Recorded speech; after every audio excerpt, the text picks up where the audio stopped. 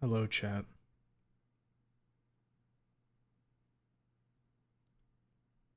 I'm just gonna leave little chat Livy at the bottom right. Man. Man. I could use a fucking nap. Holy shit. I am tired. I did not sleep good. Ugh. I did get a nice burger though for dinner, so like that's nice. Me and my brother went out to a local joint. Got some good food, got some groceries, and then we got back here, and then I was like, it's stream time. I can't fucking lay down. So, I exist. Tonight, I exist. I'm gonna be honest. I feel a little more withered because I just looked at the length of the last couple chapters here.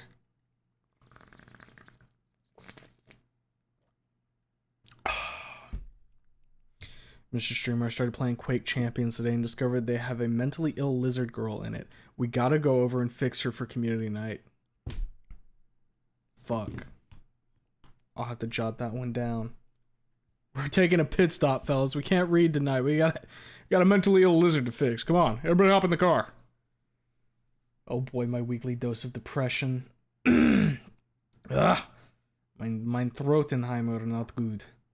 Well, look who it is. Points at you. Hi, Jake. How are you? Almost there, Mr. Streamer, truly. We're so close. Afternoon, Mr. Streamer Man. Good afternoon, Moth, who might not be trustworthy. I need to get all this, like, fucking phlegm out of my throat before I start. Holy shit. Hello, L-word. I almost said your government name. Evil. You know, it is, I've said it before, it's funny that my name is, like, just a poorly kept secret at this point. Like, anybody who wants to know, it would be able to know, you know? You know? I've not been able to finish a stream with how the sad maxing is. I feel like it's only gonna get worse, dog. We're gonna have that motherfucker Sage bust out here and shoot Fang in the head as soon as she gets out. Mr. Streamer, you ready for this chapter? Maybe. I don't know. Logan? Who? Who is that? Greetings, everyone. So how's everyone doing this fine night, day, and or afternoon? I'm, other than being Yippee Maxi, I'm alright. Ludwig von Humanoto. Yeah, that's my real name, guys. I would just be, it would be respectful if you referred to me as such. Rogaine. Bible verse of the day, Matthew 22:37. Jesus replied, "Love the Lord your God with all your heart and with all your soul and with all your mind." Yeah, guys, go love God. Can't wait for the supercut, because not gonna lie, I kind of dissociate through some chapters. Oh, Jesus Christ. I gotta fucking... I mean, it's not gonna be much work on my part. Like, at worst, like, a day of me just kind of like sitting there in the fucking snipping room and just working on something. But yeah, I gotta figure out, because I mentioned it before. The idea I had was I was going to split it into arcs and then potentially for each arc have like cover art for it from the community, because that would be pretty cool. Maybe like 3 arcs in total or some shit. There's definitely like natural points where it makes sense to like kind of cut it up, especially since this book is longer than anything we've ever read, and the last thing that we read that was remotely long was Inko Noted, and that was 9 hours. Maybe, okay, here's my idea. Maybe I make a couple of different versions, right? I make the full Psycho Master cut, which I hide in the description of each of the arcs. And you can just fucking click that and go be a psychopath and listen to me talk for 30 hours straight. Or you can watch each of the arcs individually. What, no Sage just tries to hurt Amber and got shot by Anon, now he feels like Fang. This is a joke, I have no idea what happens. Nah, Anon, I mean, I could see Anon saying, "Fuck you, Sage!" just tuning in before the reading actually starts. Haven't done chapter 32 yet. Fair enough, big dog. It will be waiting for you. I learned by accident. It was like I learned about some Keter class SCP. Terrifying stuff, really. Make it a triptych. What's a triptych? You don't actually need to use your computer, right? Render it all into one huge master cut. Nothing could go wrong. I go on my vacation, like in 2 weeks, and I'm like, okay, cool. I'll leave this to render while I'm gone. I come back, my apartment complex is burned to the ground. What happened? Rendered. The new computer I get will help with that some, which will be nice. Do you ever wish you never read this fic, or are you okay with it? I'm okay with it. I just kind of, it sucks sometimes thinking about like how many other fics there are from writers as well that I have not been able to get to because I've been fucking grinding this one out. Which is why we're going to take some shorter ones after this. Because your boy needs to get some dubs. Now, here, let me pop up the screen real quick.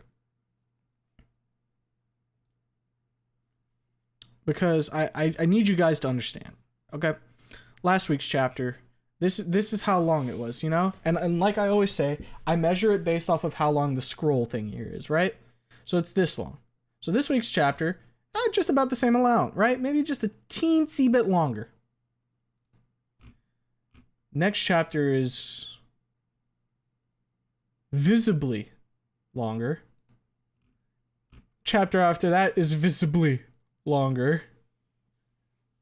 And then we have the epilogue, which is a short little thing. I'm not looking forward to the final fucking circuit, guys. This is gonna suck. The longer you've spent reading this, the more and more shit has come out. Truly.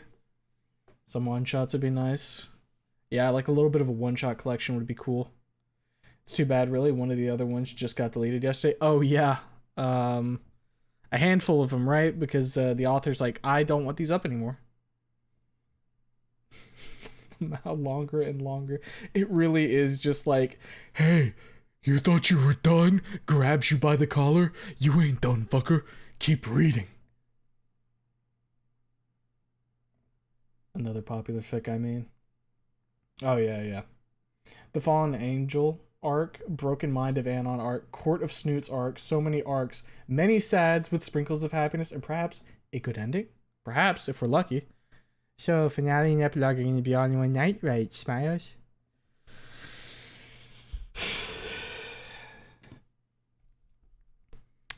Let me just take a look at the calendar again real quick. So, okay, there's this week, there's next week, and then there's the 30th.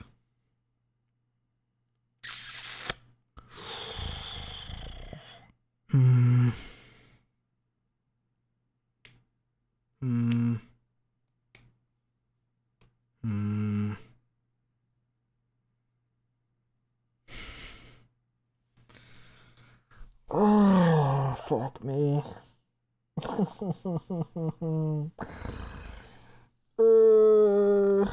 Okay. So I really got like two options here.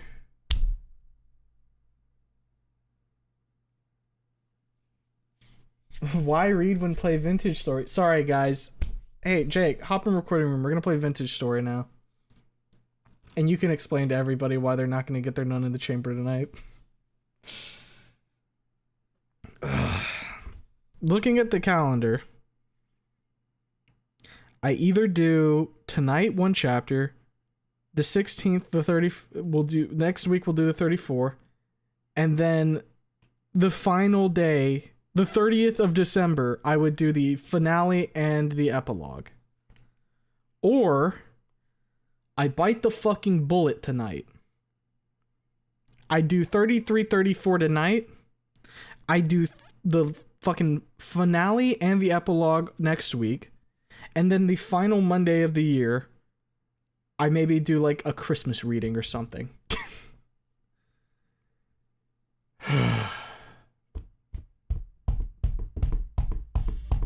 Fuck. Ugh. No, I don't regret reading this. Ending circuit gonna suck. Yeah. Also, cool update on showing my coworker my Raptor fanfic. My coworker is straight up now my editor, which didn't realize how much my coworker hated high school till she started editing my work. Well, fuck yeah, you got somebody to help you out. Rising Phoenix chapter, that's definitely on the positive side. Choice of words. Perhaps there is a good ending to this. Perhaps. Wouldn't it would be such a fucking curve if everything sucked. Before it got deleted, any of y'all read Trojan Horse of Destiny before it got shot dead? Had like 17 chapters in junk. Oh, I know some motherfuckers in this Discord were reading that. Honestly, I get my nun in the chamber either way, so win-win.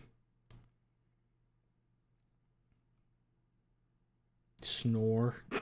Streamer having breakdown. I mean, this is just web fishing too, truly. And Ace with it, did somebody say web fishing? Umo brother, let's end this. Just read it, you coward. Shut up, punch drunk gator man. Where's my chapters? Better get the big shit out of the way. That reminds me, yeah. Soon, very soon. Settling into a new place. Got one more short commission to slap out, then we're cranking hog. As long as I ain't VC. Reading streamer when he has to read. Guys, what if I just like had a writing stream where you guys just watch me write? How about that? Maybe we let like somebody else sit in the call and talk, and I just write. Wouldn't that be cool? Wouldn't that be epic? Hey Jake, spin smiles. What do you call a dog with no legs? Nothing. Not like it will come to you. Shakes my head. Sad note to the editing thing. I was halfway through chapter 2 when I realized I never described how Des looks. Well, that's something that you can easily fix at least. I'm so ready for web fishing this week. Only if I'm allowed. I think that's supposed to say allowed in. Is Jake going to hurt me with more PDG? Probably. Blame Schmoopy because now I have to work on Wani Mary after PDG is done. Truly. Right stream, let's go. Then does a joke with my dad joke. When it walks out, it never comes back. Poor situations, poor situations. Fuck. Okay. You know, maybe we cut the fucking yap early tonight, because if I'm actually going to do 2 chapters, I'm going to have to, like, kneecap myself. Oh, do I do 2 chapters? Okay, hold up. Let me just... I'm not even going to look at the context. I'm just going to... How long does it take to... Oh my god. Oh my god. Oh my god. Oh my god. Oh my god. Oh shit, this is so fucking long. Ugh.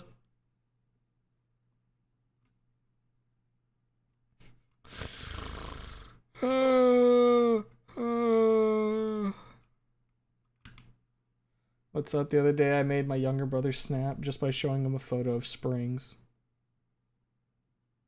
I'd say bite the bullet, Humo, and read. Humo, think about it, you're at 33. That is 2 away from 35. 35 being the last one, with 36 being after 35, which is 1 away after 35. And when you get to 35, you basically be at the finish line. How hungry? How hungry?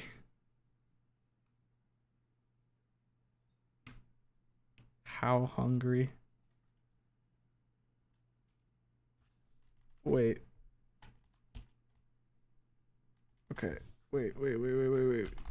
Okay, you know what? Fuck it. Click and then scroll up. Oh my god. It is a fucking mountain to get through. Alright. Word count. Word counter. Wordcount.com. Tell me. How many words? 30,758. This chapter is longer than some one-shots. Please.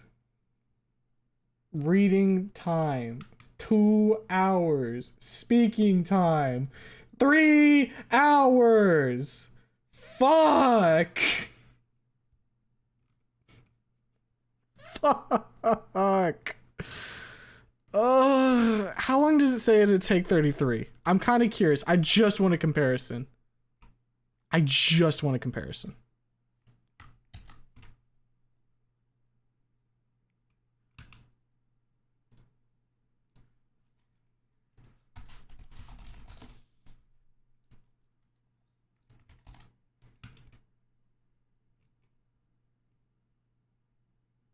An hour 18. God.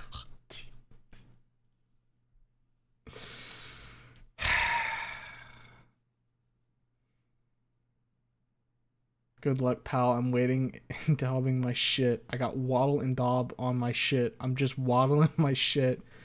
I'm glad you're having fun, Jake, with your fucking vintage story. Bob Belcher, Maxon. You will ascend, Humo. You will win at 35. With the horror, I thought my writing was long. How hungry. If you need read support, you can always call on the cavalry, Humo. I did not get this far just to, like, fucking tap out at the goddamn finish line.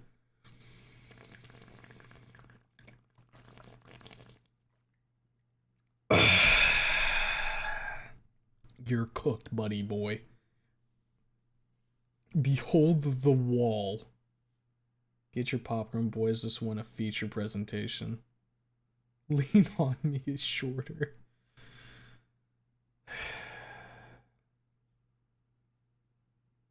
May God be with you, Mr. Homo.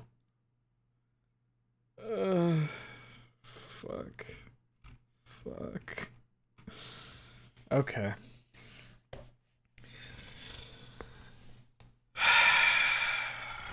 There's no use in crying over the inevitable.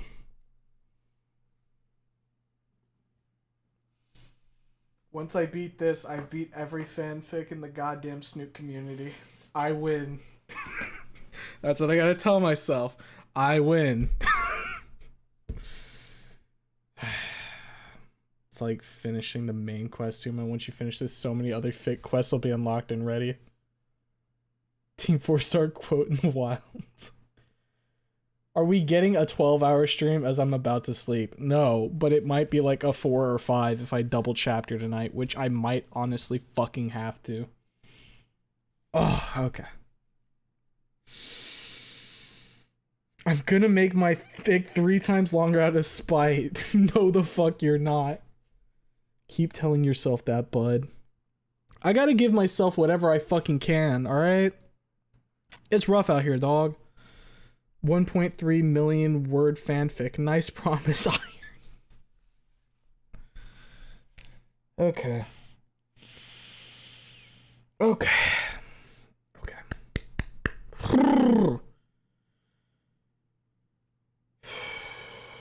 Easy work for $20. I'm gonna get some more water. Okay. I'm gonna like fucking down some gamer subs. And then we're going on a grinder. I'm changing the title. I'm committing. I'm committing. I didn't think I'd be committing to 2 chapters in this fucking fic anymore, but I'm committing. I'm gonna go get my fucking stuff.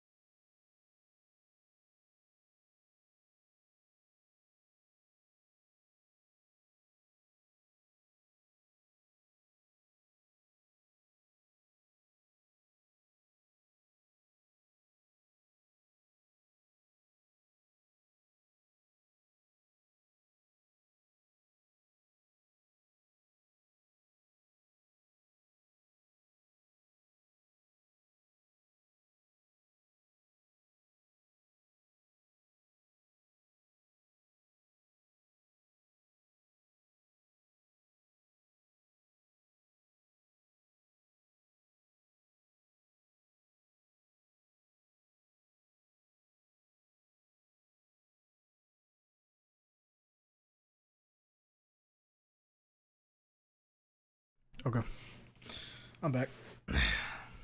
I'm gonna be real. I sat down in my chair and just stared at my screen for like a solid minute. Just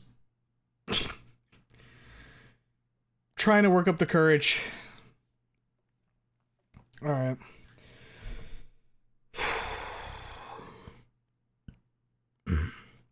Okay. You can do it. Thank you, Vice. Alright. I'm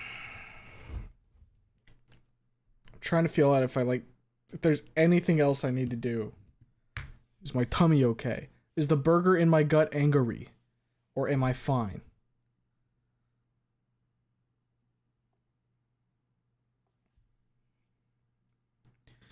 You know what? I think... Wait, what? I know one thing. Okay, what is it?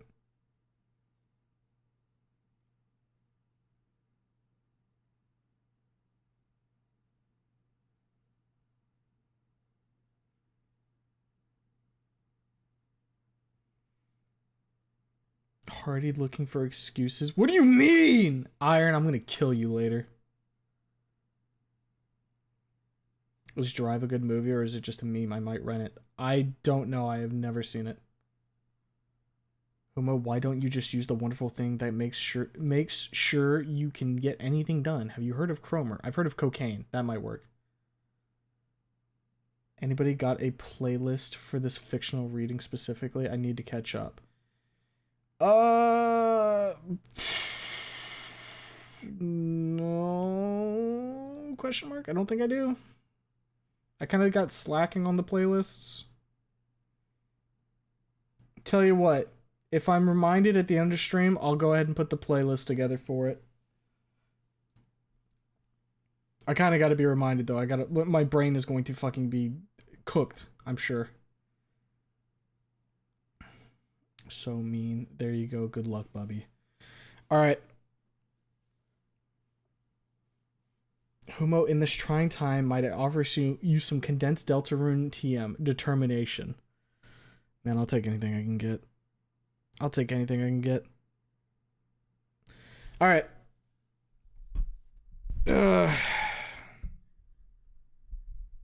We're gonna go ahead and start here, and I'm taking a look at this, and I don't even know. It's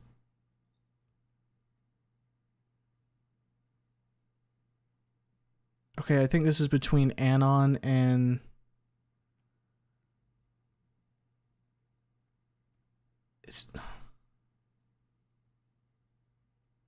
okay. So this is Anon and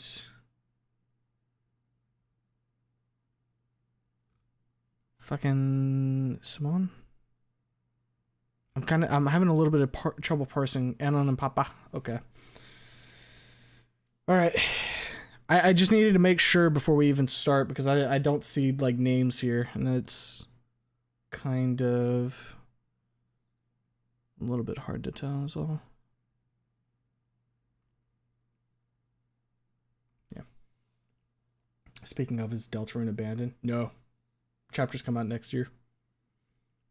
All right, here we go. So, recap for people who don't remember what happened. At the end of the last chapter, we were talking about Anon and him going to work as a mechanic for the Navy.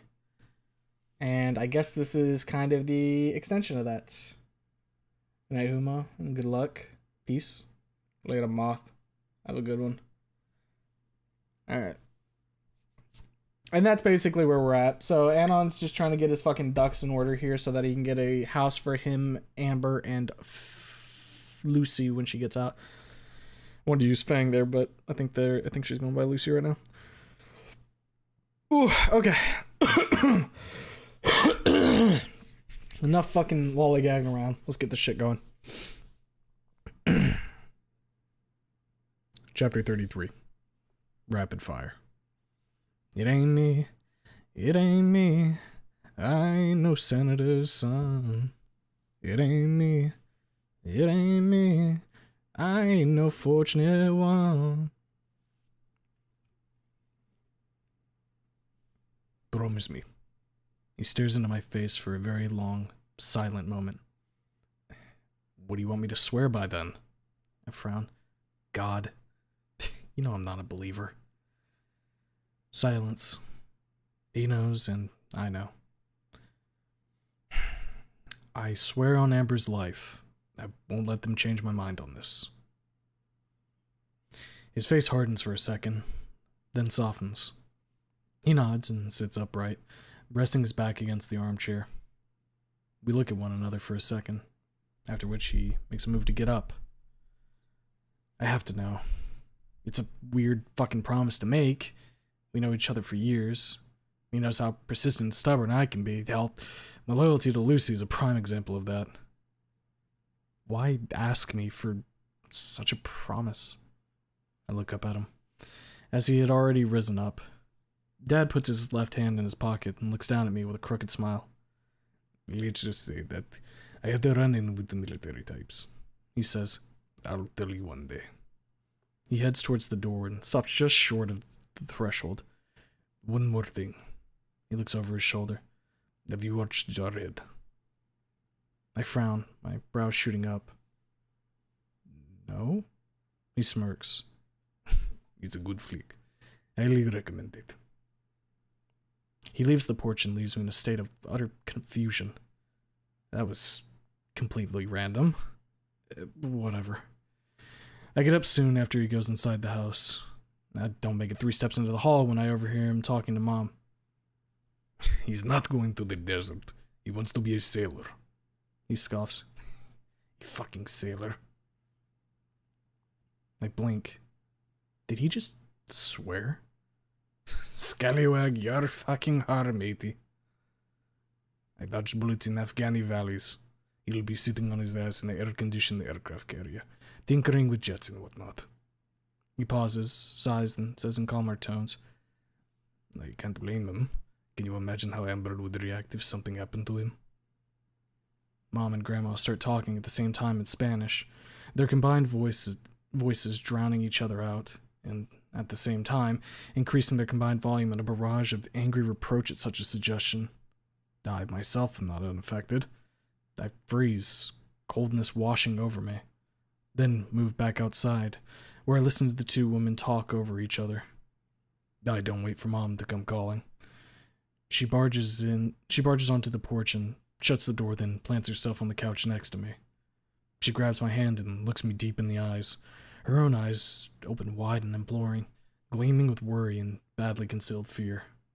She opens her mouth, shutting it almost immediately after, stares into my eyes for a couple more seconds, then, with a rigid breath and stiff body, she speaks up.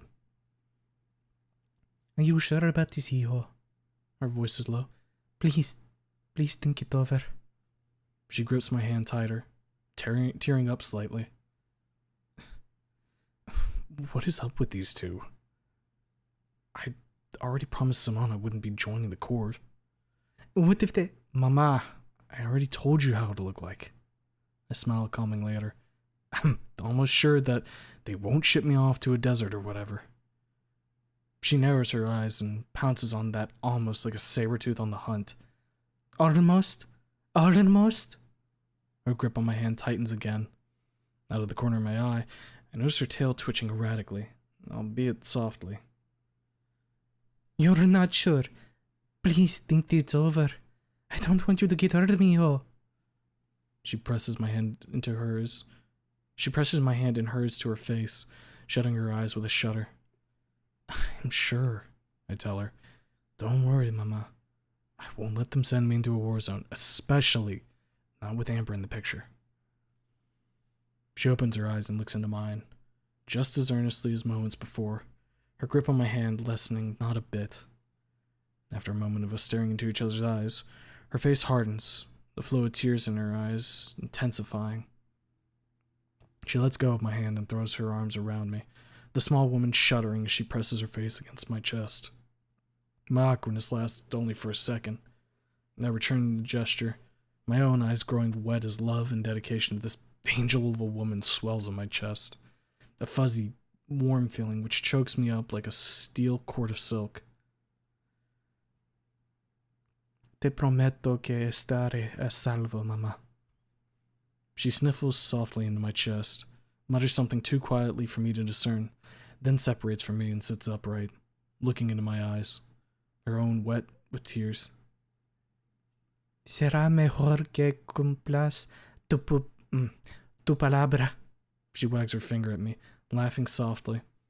She then wipes her eyes with the bottom of her wrist and sighs. I guess there's no convincing you. I shake my head.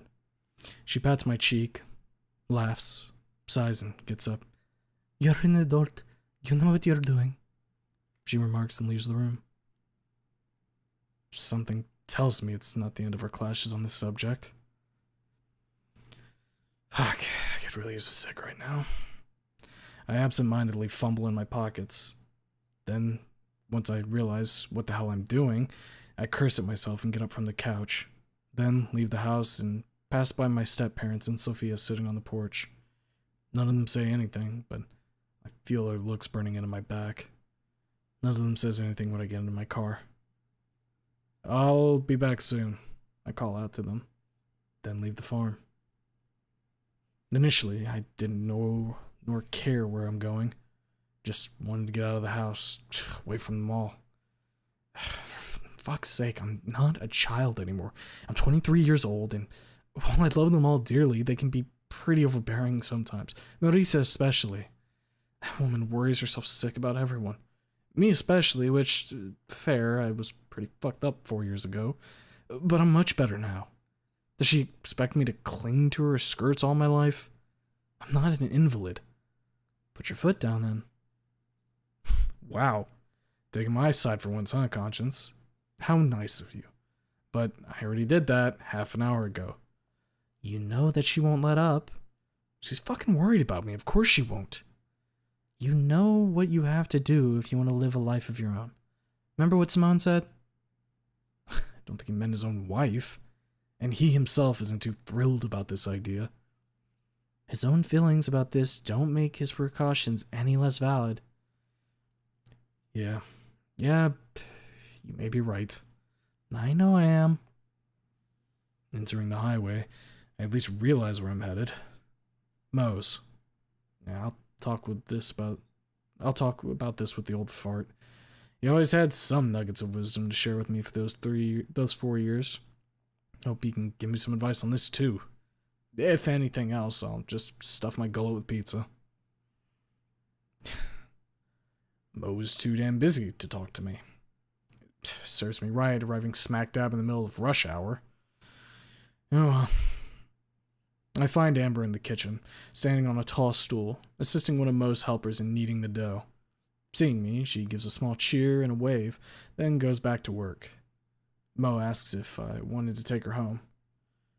No, I say. Not now, I'm hungry.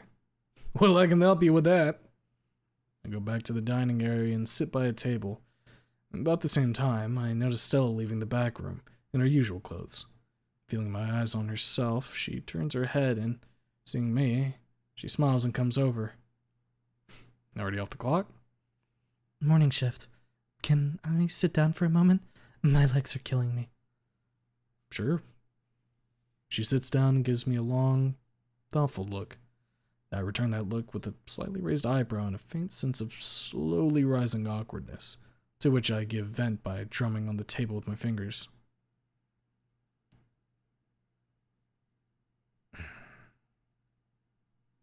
So, how's life lately? What a retarded question. You're both living in the same house, idiots. She puts her snout in her palm and looks out the window. Her tail, hanging over the backrest of the chair, sways lazily from side to side like a pendulum. Suddenly, her eyes shift to me, without her head moving. I'm moving out of the Casales soon. Talk about unexpected news. For a moment, I'm surprised. Not stupefied, not shocked, dazzled, bamboozled, just surprised. I'm more surprised by the shortness of her stay at our house than her leaving it altogether. Her arrangement with the Gonzales was always destined to be a temporary one. Seeing my surprised face, she chuckles and gives a little grin. When? Before the month's end. The tip of her tail flicks, like that of a cat's. I've got some friends I met in college who are willing to let me stay with them for a while, until I can get back on my feet fully. That's nice. She nods, her grin widening slightly. She then straightens up, shifts her tail off the chair, and reclines in her seat and starts rummaging through her bag, muttering quietly to herself. I lean forward, curious. What is she up to now? Ah! She dashes her hand deep into her bag, and from its depths, she produces a small, red metallic box covered in a whole array of mystical symbols, of which I recognize only the Solomon seal. What, are you going to perform an exorcism on me? I grin. She huffs and turns up her snout in her old way. No, stupid. She settles down. I promised you a tarot reading, remember? Wait, she did? Wait. Yeah, she did. You still remember that silly promise. I shake my head with a chuckle. She narrows her eyes and pops the box open. A mystic never forgets, Anon, she says with a mysterious smile. Now. She takes the cards out and starts shuffling them, keeping her eyes on me. I watch her shuffle the cards, her movements calm and rhythmic. After a moment, her eyes relax, the mysterious air gradually dissipating, giving way to a sort of relaxed one. I suppose that this is her way of getting into the zone, the proper headspace necessary for her to do her magic. I wait for her to stop shuffling and start the reading, but she just keeps shuffling and shuffling and shuffling those damn cards. The soft rustling of paper nearly lost amidst the hustle and bustle of the restaurant at rush hours. Stella, what are you doing, girl?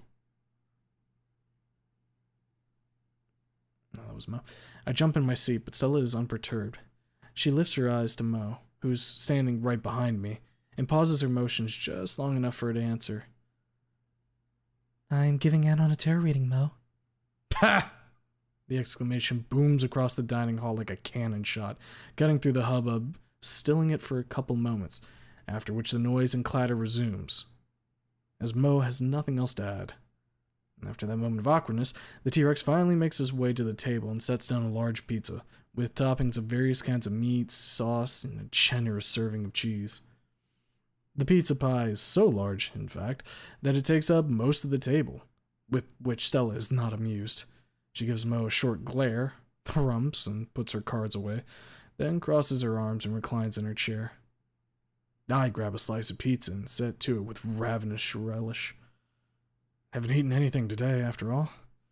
My initial enjoyment of the scrumptious food is momentarily checked by the thought of Lucy. Fuck. I wish she could be here with me right now. Like when we went scouting for that venue. Fucking hell. First order of business after she's out of the ward will be having a dinner here. Haven't you done enough of that esoteric mambo jumbo today, girl? I looks down at her. Whenever you're on break, I see you giving readings to the other girls. Jenny asked me. How could I refuse? Stella puts her elbow atop the table and her chin in her palm. If you mind. Mo booms a short laugh, cutting the stug off. I don't mind, girl. I don't mind, just... Can't you do it outside of work hours? Stella shrugs. Fate works in mysterious ways. I prefer usual boring ways, girl. Mo snorts, but he's smiling. How's that pizza, boy? I give a thumbs up. Squirt. He grins, nods, and disappears inside the kitchen. Stella turns back to me, watching as I devour the pizza. It gets slightly awkward after a while, her watching me enjoy my meal, which makes me pause and nod at the pie. My treat. Come on. She shakes her head with a chuckle. If you hadn't noticed, I'm an herb Anon. I can't eat meat. She stretches herself out in her chair. Besides, I'm not hungry. I shrug and continue eating. Just when it seems that all hope is lost, and my stomach won't be able to fit a bite more, which would put the pizza at the risk of being thrown out, Amber emerges from the kitchen, runs up to me with a cheer. Hola, Stella. She gives a little wave. Stella nods at her with a soft smirk. Amber sits down and begins devouring the rest of the pie. Slow down, Amby.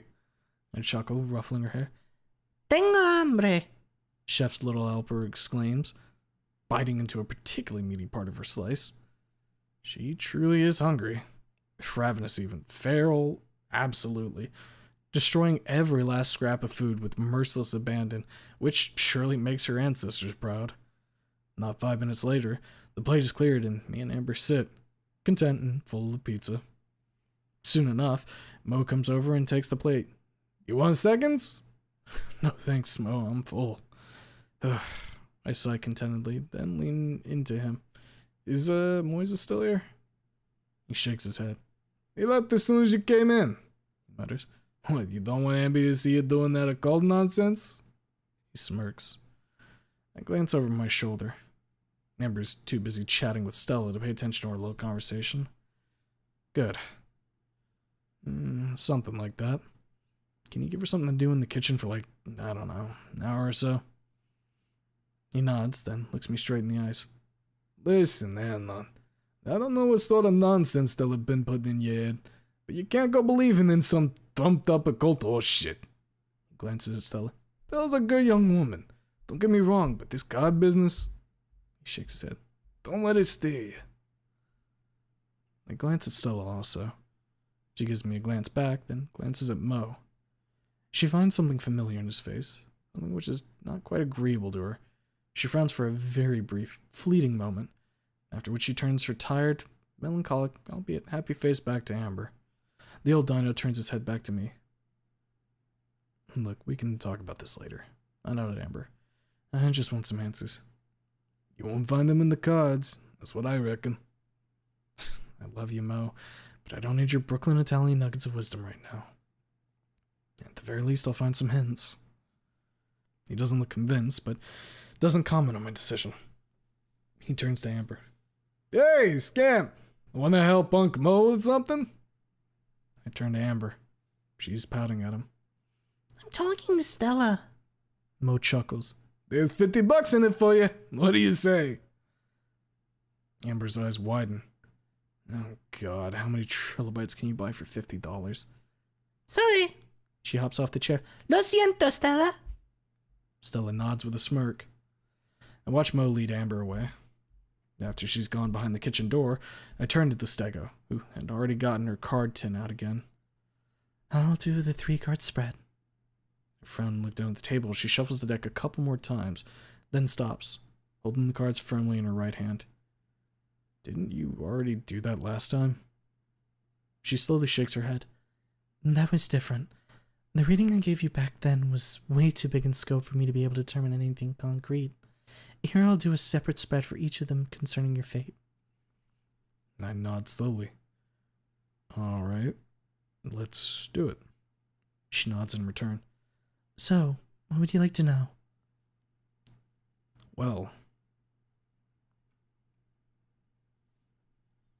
Amber scampers out of the kitchen, then runs up to me, swerving nimbly between waitresses and customers.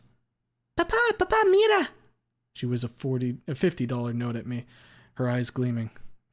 That's a lot of money. I ruffle her hair, making her laugh. Stella pops the lid back onto the box and tosses it into her bag, which bag she then hangs on her shoulder. She then gets up. Thanks, Stella. I look up at her. You, gave me a lot to think about. She nods, her mysterious smile falling after a moment, replaced with a concern. Don't forget about... She pauses. About him. Amber is listening to our conversation with great curiosity, looking at her, then at me, and back at her. That look of interest on her face concerns me. How much did she hear? How much did she understand? Wasn't much, probably, but I won't risk it. Yeah, I'll keep that in mind. I give Stella a small wave. Thanks, Stella. See you. We're not driving Stella home? Amber asks, leading the stego away with her eyes. No, she's got some stuff to take care of in the city first. I wave at a nearby waitress. Bill, please. I pay. We say goodbye to Mo, and then we're headed back home. Amber blabbers on about the money she got from Mo, already setting up plans for a major expansion of the Trilobite tribe. I humor her, answer her questions, laugh at little jokes she makes. In short, I keep up the appearance of good humor. Inside my own head, though, I'm filled with trepidation. The way Stella looked at me when I asked about Basil. Maybe I should call this whole military thing off. Maybe I can convince Simone to sell that rifle and have Lucy live with us on the farm. I snored, which I masked with a short cough. Don't be an idiot. Simone will never agree to that. Not to mention what Lucy did to you. Biggest concession you could expect from him and the rest of the family would be them not taking Amber away once you and Lucy come back together. Marisa may have some influence over him, but at the end of the day, he is the man of the house. You haven't told Amber yet. When are you gonna do it? Soon, Conscience. Soon. Will you wait for the worst possible moment? Like with Lucy? Shut up. Shut the fuck up. My mind responds with silence. Good. I enter the highway thinking about Basil. Why the fuck did he have to appear now? Or maybe he was creeping on us for a long time. Since no one noticed, he got too bold and that made a slip. Or maybe he's so cuckoo crazy that he just doesn't care anymore. I grimace. He didn't get better with therapy back then, so he truly could have dropped out of it wholesale. Ripley got seriously fucked up by his trauma. Kept marinating himself in that sauce until he lost it and went after me like some sort of bloodhound. One can only imagine how broken Basil is after all this time. Though, if he wanted to hurt either of us, he'd probably go after Trish first. He didn't attack me or Reed back at the court, but her. What if... Shit, I haven't heard from her for a while. Fuck. I take my phone out and plop it on the docking station. Speary, call the trigger. Okay, I'm calling the trigger. Beep. Beep. Beep. Come on, salad tosser, pick the fuck up. Click. There's a moment of ambient store noise before Trish speaks up. Hello, Anon. What do you want? I'm kind of busy here. Shit, thank fucking God you're okay. I'm calling to see if that store of yours hasn't closed down yet. I grin. You boarding up the windows already? She gives a very loud snort, devoid of amusement. Your jokes are still shit. Hey, kid, put that down. It's an animal, not a toy. Clatter. She dropped the phone on the counter. A new sound joins the hubbub. Trish shouting at some unfortunate son of a gun who was foolish enough to screw with her merchandise. I chuckle. It's funny how her life went. Back in school, I expected her to wind up in some gang, die at a swap meet, or that she'd perish in a drive-by. Then we became friends, and I hoped that she'd get her life together. And while she didn't do that, I'd never expected her to end up where she is now. An owner of an exotic pet store. Amber's trilobites in their aquarium came from her store. Clatter in the receiver again. She picked up the phone. I swear, some people should never have children. So is there a reason you're bugging me right now? She cuts herself. Anon? Glance over my shoulder. Amber's staring at the bill, mesmerized, her eyes wide and gleaming. Might as well go and see if the trigger's okay. Most presents is a good excuse, I think. Well, Mo gave Amber $50 for helping him around the restaurant. I turned my head back to the road. I thought that we may come over and see if she can buy more of those trilobites. Yes! Amber jumps up and down in her seat. Auntie, can we come over? Trish chuckles. Fine. I'll see what I can do for you. One U-turn and half an hour later, we're in front of Trish's store. The tricky trilobite. Amber jumps out of the car as soon as I unbuckle her seatbelt. She makes a move to rush inside the store, but I grab her hand and hold her in place. Don't run off. I shut the door and lock the car. You got lost, and then what? Someone will help me. She stomps her feet on the ground with a big pout.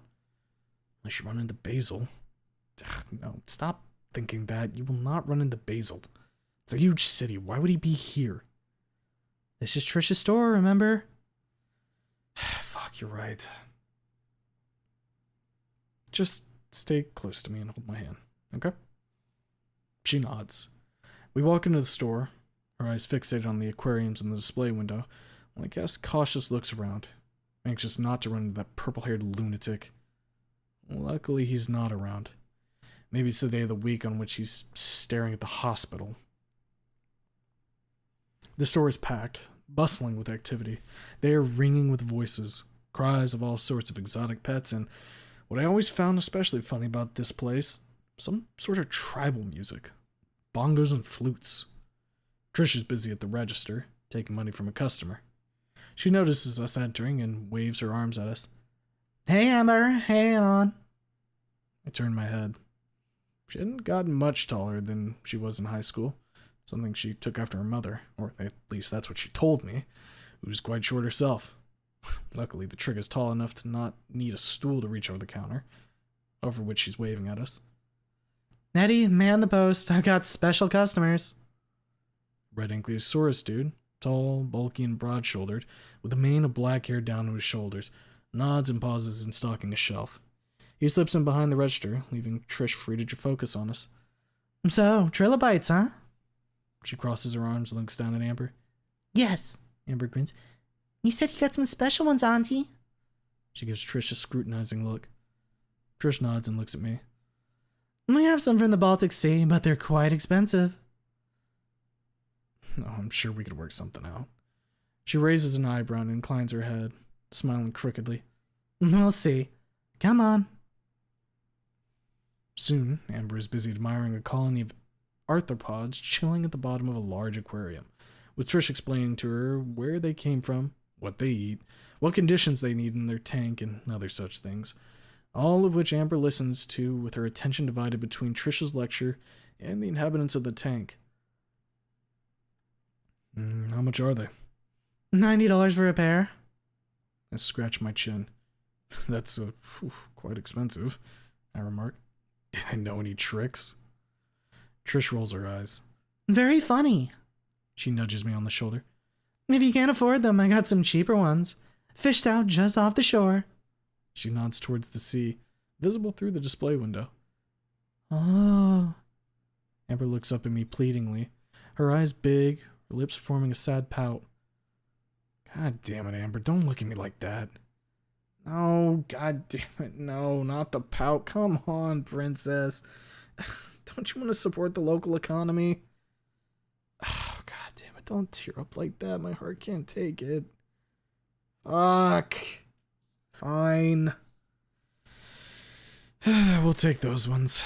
I tap on the glass. Amber's face brightens up immediately. Her frown, pout, tears, and the plea in her eyes are gone instantly, replaced with excitement.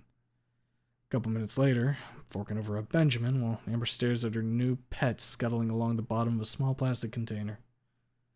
Trish gives me the change, then looks me in the eyes. I pause with my wallet in my hand. What's with that look? Why is she frowning? What the hell did I do now? Hannon, can I talk to you for a second? Dad, watch over here, okay? Eddie nods and slips behind the register again. Amber joins him there, while I'm led away by Trish. She takes me to the back of the store and in the manager's, hers, office. There she walks around a small, cheap wooden desk, leans over it, puts her hands on it, and hangs her head for a second, as if in defeat. I wait for her to speak, and since she's quiet and just standing there, all tensed up and still, I open my mouth to ask her what she wants with me now, when she suddenly lifts her head, looks me straight in the eyes, and brings her fist on the table with enough force to make the laptop bounce. What the hell do you think you're doing? She demands. I blink. What the hell? Is it about those trilobites? Who cares? They're just water bugs. All I manage in my state of complete and utter befuddlement is a loud, huh? I stare at her, wide-eyed like a guy who just got told he won $1 billion. My mouth is even slightly open, which perfectly encapsulates how I feel about this unprovoked outburst.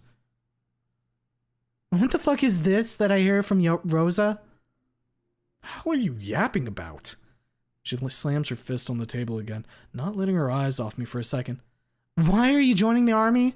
What the hell's wrong with you? She stares at me for a second, then stands up straight and throws up her arms with a loud, frustrated sigh, after which she crosses her arms and, after a long, scornful look, she lowers her eyes and, after staring at the desk for a couple seconds, she lets her arms fall and looks at me. It's complicated, I say. Look, I don't want to talk about this right now, so she cuts me off, her arms crossed again. But I do want to talk about this. I frown.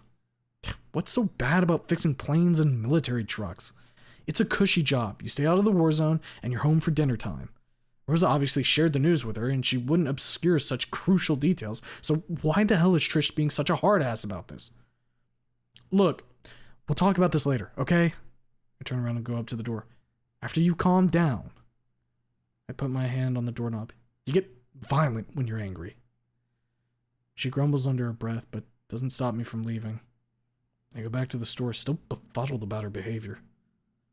What, does she think that a chopper will explode while I'm fixing the rotors or something? Whatever. I find Amber and Eddie deep in conversation.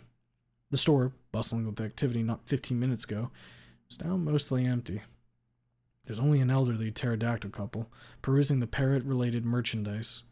I come up from behind the counter and I'm just about to take Amber's hand when something under said counter arrests my attention enough to pause for a moment, overwhelmed by a mixture of surprise and an odd sort of relief. The thing in question is a gun. Not just any gun. It's a fucking pump-action shotgun, with Remington badge proudly displayed on the stock. Huh. I guess Trish's upbringing in the rough part of town bore some fruit after all. Amby. She pauses in her petting the bright orange thing.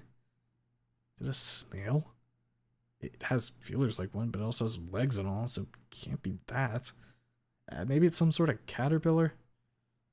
It turns its head towards me, and when I say my daughter's name, as if it understood me. It has a pattern on its face, two slanting black lines. Almost makes them look like chibi anime eyes.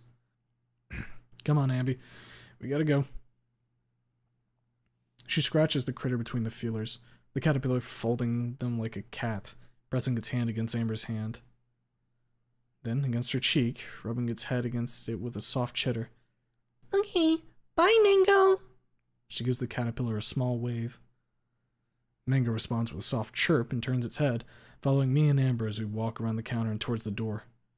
I snort to myself, remembering how I chuckled at the thought of Trish getting a pet bug. It seemed fucking ridiculous then, and yet, here we are. We get in the car, and as I'm about to start the engine, my phone starts ringing. With a grumble, I pull it out. It's Lucy. Perfect fucking timing, sweet tooth. Hey there. Hey, Dweeb. She pauses. She doesn't sound happy about my lack of warmth. Before she can speak, though, Amber pipes up. Daddy, let's go. I'll be late for Toonami. Absentmindedly, I look over my shoulder. In a moment, Amby. Amby? I blink. My heart starts beating faster. A wave of hotness washes over me. And for a short moment, I sit still, as the sudden realization of the situation I found myself in hits me like a semi. Lucy never spoke with Amber over the phone. She only saw the videos of her on my phone. Would it be against the rules to have them talk? Doc Mitchell never specified it. They only talked about them meeting face to face, so maybe they could chat a bit? Yeah, she's here with me, sweet tooth. Who are you talking to, Daddy? Lucy's breath catches. She swallows hard, loud, wetly. I hear the chair rumble as she gets up and then creak as she sits back down. She's completely silent for a second. And when she speaks, she's calm, but her voice is trembling slightly. Can I talk to her? Fuck. Shit, God. Damn it, Mitchell never instructed me what to do in a situation like this. This must be breaking at least a dozen protocols and regulations. Oh God, I want to say yes so fucking much, but will I lose parental rights if I say yes? On the other hand, hearing Lucy speak like this, in a voice that's calm but trembling in anticipation, it's making my heart almost leap out of my chest. I don't know, Doc Mitchell. Please, Anon, just a few words, please. Amber leans in, poking her head in between the seats. Did she unbuckle her belt? Are you talking to Mommy? I swallow. Fuck. Shit. Lie. Yes. God damn it, mouth. Amber's eyes grow twice in the size of a matter of a nanosecond. She sticks her hand out, making grabby gestures at the phone. Ooh, let me talk to her, please. She leans in more and more, staring straight into my eyes. Her own are open wide, trusting, eager. Let her.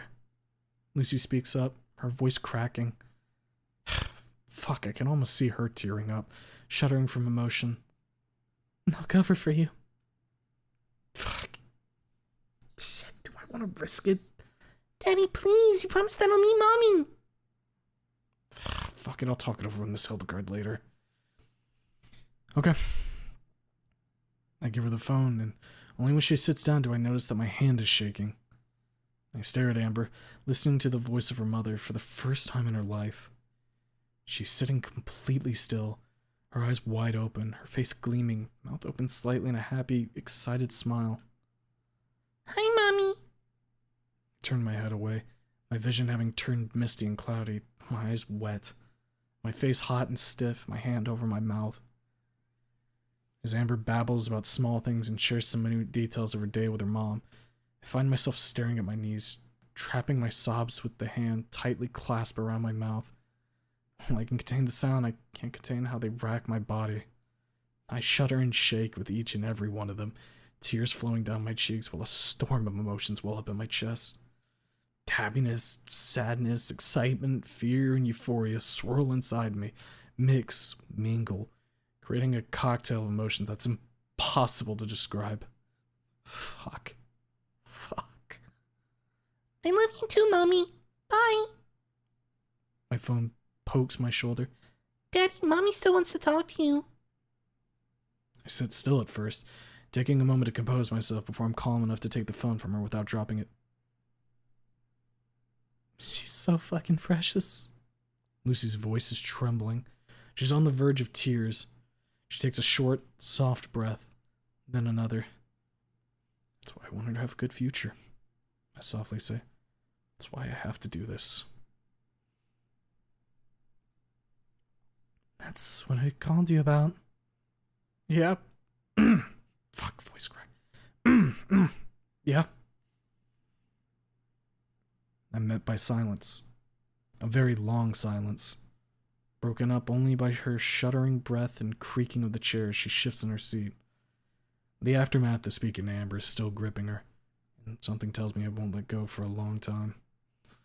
Look, She pauses. Fuck. Just don't get yourself killed, okay? Promise me this, Anon. She swallows hard, falls silent for a second, and then chokes back a soft sob. My throat clenches, my chest tightens. I clench my jaws, trapping the shout of acquiescence in my throat. Don't scare Amber. You'll tell her soon. Fuck, that's gonna be a hard conversation to go through. Promise me, please. I promise you I'll keep myself safe. I say, and I remember the promise I gave Simone. I promise on her life, I mutter. She swallows hard again. I believe you. She pauses. The chair creaks. Fuck. My time's up. I gotta go, dweeb. Talk to you soon. Bye, sweet tooth. Click. I sit with the phone pressed to my ear for a short while, processing what just happened. I slowly shake my head, toss the phone into the glove compartment, and turn on the engine. Let's go home. Shortly after I join the traffic, as I'm waiting at the traffic lights, I'm hit by a wave of emotions, an echo of what gripped me earlier. I shut my eyes, choked up, gripping the steering wheel tighter as I fought off the urge to cry. Doesn't last long, only long enough for the lights to change from red to green, change which I find thanks to the car behind me blaring its horn. As I open my eyes, the hurricane of emotion slows down and dies away, leaving behind a void, which is almost immediately filled by an urge to indulge in a vice I know so well. Cigarettes, smoke, nicotine. I need to relax badly. I had no smokes, only those damn nicotine batches. I turn on the radio and turn it up to drown out the thoughts, to deafen the need, the urge, the craving. No. No smokes. Not feed the devil, I promised.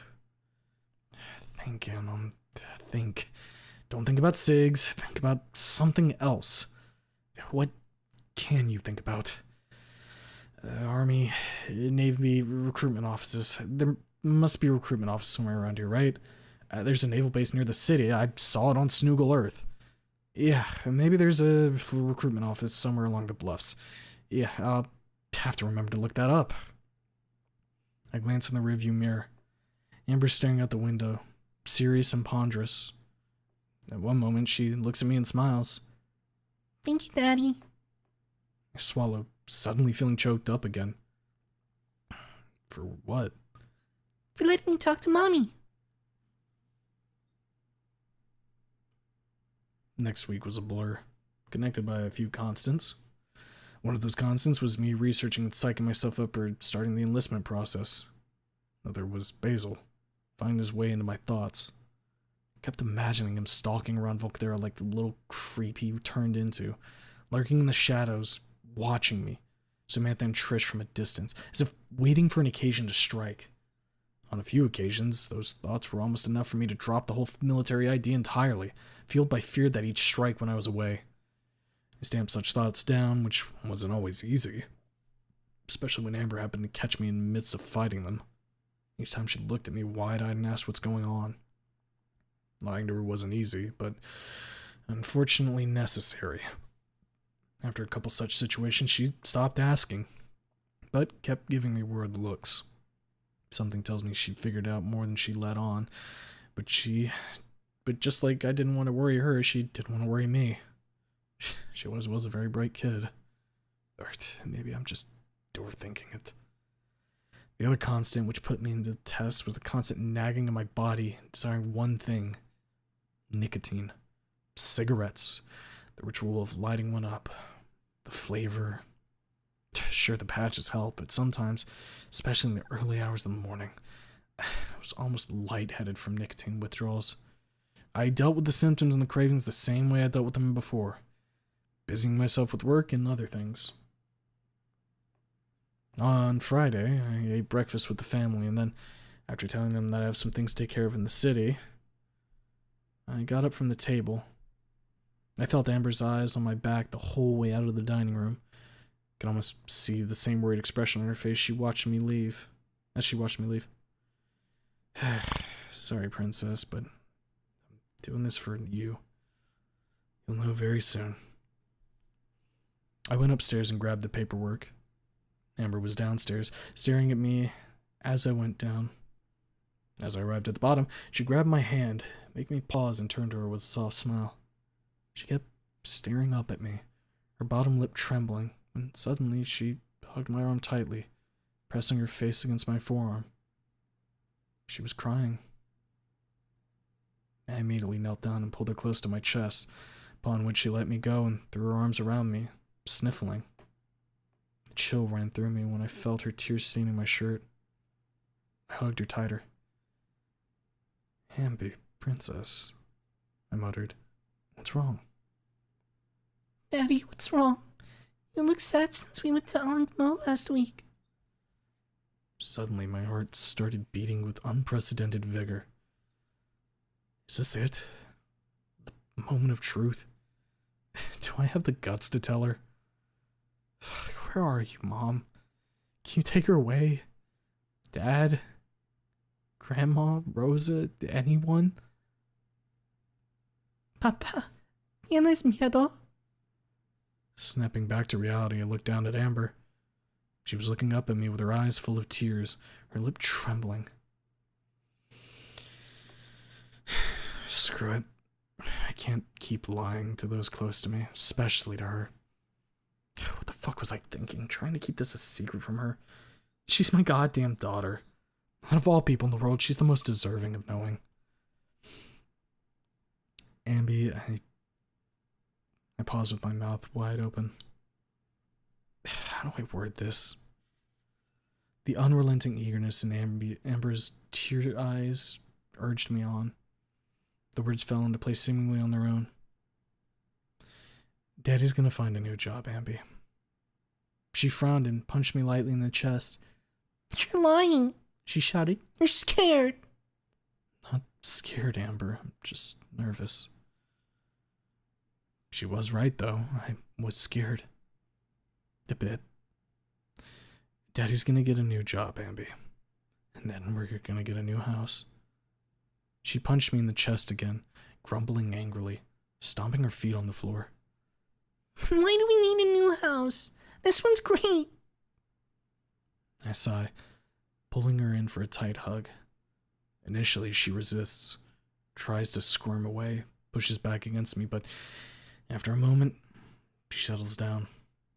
I stroke her hair and kiss the top of her head. Mommy can't live here, Amby.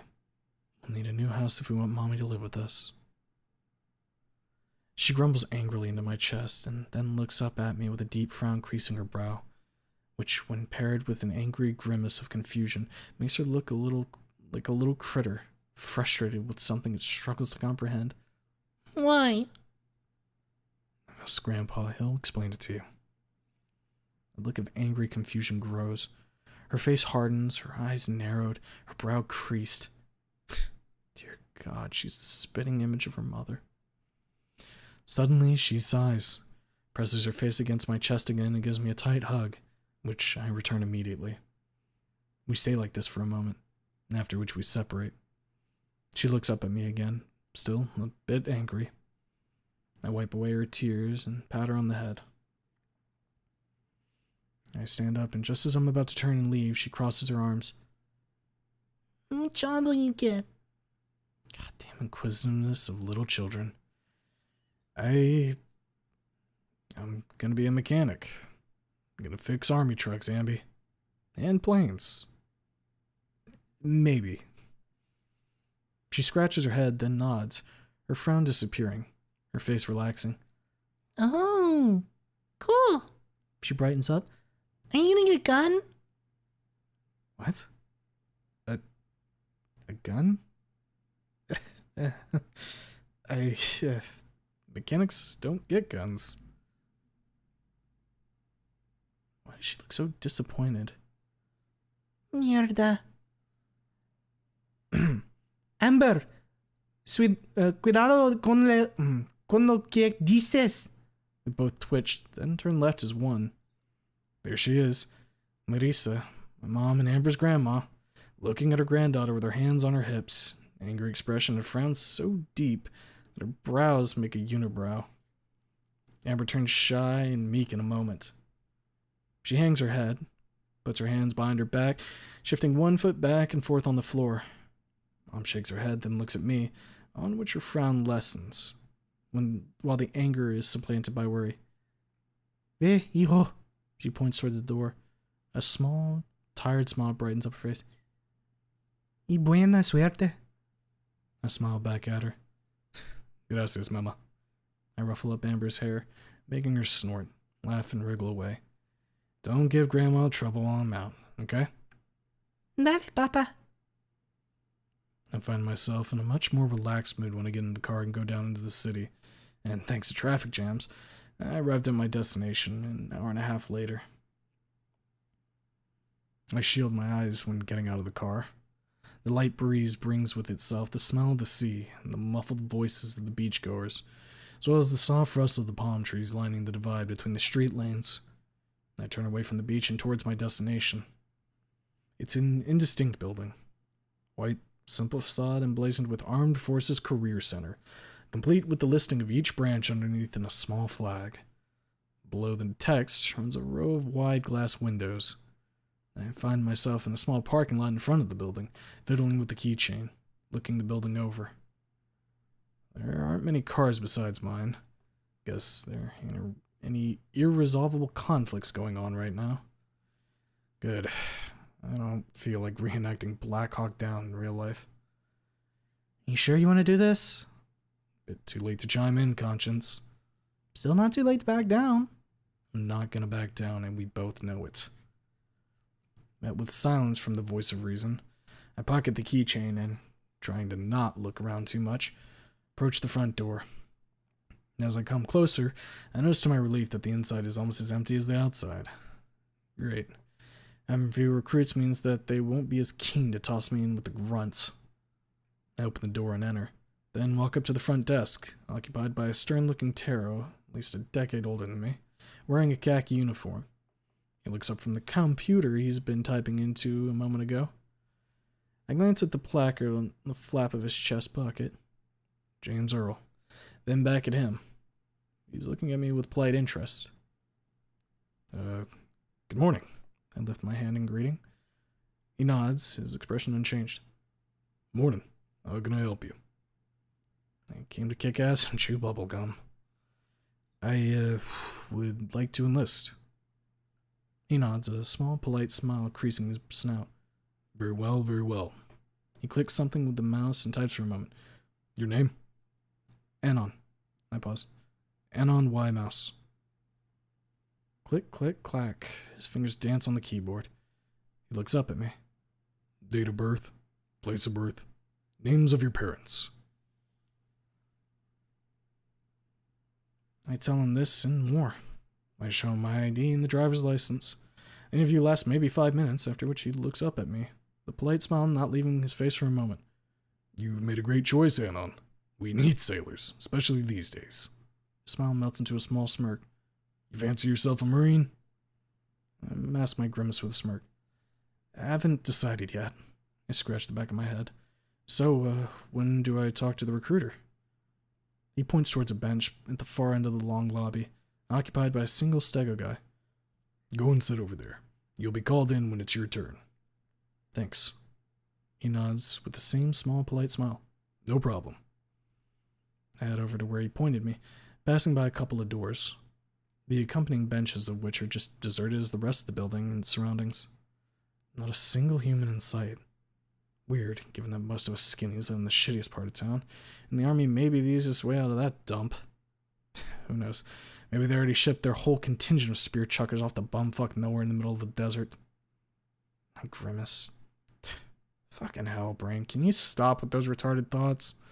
Sometimes you and the mouth are my worst enemies, I swear to God. Sitting down, I glance over at the stego. He's not a small guy, quite the contrary. He's taller and more thickly built than me. He's got a rough face as well. He'd make a perfect foot slogger. Maybe he aims to be a crown eater. Certainly has an aura of one. Suddenly, he looks at me without turning his head. Stop staring at me. I blink and quickly turn my head away. Oh, sorry. He shrugs, muttering something under his breath. He's called in shortly after, leaving me all alone in my thoughts. I busy myself with checking if I got everything ready. ID, driver's license, birth certificate, and the like. I check and recheck 1, 2, 3 times. Everything is in order. All that's left to do is wait. Spent, I think, about half an hour, 40 minutes sitting there. It's been a boring, dreary wait, during which almost nothing happened. A couple guys around my age trickled in over the course of my wait. We talked a bit about what part of the greatest navy on earth we want to join, during which chit-chat I made an acquaintance of a couple future foot sloggers and a future sailors. I even met a chick wanting to be a chopper pilot. Quite a colorful bunch. Wonder if I'll rub shoulders with them after boot camp. The door opens and the stego guy comes out, carrying a bunch of papers. He glances over our small company, then heads straight to the exit. A tall raptor man in a uniform follows the stego out of the door, a document pad in his hand. Anon Y mouse. I stumble to my feet. That's me, sir. He nods and points me towards the room he just left. I go in. He follows me close behind. The room is small, rectangular, with white walls and dark gray woolen lining on the floor. There's a window to the right, with a view of the back of the nearby Dino Mart. A dark brown desk at the back of the room, the wall behind which is lined with shelves, filled with papers and books. There's even a diploma. Cheap clock hangs opposite to the window, ticking softly. Hello, I'm Senior Chief Mark Phillips, of the United Pangea Navy. He extends his hand, which I shake. And I'll help you through the recruitment process. He points at the chair. Please, have a seat. I sit down. He walks around the desk and takes his seat. He looks me in the eyes and smiles encouragingly. So, Anon, why do you want to join the Navy? For my amusement. I want to start a business, and I need both experience and money. I scratched the side of my head. Well, we can provide both, no problem. What business do you want to start? I want to start a car repair shop. I reply. Ha! I see. He nods with an encouraging smile. Have you considered joining the Marines? I scratch my head, masking the scowl with an awkward smile. Someone warned me of this. Well, all I need to do is steer the conversation away from this, and we're golden. I would prefer not to see combat, sir. And I look him in the eyes. He looks back at me with a serious expression, though there's no reproach I expected to see there. I have a kid, sir. I don't want to risk never seeing her again. His expression shifts slightly. The seriousness doesn't go away. Rather, it changes to a somewhat fatherly expression, which the son of a gun reinforces with an equally fatherly tone. I see. You don't want to risk life and limb while on duty. That's completely understandable. He pauses. Are you a single father? I hesitate. Well, it's complicated, sir. You see, her mother is a fucking crazy bitch. Her mother is undergoing treatment at a psychiatric hospital. Prognosis is good, but... well... I pause. I grip my knee with one hand, while keeping the other relaxed on the table. My thoughts are racing. My instincts are screaming at me to keep my mouth shut, to not reveal more of Lucy's state than I already did, to shut up and change the subject. I ignore that. She won't be discharged from there for a few more years, I'm afraid, sir. He's quiet for a couple moments, then gives a single, slow, and turns to the computer. His fingers dance around the keyboard for a moment, after which he again turns to me. I take it that you brought the necessary documentation? I reach into my bag and take out the folder with all the paperwork. Okay, let's see. ID scan, birth certificate, driver's license, GDE. He looks through the papers. Alright, everything seems to be in order. Now, I have a very important question, and I want you to answer me truthfully. He closes the file and sets it aside. I straighten up. I'm listening, sir. Do you have any sort of psychiatric condition? He asks. I'm talking schizophrenia, PTSD, depression, that sort of thing. I hesitate. On one hand, they can't access my medical records, since it's protected information, so I can just lie. On the other hand, if I go haywire and kill someone, they'll find out anyway, and given my experience with gun violence and such, I don't think lying about it would go over well with court-martial. Honesty is the best policy. I'd pause for a second, rubbing my nape. What if I have? He turns grave immediately. Fuck. You and your damn honesty. You should have lied and it'd be a done deal. Now I'll have questions. Idiot. What sort of condition? I suffered from PTSD at one point, around 4 years ago. I had panic attacks, flashbacks. I grip my knee tighter. He looks me in the eyes. Do you still struggle with this condition? Symptoms have lessened a lot, I tell him. I've been going to therapy and taking medication to mitigate the symptoms. Do you still require said medication? My doctor said that it's no longer necessary. He scrutinizes me for a long moment, then rubs his chin and leans away for a second. I'm glad that you're being honest with me, Anon, and it's extremely important that we know of these issues like this before we proceed with the recruitment process. Sits up straight. You see, things like PTSD never really go away, no matter what your doctors may say. There we go. Pack up your bags, kid, you're going home. Sir, I assure you that I'm perfectly able to... He clears his throat loud enough to drown out my words. I shut my mouth and wait. Let me finish first, Anon. Rubs his chin again. We'll need a waiver, and that requires a signed note from a doctor. Doctor's testimony, so to speak. I'll give you the necessary paperwork, and you'll deliver it to me next time you come here. He pauses. If everything checks out, we'll call you and inform you that we have the paperwork ready. I nod. He gives me another scrutinizing look. You will need to take the ASVAB first, but first, let's get the waiver out of the way. He types something into the computer. Moments later, the printer comes to life, and soon I'm holding a few pieces of paperwork. Give those to your doctor. He points at the forms with his hand. They'll know what to do with them. He nods at me. That's all from me for now. You can go. I get up to my feet, trembling slightly, and leave the room. Then head outside. As I'm headed to the car, I whip out my phone and call up Doc V to let her know what's what. She agrees to sign the documents and provide her testimony during my next visit, which is due next Monday. Well, I mutter, backing out of the parking lot. It went better than expected. The next Monday, after Doc V looks over my paperwork and fills it out, I take Amber out for a little treat downtown. As we sit down in the food court of one of numerous malls in the fine city of Volcadera, my phone starts buzzing. One glance at the screen is enough to make me pause in chewing on my burger, as a cold shiver runs down my spine, making me straighten up like a criminal during the reading of their sentence. Stock motherfucking Mitchell, striking back with a vengeance. I stare at the screen, as if struck with a spell. Doubts and dark scenarios already crowding up on one another inside my head. My grip on the phone tightens enough to make the shell creak, till the whole thing bends just a tiny little bit. And all the while, the phone keeps buzzing, vibrating in my hand, but feels like sharply rising urgency. All the while, I keep staring at it like a dumbass. Conscience strikes in. You need to call you eventually. Don't keep him waiting. Good afternoon, Doctor. Mr. Mouse, hello. I'm sure you know what I'm calling you about. I pause and look across the table at Amber.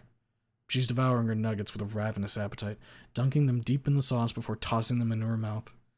She looks up at me with a wide grin, her mouth messy with sauce and bits of nuggets crust. I stifle a snort and turn my attention back to Doc Mitchell. I'm guessing it's about the call Lucy made to me last week. Exactly. My stomach suddenly feels as if someone clamped a very tight metal ring around it, imploring the food inside to come out. I swallow the half-chewed portion and clear my throat, which somehow helps in forcing the wave of nausea back down enough for me to not hurl into my tray. I never intended for it to go that way, Doc. He taps on the desk with his claw. It's a very loud, somewhat hollow sound, which suddenness makes me pause and stumble on my words. Amber, busy with decimating the legion of nuggets, ignores my babbling and stumbling, which, paired with the hubbub of the small crowds around us, makes her oblivious about what I'm discussing with the good old Doc. I called the social worker assigned to your daughter, Miss Elizabeth Hildegard. We had a long discussion about what occurred. How I found out about this is not a concern of this conversation. He pauses. Put the burger down. Doesn't feel right, talking about this while holding a burger. Yes? What concerns this conversation is that such unauthorized interactions between Lucy, Aaron, and your daughter do not occur again. Another short pause. It will not happen again, I promise. I won't let Lucy talk to you. Let me finish, Mr. Mouse. Shit. I knew I shouldn't have let Lucy talk to her. Down, you absolute fucking moron. Now you fucked up real good. Don't take Amber away from you. Not only that, you broke the agreement with Doc Mitchell. What does that mean, you may ask? Well, your baldness. That means you ain't gonna be seeing Lucy anymore either. Good job, Anon. You're absolutely fucking fantastic. Listening. Miss Hildegard mentioned to me that over the course of her conversations with Amber, she noted that your daughter is greatly curious about her mother. He pauses, waiting for me to interject. But since no such thing happens, he continues unabated. I myself have noted that the spirits of Miss Aaron has been greatly lifted at the conversation between her and Amber. Yes. Moment of silence. Sounds of drinking, clink of a cup being set down, quiet rustling of papers. Miss Hildegard noted that your daughter is anxious about meeting her mother, which is only natural given her curiosity about her. He pauses. How much did you tell her about her mother? Not a lot. She's very young, so... I trail off. Amber looks straight at me, both cautiously and curiously. She tilts her head, narrows her eyes, looks down at my tray, then at me. I freeze. Did she overhear? How much did she hear? Daddy, can I have some of your fries? I nod with a soft sigh of relief, the tension leaving my body in an instant. She leans over and starts eating my fries, while I recline in the chair, watching her eat. Damn, she's sucking up food like a vacuum cleaner. Like mother, like daughter. Hell, she even hissed at me when I started taking a nugget from her earlier. Understandable. Well, I have a proposal, Mr. Mouse. One you may be interested in. I frown. Is he suggesting what I think he is? Doc Mitchell continues, unaware of my growing excitement, anxiety, and hope. Let's call it a half measure, until we deem it possible for your daughter to meet Lucy Aaron. No way. No fucking way. It's fortunate, really, that this incident occurred. The sly doctor chuckles.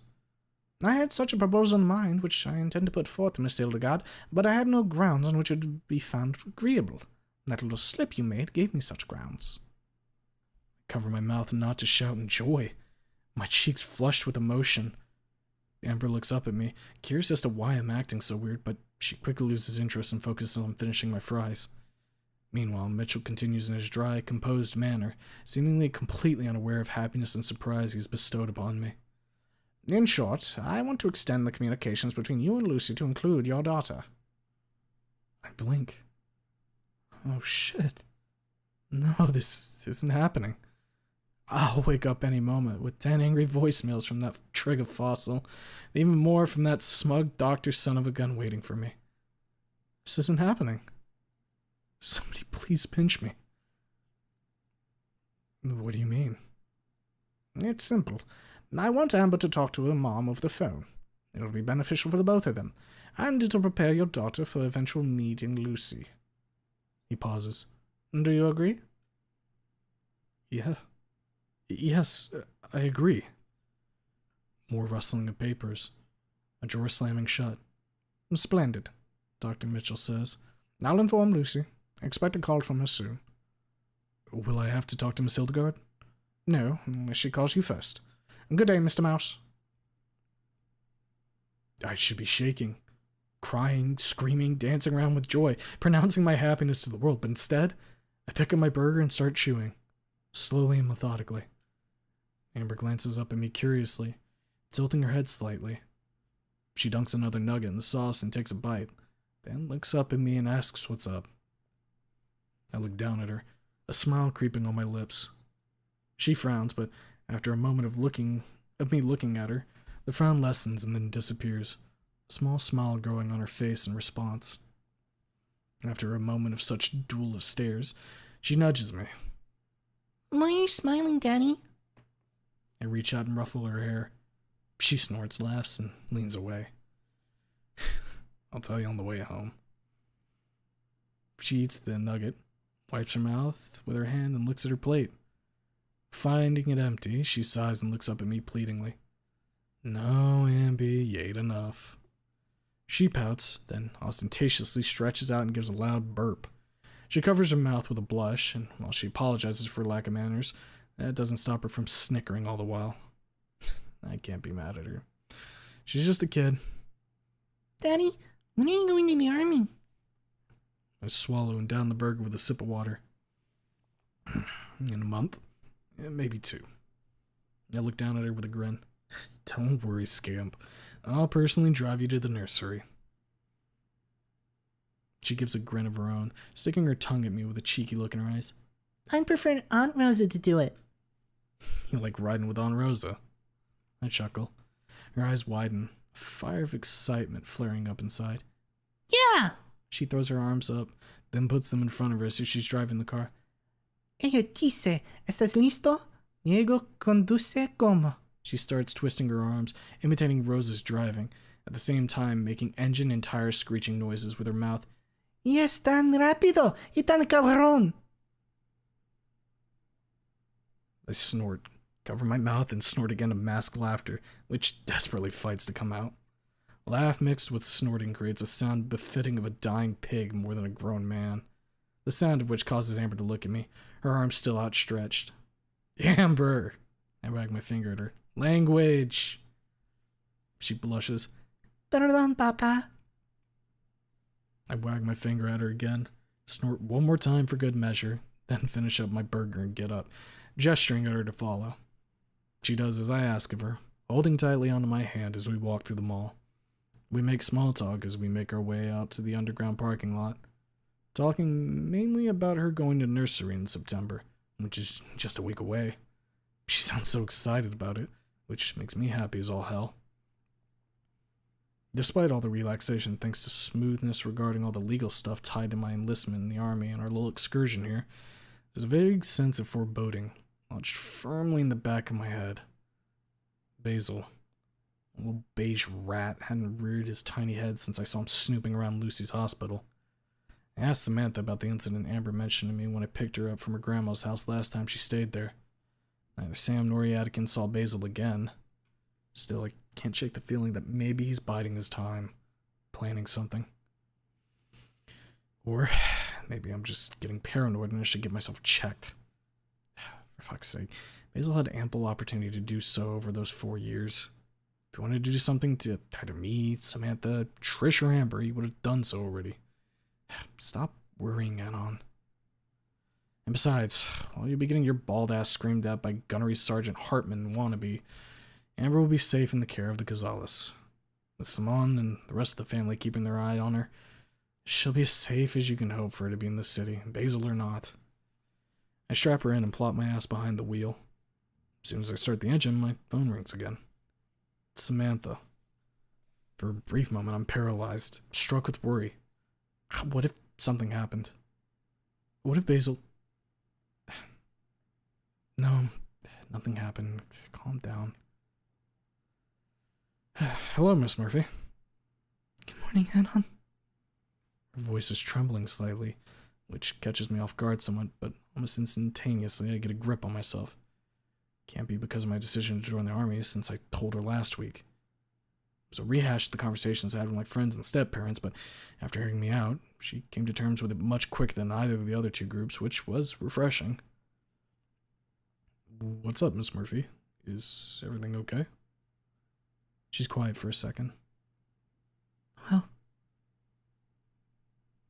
the weight of the news I heard from Samantha sits heavy on my chest and mind, feeling especially heavy right now, as I'm sitting in a large hall surrounded by dinos and people around my age. Fucking hell, I feel like the finals in that community college. Deja vu indeed. ASVAB, the Armed Services Vocational Aptitude Battery.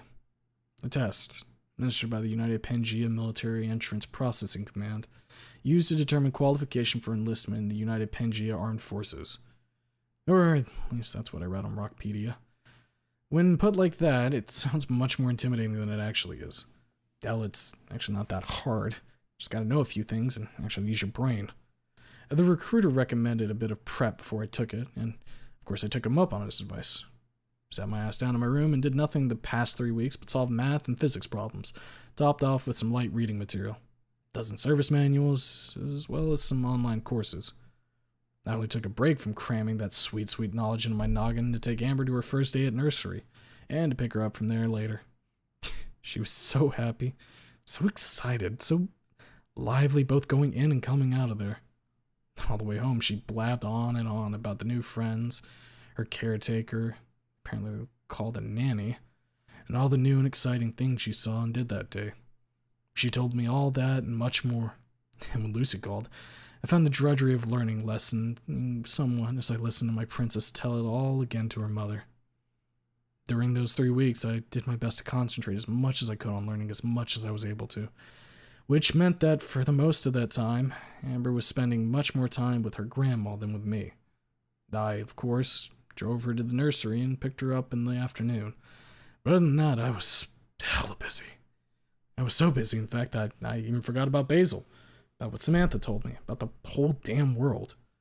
All that mattered was getting ready as possible. Okay, focus, and focus. You don't want to end up as a foot slogger or a cook's whipping boy. Now let's see. What's in the current this resistor? I hauled ass back to the recruitment's office as soon as I got the results, which was right after the test was over. Afterwards, with a sealed envelope stamped with the coat of arms and the Navy in hand, I stepped into the office of Mark Phillips, Esquire, and handed it to him. He looked it over, looked at me, smiled, and put the paper back in the envelope. Impressive results. He nodded, more to himself than at me. So, they'll let me fix trucks? Trucks, helicopters, jets, pick and choose. He spread his arms. Hell, I'd recommend you for the repair crew at the Marine Corps, but given your situation, prolonged deployment may be problematic. I nodded. Yes, sir, I bet. My daughter is very little, and I want to be there for her. How old is she? He asked. I remember smiling to myself. 3 years old, sir, I said. She's the most precious kid in the world. He nodded. I'm sure she is. I have kids myself, so I understand your struggle. He turned to the computer. Now, let's get back on track. I'll get you an appointment at MEPS, a checkup. There are a couple other appointments. I'll give you the addresses you'll need to visit. After I left the recruitment office, everything became a blur. One long smear. Going from one place to another, setting up appointments, getting paperwork done, psyching myself up for the boot camp. It was the same time exciting, tiring, and a bit unnerving. There were many times I struggled with wanting to smoke a cig, but the bouts of lightheadedness got more and more sparse as the time went on. The importance of getting everything ready for having my stupid ass shipped off to boot camp helped me focus, and that focus helped me tune out the cravings. I spent the remainder of September and the better part of October taking care of it. It all preoccupied me so much that I nearly missed the day Stella moved out of the Cazales household. Rosa stopped me from getting into the car one day. Well, it was more like getting pulled out of the car once I got my ass in the seat, followed by a stern talking to about forgetting this momentous occasion. I went back inside the house with her then, just in time to witness Stella hugging it out with Larissa. The Ackley Ops woman cradled Stella's head against her chest, which reminded me of myself, receiving very similar treatment long after I arrived here. The memory, combined with the show of affection in front of me, was enough to elicit a few small tears from me, which I quickly wiped away. Then Stella turned to me. We looked at one another for a long moment, the eyes of the whole family on us. She was smiling, and for the first time since she came back to us, there was neither tiredness nor reluctance in her eyes. Instead, there was hope. I spread my arms as she came on to me, resting her snout on my shoulder as I closed her in a tight hug. For what felt like eternity, we stood in a tight embrace, a pair of good friends sharing a heartfelt moment.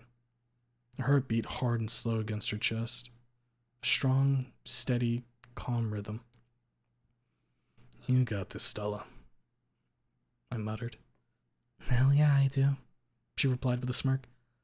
Thanks for everything, Anon. I patted her on the back, and we separated, me with a grin, she with a smile. At your service, milady. I tipped the invisible fedora, which earned me a swat on the shoulder and a giggle from the stego. She looked around, at us, the family who helped her through one of the worst times in her life. Her smile felt slightly.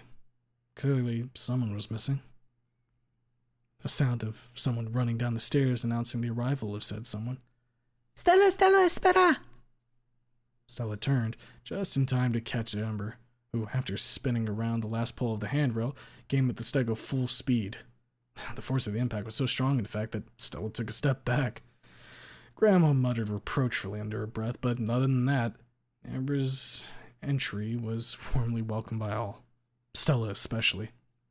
The stego, after regaining her balance, crouched before Amber and hugged her tightly, her eyes tightly shut.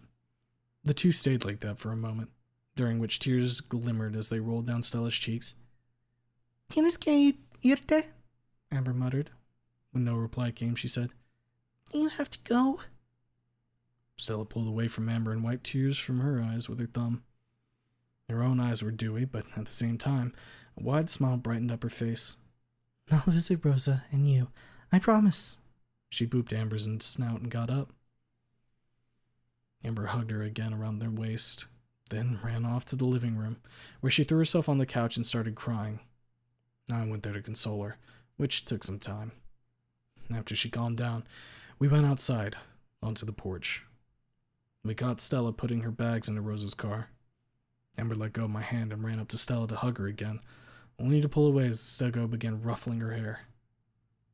After Stella got into the car, Amber grabbed onto the door. Adios, Stella! She shouted into the car. Adios. Stella waved with a smile. After that day, everything once again blended together. Before I knew it, November was upon us. And with it came that fateful day.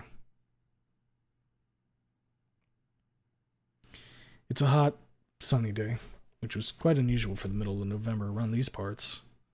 And there were very few clouds in the sky as I got out of the family van, followed soon thereafter by Mom, Dad, my brother from another mother, and Rosa. Our walk from the parking lot goes by in a solemn, tense silence, unfit for the happy, sunny day on which we take the stroll. I break this silence by making small talk with Rosa and Amber, and after a time, the rest of the family joins in. The conversation dies down and picks up a couple times before we finally arrive at the bus stop, from which I'll be whisked away for a life of a sailor. As we round the corner, I catch the sight of a baryonyx around my age, sitting at my bus stop. He's of bright blue hue and sport a head of short, ruffled hair in 2 shades of blue. He's sitting on the bench with his legs crossed. He bobs his foot up and down, absent-mindedly scrolling through whatever social media feed occupies him at the moment. As we approach the dino, lifts his head and for a moment, our eyes meet.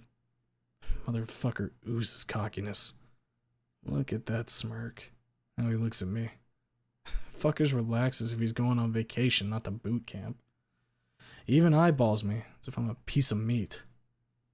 I don't like you already, Colgate. Setting my bag down on the pavement, I take a seat on the far end of the bench and stretch myself out while the family fans out around me. Mom looks nervous as all hell, while Dad looks down at me with a hint of worry and the mask of confidence he decides to gown for the occasion. He pats me on the arm and leans in. Remember what I told you about dressages? He's smirking, but he's all tensed up. I nod and grin. I will. Thanks, Dad. I wondered when you were gonna show up. Oh, wait. I wondered when you're gonna show up.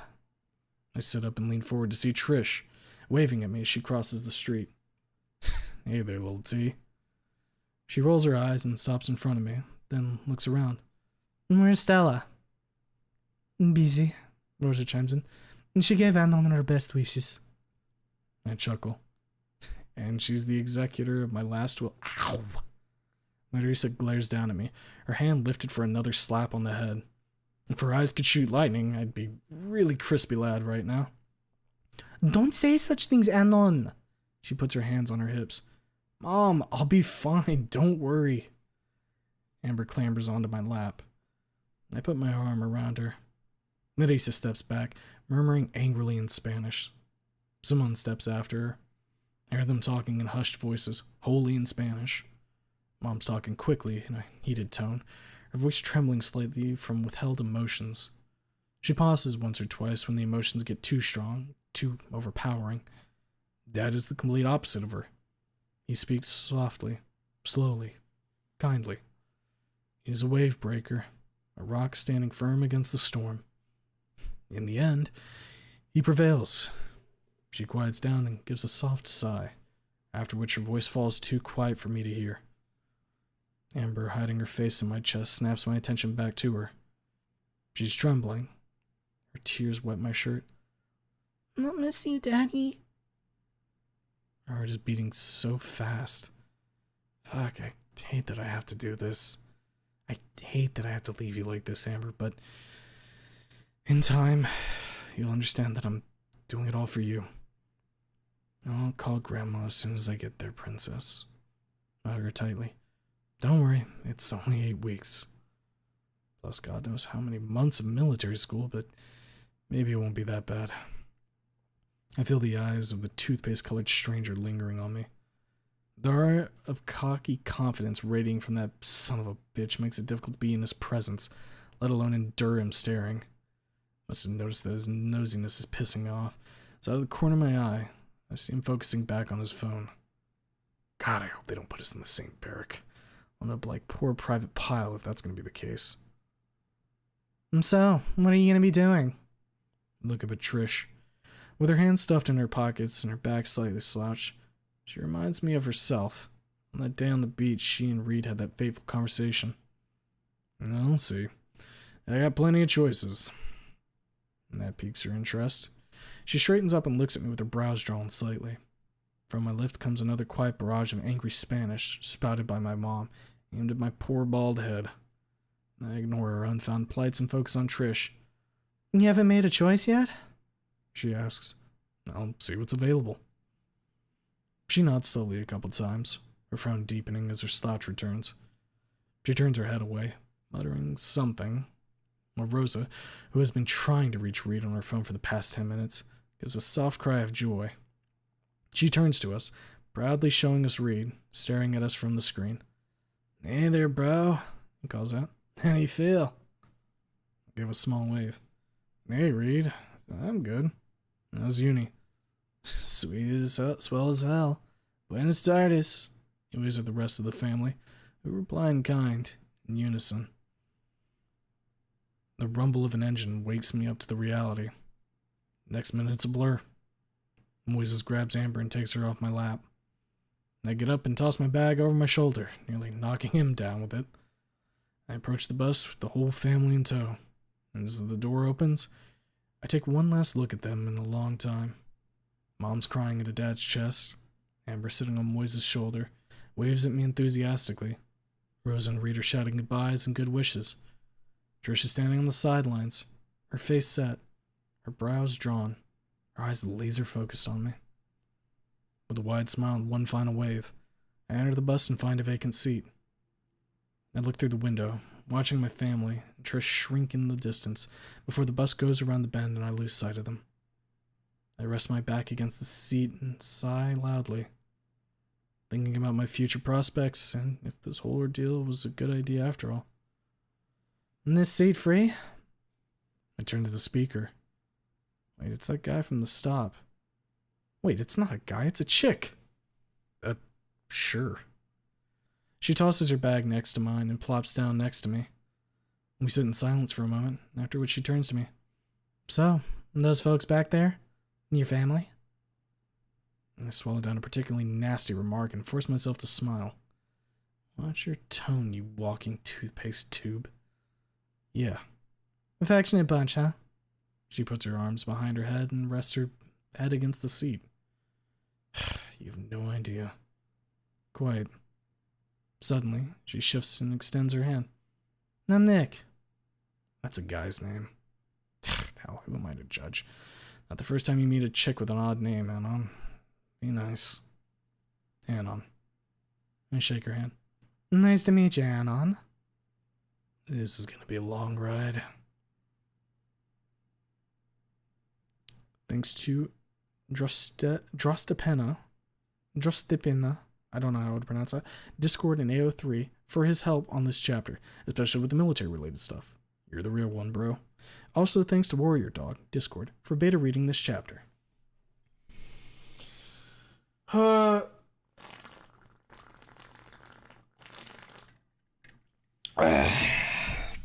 Well-deserved sippy of water there. Another one down. Yep, and that's the end, everybody. Have fun. Nah, I'm back. Come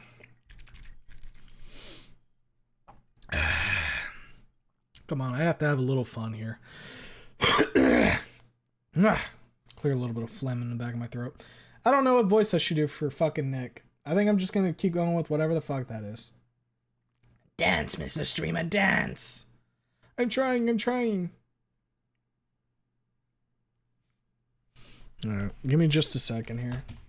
A little bit of a brief intermission while I check some stuff. Because I see that I have many pings. Though not all of them are direct.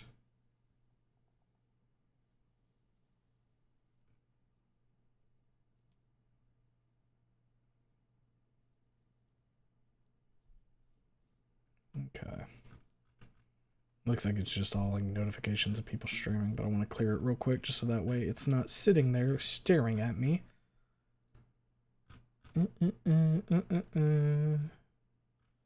Be gone, notifications. I do not need thou.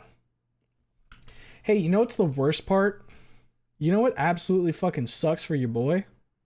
The fact that I'm sitting here and I'm realizing right now if unless we do a fucking time skip here, I'm gonna have to get a bunch of names or like a bunch of voices for different characters while he's out at like boot camp. Good job, Humo. You see, that wasn't that bad. Yeah, I know it wasn't bad. Ugh. I just know that my voice is gonna start having a little bit of a kerfuffle here soon. How's the new chair? It's great. Had my dad sit in it today because he stopped by to drop off some stuff.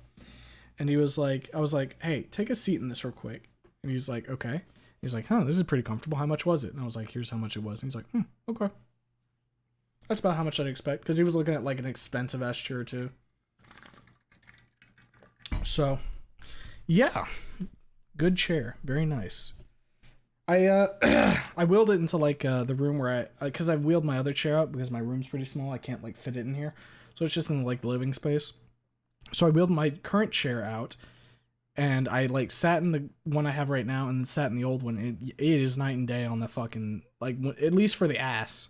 Like, it feels like I'm sitting on a block of wood in that old chair. It has no niceness to the flex of my cheeks. It's very good. Food break. I'm not hungry. I had a good ass dinner, so I'm perfectly fine on that front. It's everyone's favorite character, Nick. Especially Iron Wills. Glad the streamer ass is persisting. I got the cake, guys. You know, I was I was doing some ego searching in like some of the other discords, seeing if I was mentioned anywhere, and I think in the devlog server,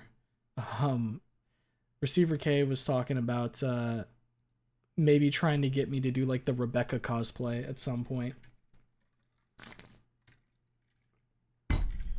How would you guys think of that? I mean, I know fucking Rebecca is a widowy Jake.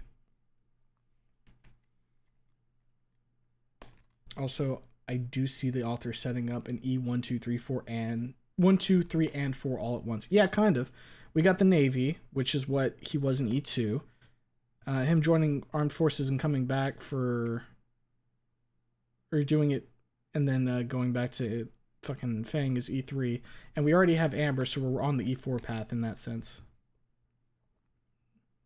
Jake only. I definitely need to see Jake as Red. Okay.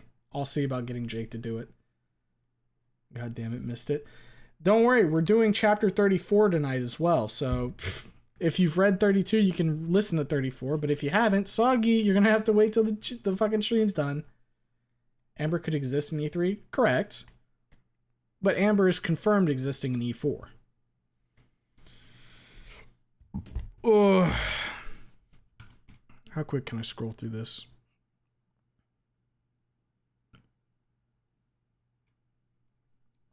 Alright, it'll take a little bit, but it won't be... Holy shit, this one's just so fucking long. Fuck me, that's so many words. Alright. I'm gonna take just a quick break. I'm gonna go try and use the bathroom because I can feel my tummy gurgling at me. So, we'll do that, and then when we get back, we'll get it rolling. So... If you need to go do stuff as well, get some water, get some food, whatever you need to do, go grab it.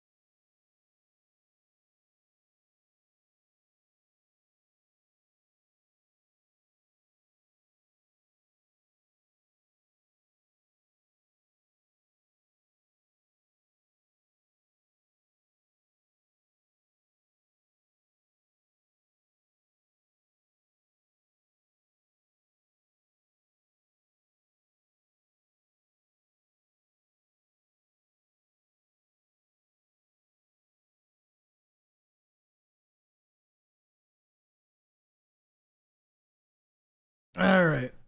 The old Tum Tum is good now. I also had a question for you guys. I was shuffling around in my chair a little bit. How much is that coming across on the mic? I know, like, my old chair would be extremely audible, but I think with my current one, it should be a bit more quiet because of the material. Man, I love water. Don't you guys love water?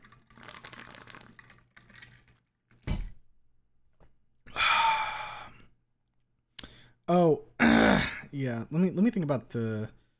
So tomorrow, I don't think I'm doing my watch night. That said, I probably still am gonna take tomorrow off to kind of like get a couple things in order. And then when we're back on Wednesday, fuck, is there anything I have to do on Wednesday? Heard it when you sat back down, but that's about it though. All right, cool. I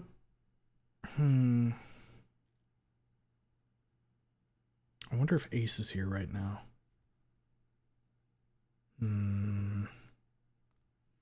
I'm thinking that maybe Wednesday or Thursday I might do the change stream. That way I don't have that hanging over my head anymore. I can finally put that one to bed. That would be useful. I'll have to figure that out. This Friday, though, community night's going to be, I believe, TTT. That's the current plan for anybody who is interested in it. Because Blue ended up finding a gun pack that was actually pretty cool that we'll be using, and I want to try it out with the boys. The what stream? You heard me. Changed the game. The game changed. This.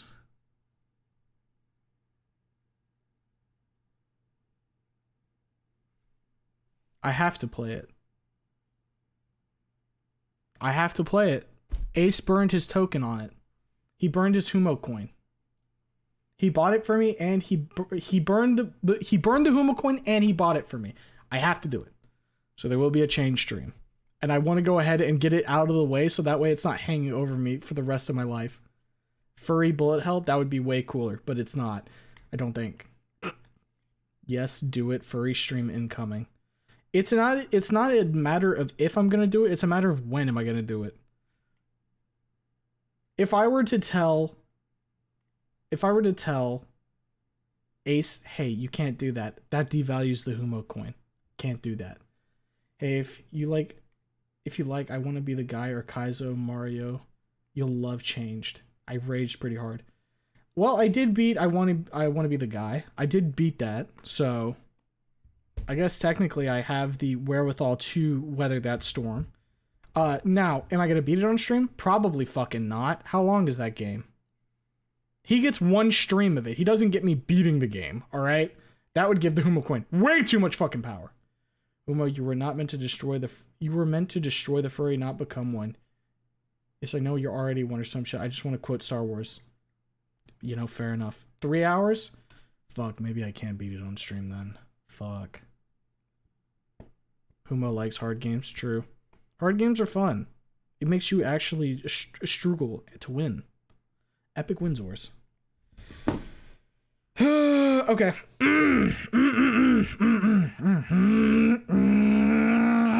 Feeling like a fucking car right now.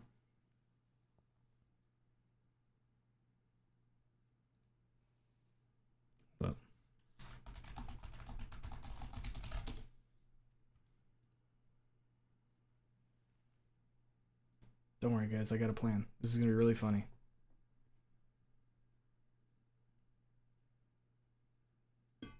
Oop. Accidentally just bumped my fucking water bottle.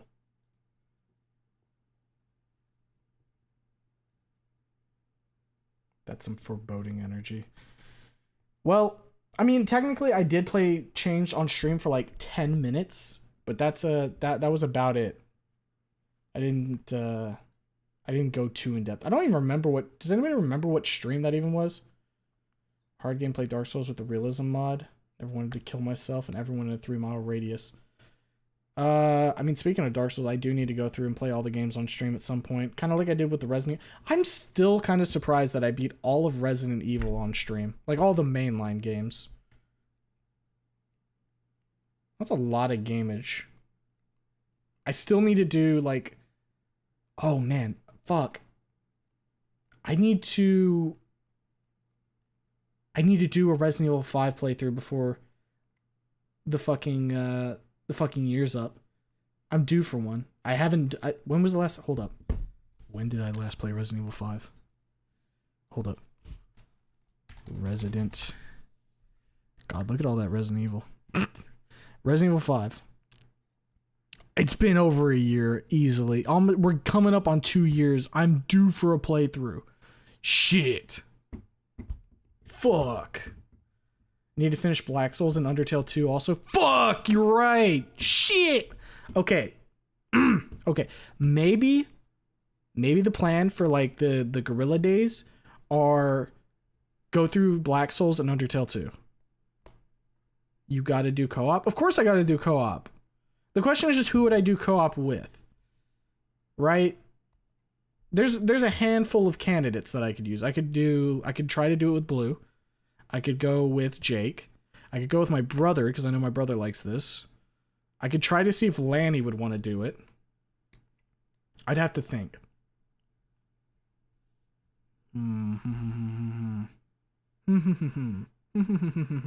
Disco? Trust me, buddy, I would love to play Disco. I can't do that on stream anymore. I have to, if I'm going to do that, play it off stream, because we're never going to finish it on stream, is the thing. It would take too long, and it would be a similar situation to like None in the Chamber. I would have to be hammering that out in order to complete it in any timely manner. I think the best case with that is at some point I record it, post it all unedited, and then post edited versions of it, like shrunk down. That's the best I can do. Otherwise, I'm locked in for it. Have you seen that Project Wingman DLC released for PC last week? I did hear about that. My brother was telling me about it because he's been on a Project Wingman kick. Project Wingman. Yeah, so you can get Frontline 59 campaign. Yeah. Is that on sale or is that just the price? It's just $5. Okay. Yeah, at some point I am going to play Project Wingman on stream too, because I have the flight sticks. I've got VR ready to go for it. It would be a good time. And I also bought a subscription to or not a subscription, a lifetime key for voice mod, so I could easily just modulate my voice to be a fighter pilot, and it would be really funny. So that would be cool. But that's stuff for like another time, fellers. It's a dense game. It really is a dense game. You want a hard game? Trials Rising. Had to go to the hospital for my blood pressure. Ooh. All right. I was gonna message Lanny and do a bit, but I think he's busy right now, so we're just gonna go ahead and leave that as is.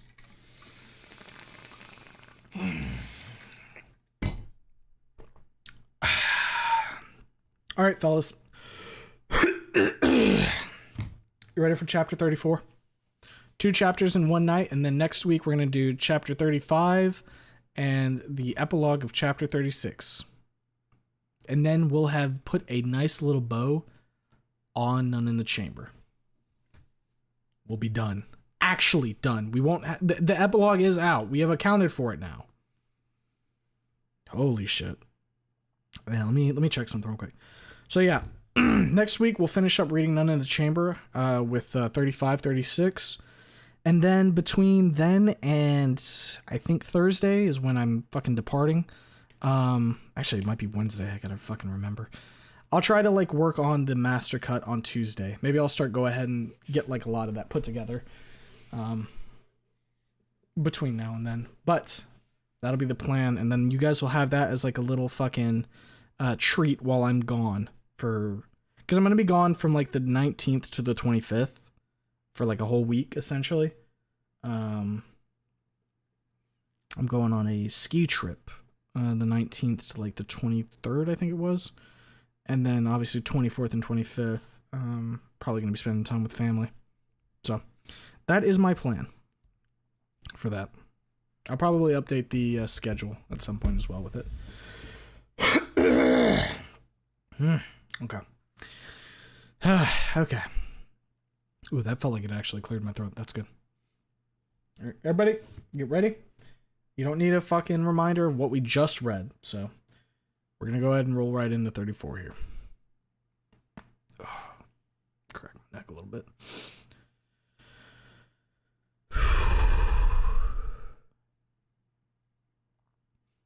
Chapter 34.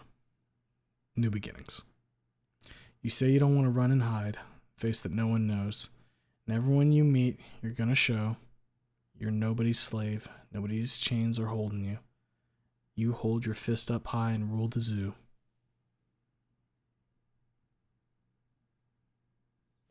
So, how was it playing soldier? I look her in the eyes with a sly smirk. She reclines back in her chair, drumming softly on the table. It's the second time we've seen each other since I left for boot camp. We talked over the phone, of course, but that wasn't nearly enough to satiate our mutual hunger for each other's presence and the comfort it brought. I missed her. Oh, I missed her so goddamn much. I missed her smile, her amber eyes, how she tilts her head when she's confused or amused, like she is right now. I rub the tip of my nose across my arms, then rest them on the table, craning my neck forward. She's still reclining in her chair, looking at me with that cute tilt of her head and a small smirk. If I didn't know better, if I didn't know what she went through the past 5 years, I would think that she's got no business in a place like this. Alas, she does have a business with this place, and she's waiting for my answer. I let her sit in silence in anticipation for a couple more moments. Wait until the first signs of impatience, the drumming on the table becoming louder and faster, the smirk gradually becoming more crooked, her eyes starting to narrow, before I lift the lid and start spilling the beans. I start by sitting upright and making myself look dead serious. That piques her interest and changes her demeanor in a second. She sits up also, frowning and starting to look at me with much greater intensity than previously. I cook her on slow fire for a time before I open my mouth. And how was it? I rub my chin. Well, people say that time flies fast when you're having fun. What they don't tell you is that time also flies fast when you're being put through the paces 16 hours a day, at such a rate and intensity that you don't have time to even think, let alone consider what's going on with you. And that's how 8 weeks of boot camp went by for yours truly. Wake up at 5 a.m., get yelled at by Sergeant Hartman wannabe, eat whatever the cook cooked up, and head out. What sort of activities can one expect at such a fine resort as boot camp? Well, let yours truly tell you. We have shooting, running, marching, a whole plethora of exercises meant to burn off all that excess weight you might have gained in the cushy civilian life. Thank God we didn't crawl through mud or run obstacle courses like those foot sloggers in the ground forces do. For those craving something more than a boring, grueling physical routine, do not worry, as we also offer something for the soul and mind as well. I'm speaking, of course, about cleaning duty and other similar shit, and if that's too bland for you, please issue your complaints to the nearest drill sergeant, or as they call them here, recruit division commander. He or she would be just delighted to hear you out and provide you with the finest entertainment they can think of. You can also socialize with your fellow vacationers, but unfortunately there's little time to do so, as the activities provided by Uncle Sam take up the majority of your day. It is quite unfortunate, but such is the way things are at our luxury resort. That being said, I really wish they would have put Colgate in a barrack farther away from mine. We chatted a little bit during the ride here, and she seems to have taken a liking to me, feeling that is in no way mutual.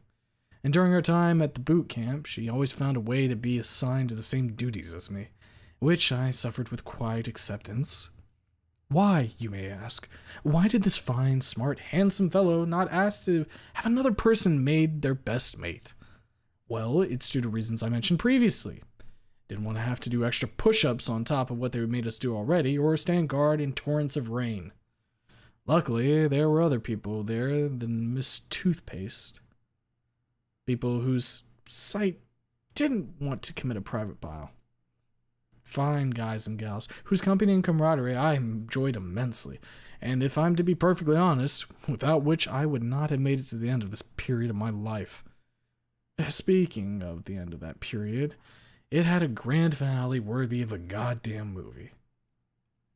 Who's this toothpaste chick you keep yapping about? I paused my tail for a space.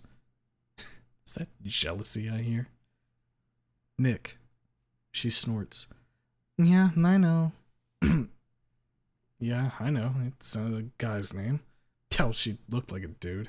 She had a dyke haircut when I first met her. She crosses her arms and looks to the side. For a long moment, she sits still, her whole body tensed up, the corners of her mouth dancing up and down, her brows drawn. She squeezes her forearms harder, rubs them a couple times, then, as if coming to some sort of conclusion, she sighs and relaxes. She shakes her head, smirks, unfurls her arms, and puts both her hands on her knees, then looks at me and leans forward. I don't comment on that moment of weakness, and neither does she. So, what was the grand finale, my big, burly sailor man?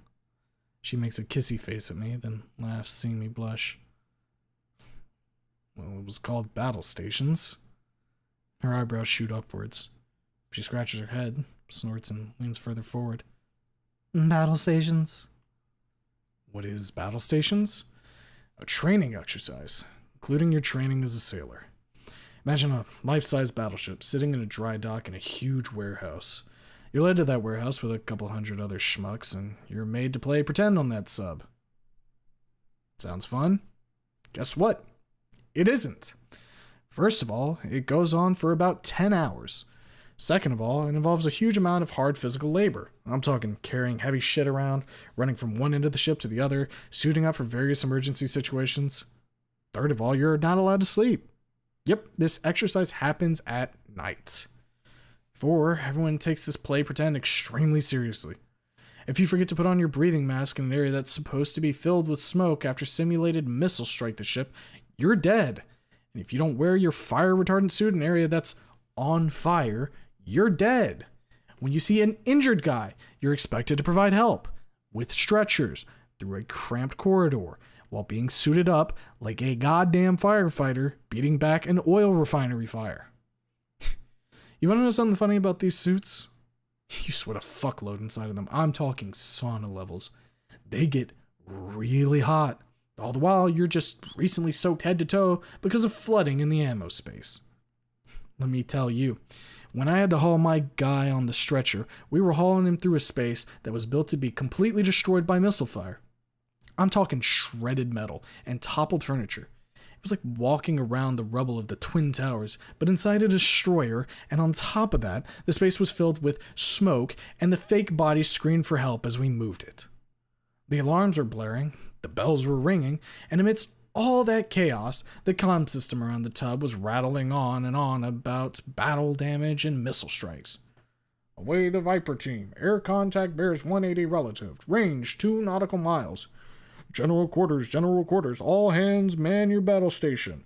Transit routes are as follows. Up and forward on the starboard side, down and aft on the port side. All repair lockers submit manned and ready reports to Damage Control Central VIA 2JV phones. Set material conditions, Zebra with exception of doors, hatches, ventilation, CHT, chill water, and potable water. Set general quarters. Missiles inbound, starboard side, all hands, brace for impact. It was crazy. Felt as if I was in the middle of a war zone. When I first heard whispers about this circus from the other guys, I thought they were pulling my leg. I would ask Sarge about it, but decided not to, as asking questions is a big no-no in the Navy. Couldn't stop thinking about it. Not that I was looking forward to it, but I found the whole idea of a bunch of Navy recruits playing pretend both funny and fascinating. Let me tell you, when push came to shove, it stopped being funny. Luckily, Colgate was assigned to a different part of the ship than me, which made the whole ordeal a tiny bit more bearable. Doesn't mean it was all sunshine and rainbows, quite the opposite. Exertion wasn't the problem. After all, I'd been doing hard labor around the farm for the past couple of years, so I was used to it. The problem was the duration. Do you know how long this whole circus lasts? 10 hours. 10 fucking hours. Even the baddest motherfucker around would wobble on his legs after such a long gauntlet. And let me tell you, I caught myself falling asleep standing a couple times. But we prevailed. Somehow, our pretend tub didn't sink. And when the dawn broke, we were christened as sailors. The whole company went and got drunk. To me, I went to bed and slept the day away. Guys later called me a pussy, but I didn't give a shit. Things got easier around the camp at that point. We were sailors now, one with the tribe, which meant that our officers stopped being such assholes and the discipline wasn't as strict as it was before. They were still strict, we were in the armed forces, not in a kindergarten, but still, we were given a little bit more wiggle room. A couple weeks after I became bright-eyed, blue pants, scarf and cap wearing, white-shirted sailor, I was shipped off to school. Yes, the eponymous A School.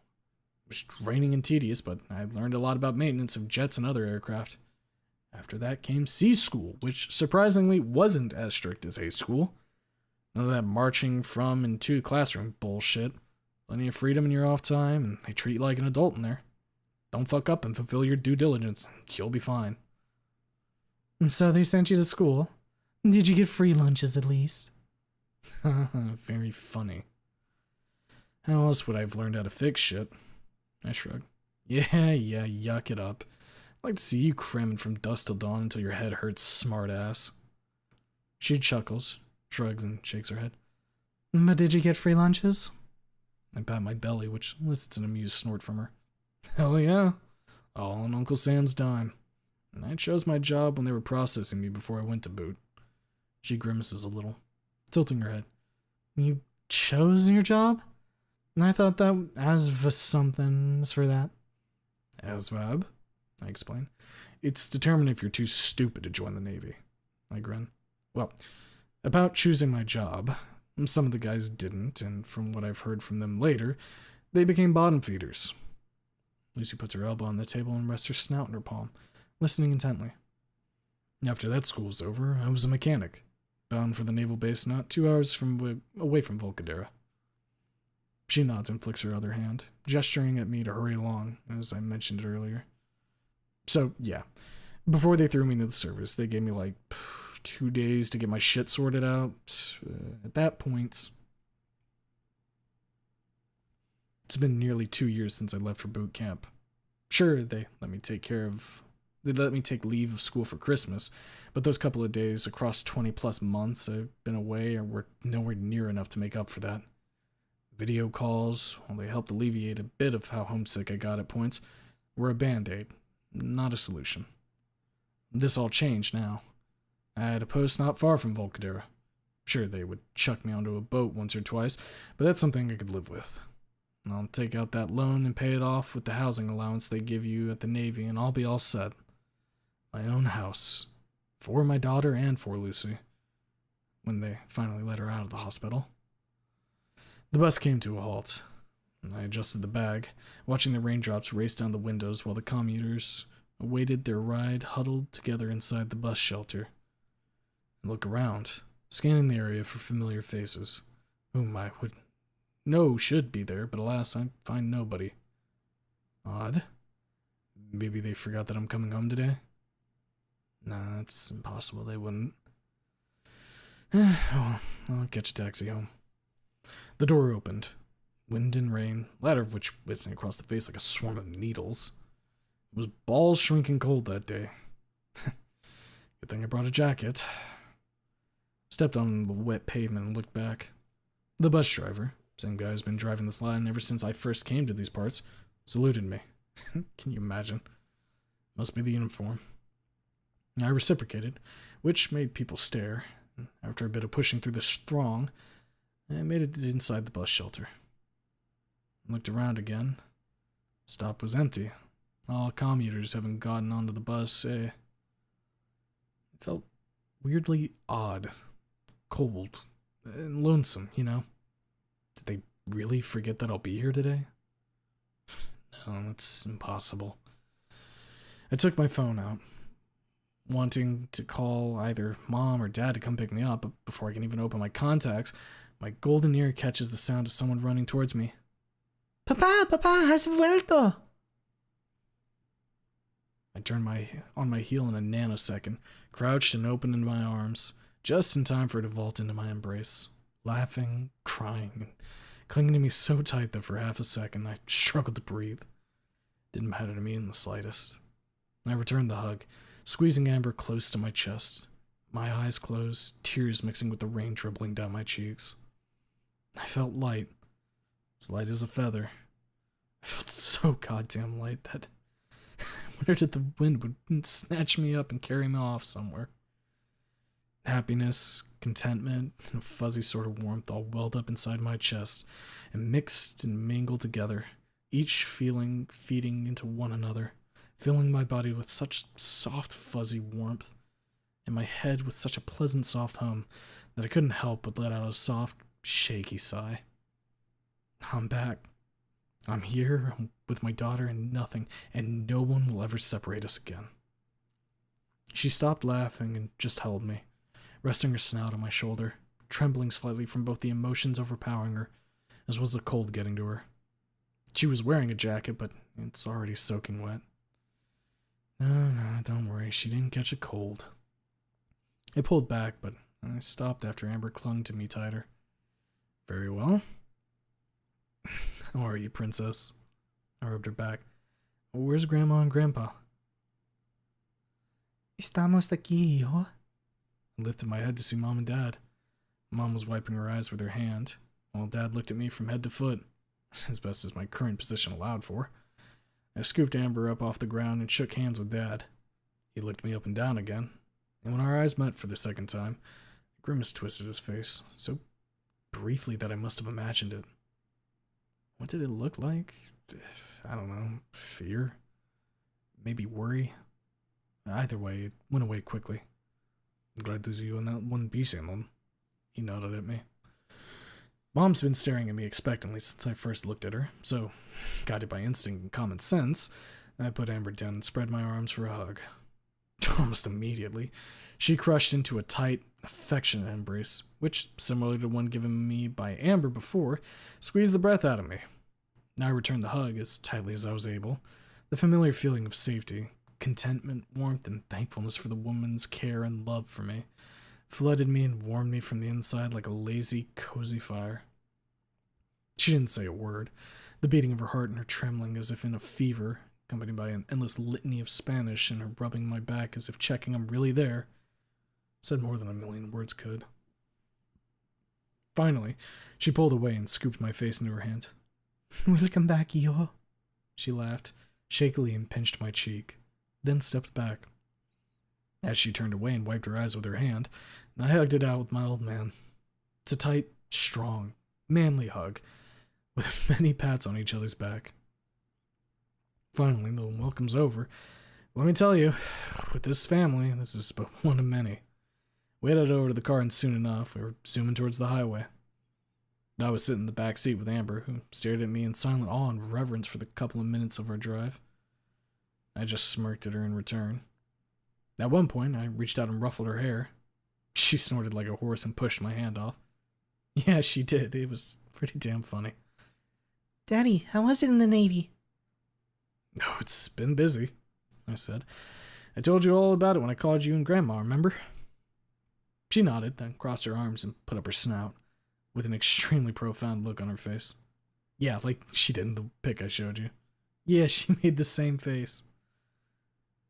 Yeah, but I want to know more, she said very matter-of-factly. How much more? I grinned. She gave me one of those profound stares. Everything! And I laughed and shook my head. That girl's a sponge for knowledge, I tell you what. What choice did I have? I started telling her all sorts of stories from boot camp. One of the stories I told her about one of the guys at boot, who stole cookies and peanut butter from the kitchen. She finds it very amusing. So does both Mom and Dad. We call him the I bite my tongue, mindful of the sharp glare I get from Mom. The darn Cookie Monster. The fucking Cookie Monster. I pause and grin. Lucy's whole body shakes from a stifled burst of laughter. She stares at me, frowning and smiling. Yeah, that guy was a menace. I slowly nod.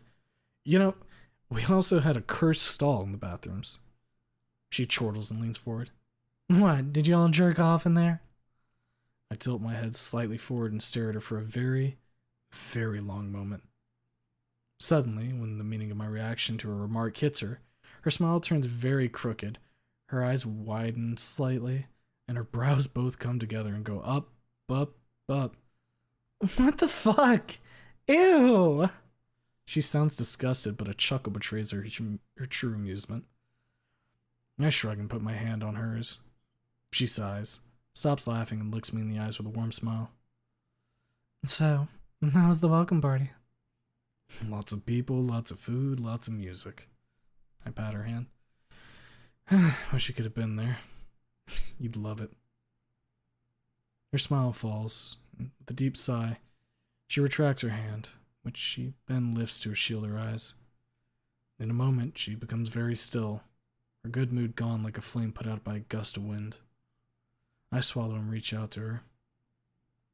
She raises her hand to stop me and turns in her chair, away from me, towards the wall. Your family wouldn't want me there. Why wouldn't they? You know why. She smacks her knee.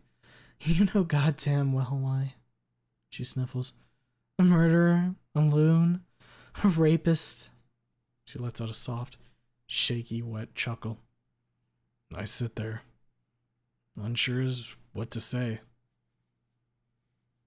We've discussed it many times since everything happened, and yep, she's still beating herself up over it. Fucking hell.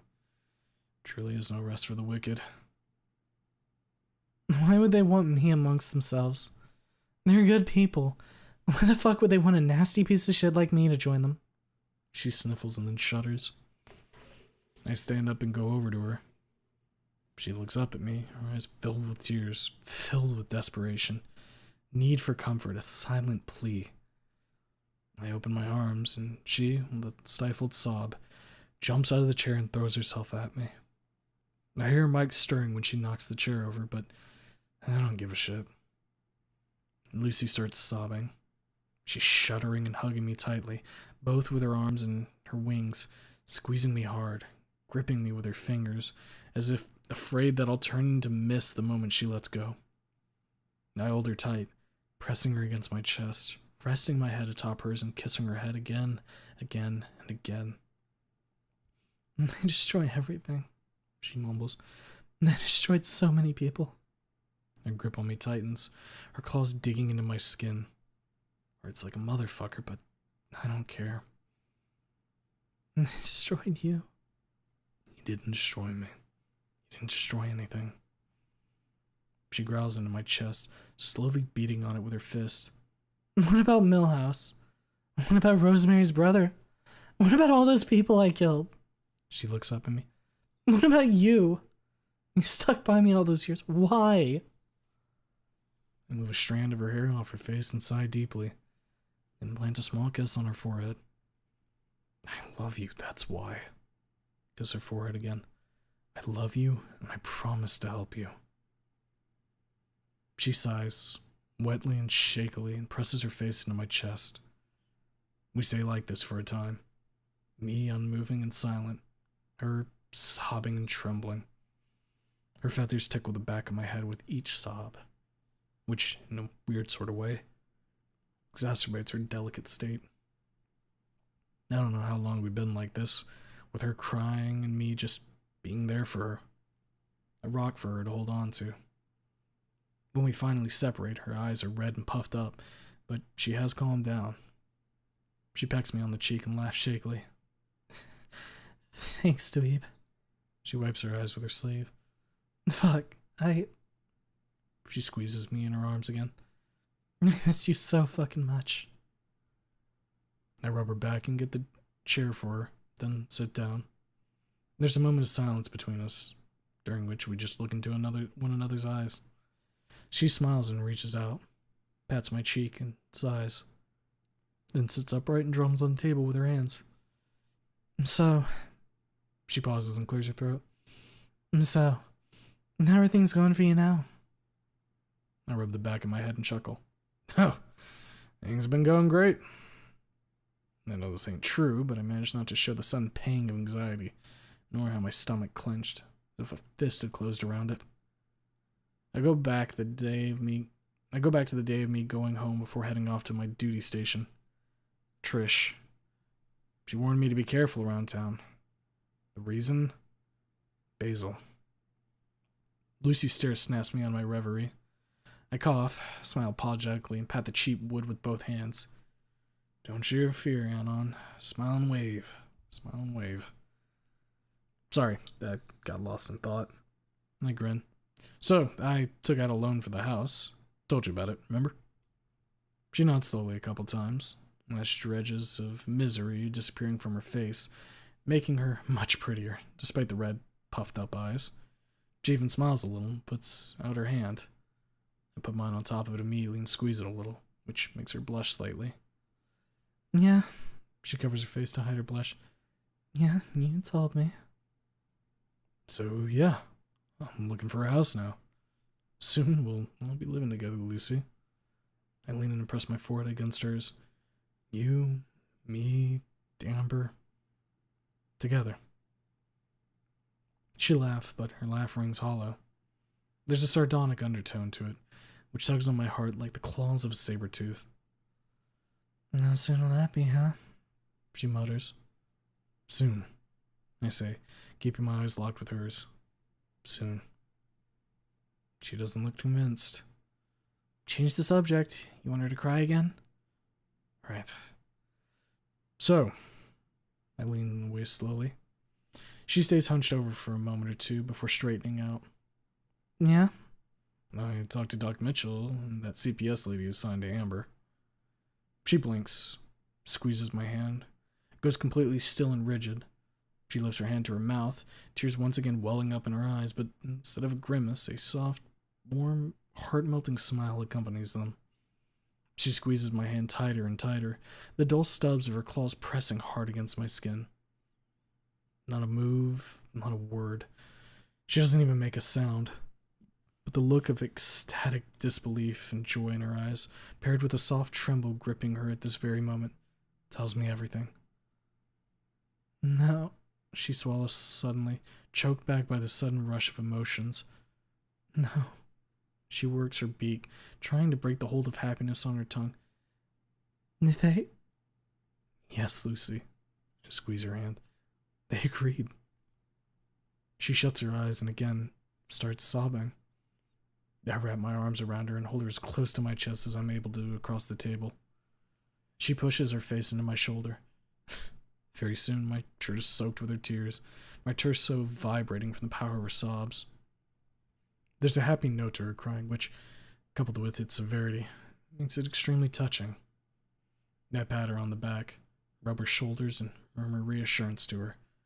She mumbles something back, something incoherent, broken up by her sniffling and tears.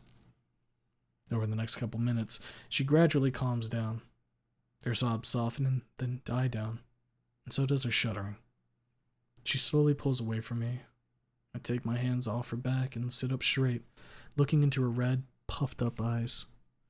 As red as they are, though, they're bright and clear as well, as if those happy tears she just shed had purified any sadness they carried before.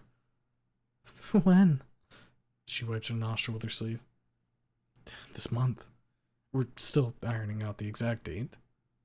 I caress her head, then cup her cheek in my head.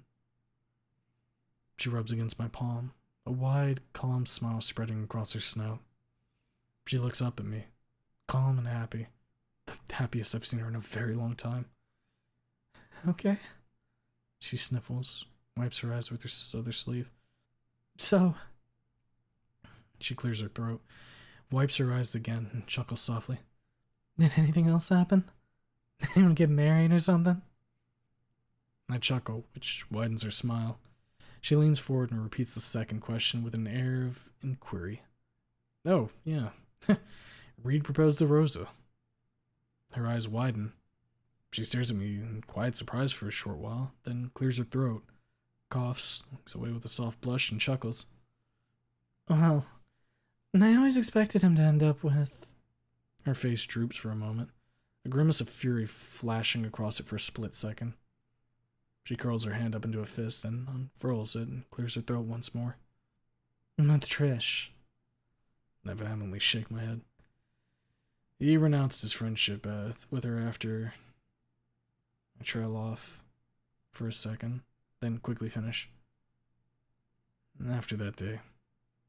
She snorts, tilting her head, the smile getting a bit crooked. Yep. And then you made them reconcile. And give a slow nod. She nods back. After a moment of honesty, following my realization of what she did to me, we talked a lot about Reed, Trish, and my standing with them. We both needed it to air out our grievances. The bad air, so to speak. Get on equal footing and all that shit. Lucy still hates Trish. Even after all I've told her, how much Trish changed, how dear she had become to Amber, how much great care she takes with our daughter, Lucy's hatred towards her didn't disappear. May have lessened, or at least cooled off to a degree, since she doesn't react with rage to me talking about her. Still, I'm almost 100% certain that reconciliation like that, which I have effected between Trish and Reed, will not happen between her and Lucy, no matter how I try. Good, she says slowly. He needs someone who's good to him, not a treacherous, selfish piece of shit like her. I give a few slow nods. She crosses her arms and reclines in her chair. She lifts her head slightly, the smirk still lingering on her snout. And tell me how it went. I look at her askingly. The proposal, dweeb? She leans in and fist bumps my shoulder. With pleasure. It was a warm, sunny day a month ago, in April. It was Sunday, if memory serves. We were at the Casales household, and by we, I mean my family. Reed's parents, Stella, Trish, Samantha, and Trent. Yeah, Trent, your mom's new man. I told you about them, right? So we were sitting on the porch, enjoying coffee and cake. You know, the usual hospitality at that house. Suddenly, Reed tapped me on the shoulder and asked me to follow him inside the house. Once we were inside, he looked around, make sure that no one would see us. He wasn't quite satisfied with what he saw, since Rose's younger siblings were idling in the hall, so he took me to the living room and closed the door. Let me tell you, I have never, ever seen him so damn nervous. He fidgeted in place, looked outside the windows. He was all nervousness and mystery. His tail feathers looked like a dust brush. It was a miracle his hair didn't stand on ends. No, he doesn't wear a tank top anymore. He's an engineer now, the architect office kind. Yeah, you could see him in white-collar shirt and slacks. You wouldn't recognize him. He looks all dapper as hell most of the time now. So, anyway, he fishes the box out of his pocket. Rosewood carved with flower motifs. Check this out. He popped the lid open. The ring is absolutely fucking stunning. The band is shaped like a stem of a rose, with the petals surrounding a beautiful pink diamond. Oh yeah, it's big.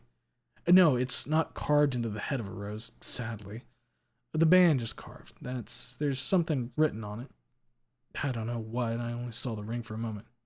Yeah, I'll ask Rosa. So yeah, Reed showed me the ring, right? His eyes were glimmering, he was smiling and blushing like hell.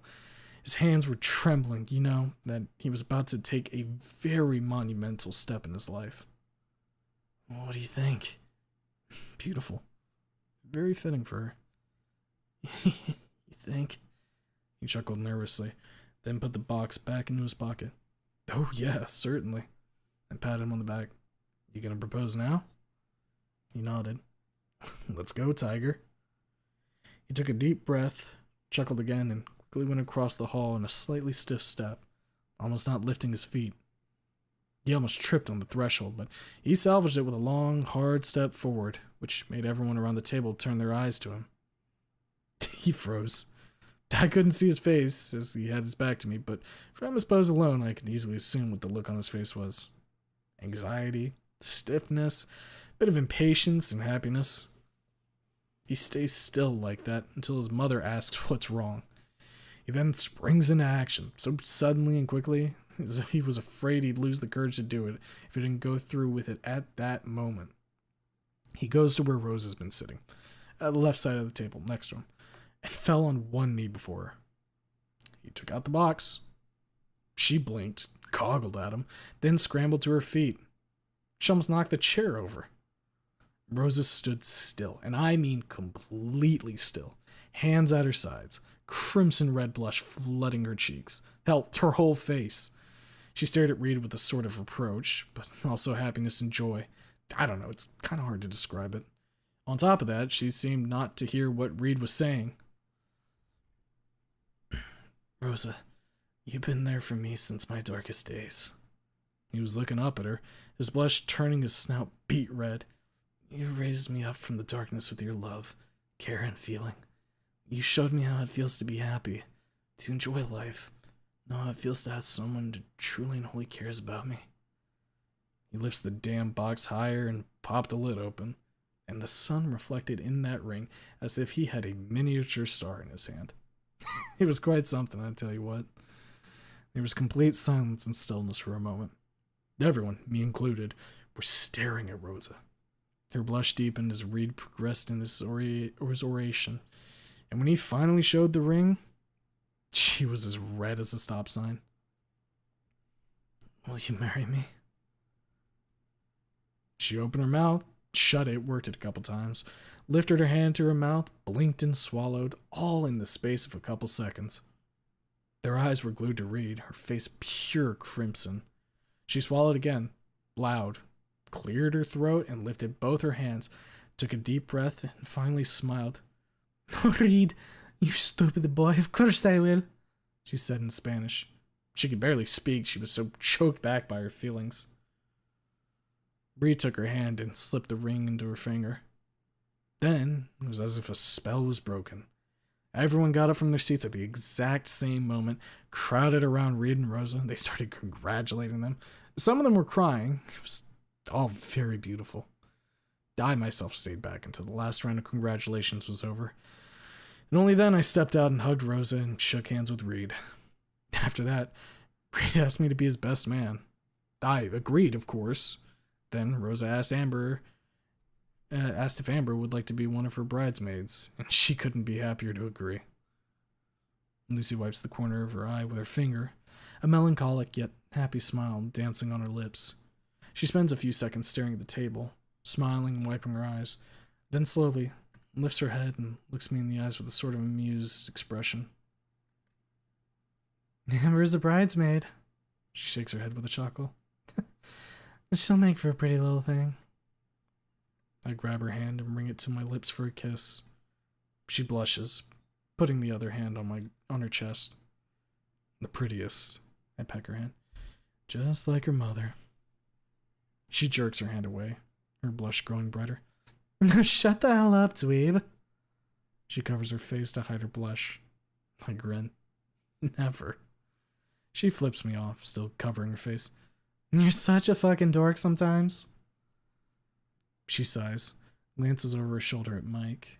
He shoots a quick look towards the mirror in the wall, then nods at the door, then at me. She turns back to me and rubs her arms. Then, with another sigh, heavier than the one which came before, she gets up to her feet. I gotta go, Anon. She rubs her arms. Time's up. All right. I get up and walk around the table. Come here. She clings to me tightly. Out of the corner of my eye, I can see her face contorting into a defiant grimace. Her eyes tightly shut, her lips drawn back, showing the tips of her teeth. It's always like this when our shared time comes to an end. Same hug and grimace. Same one last desperate squeeze to make sure that I'm still there. That I still exist. That I haven't abandoned her. It tears at my heart each and every single time. Doesn't matter they'll be seeing each other in a few days. Doesn't matter she'll call me later after I'm off duty. Each time I leave her here, it feels like I'm abandoning her again. We separate. I plant one final kiss on her forehead, move a strand of hair off her face, and look her in the eyes, tenderly and lovingly. The final part of the ritual, repeated each time. Next time I'm here, I'll bring Amber. I caress her cheek. She can't wait to see you. She nods, slowly and stiffly, like a shoddy machine. I press my forehead to hers. I love you. Come, Lucy. I love you too, dweeb. She steps away from me and follows Mike out. One last look over her shoulder, then the clang of electric locks snapping into place. Alone again. For the next 3 minutes. After that, the nurse comes in. I leave the ward, collect my stuff, and go out on the street. The last dregs of pleasant, dreamy mood brought by the meeting with Lucy quickly evaporate as I push my way through the crowd towards the parking lot.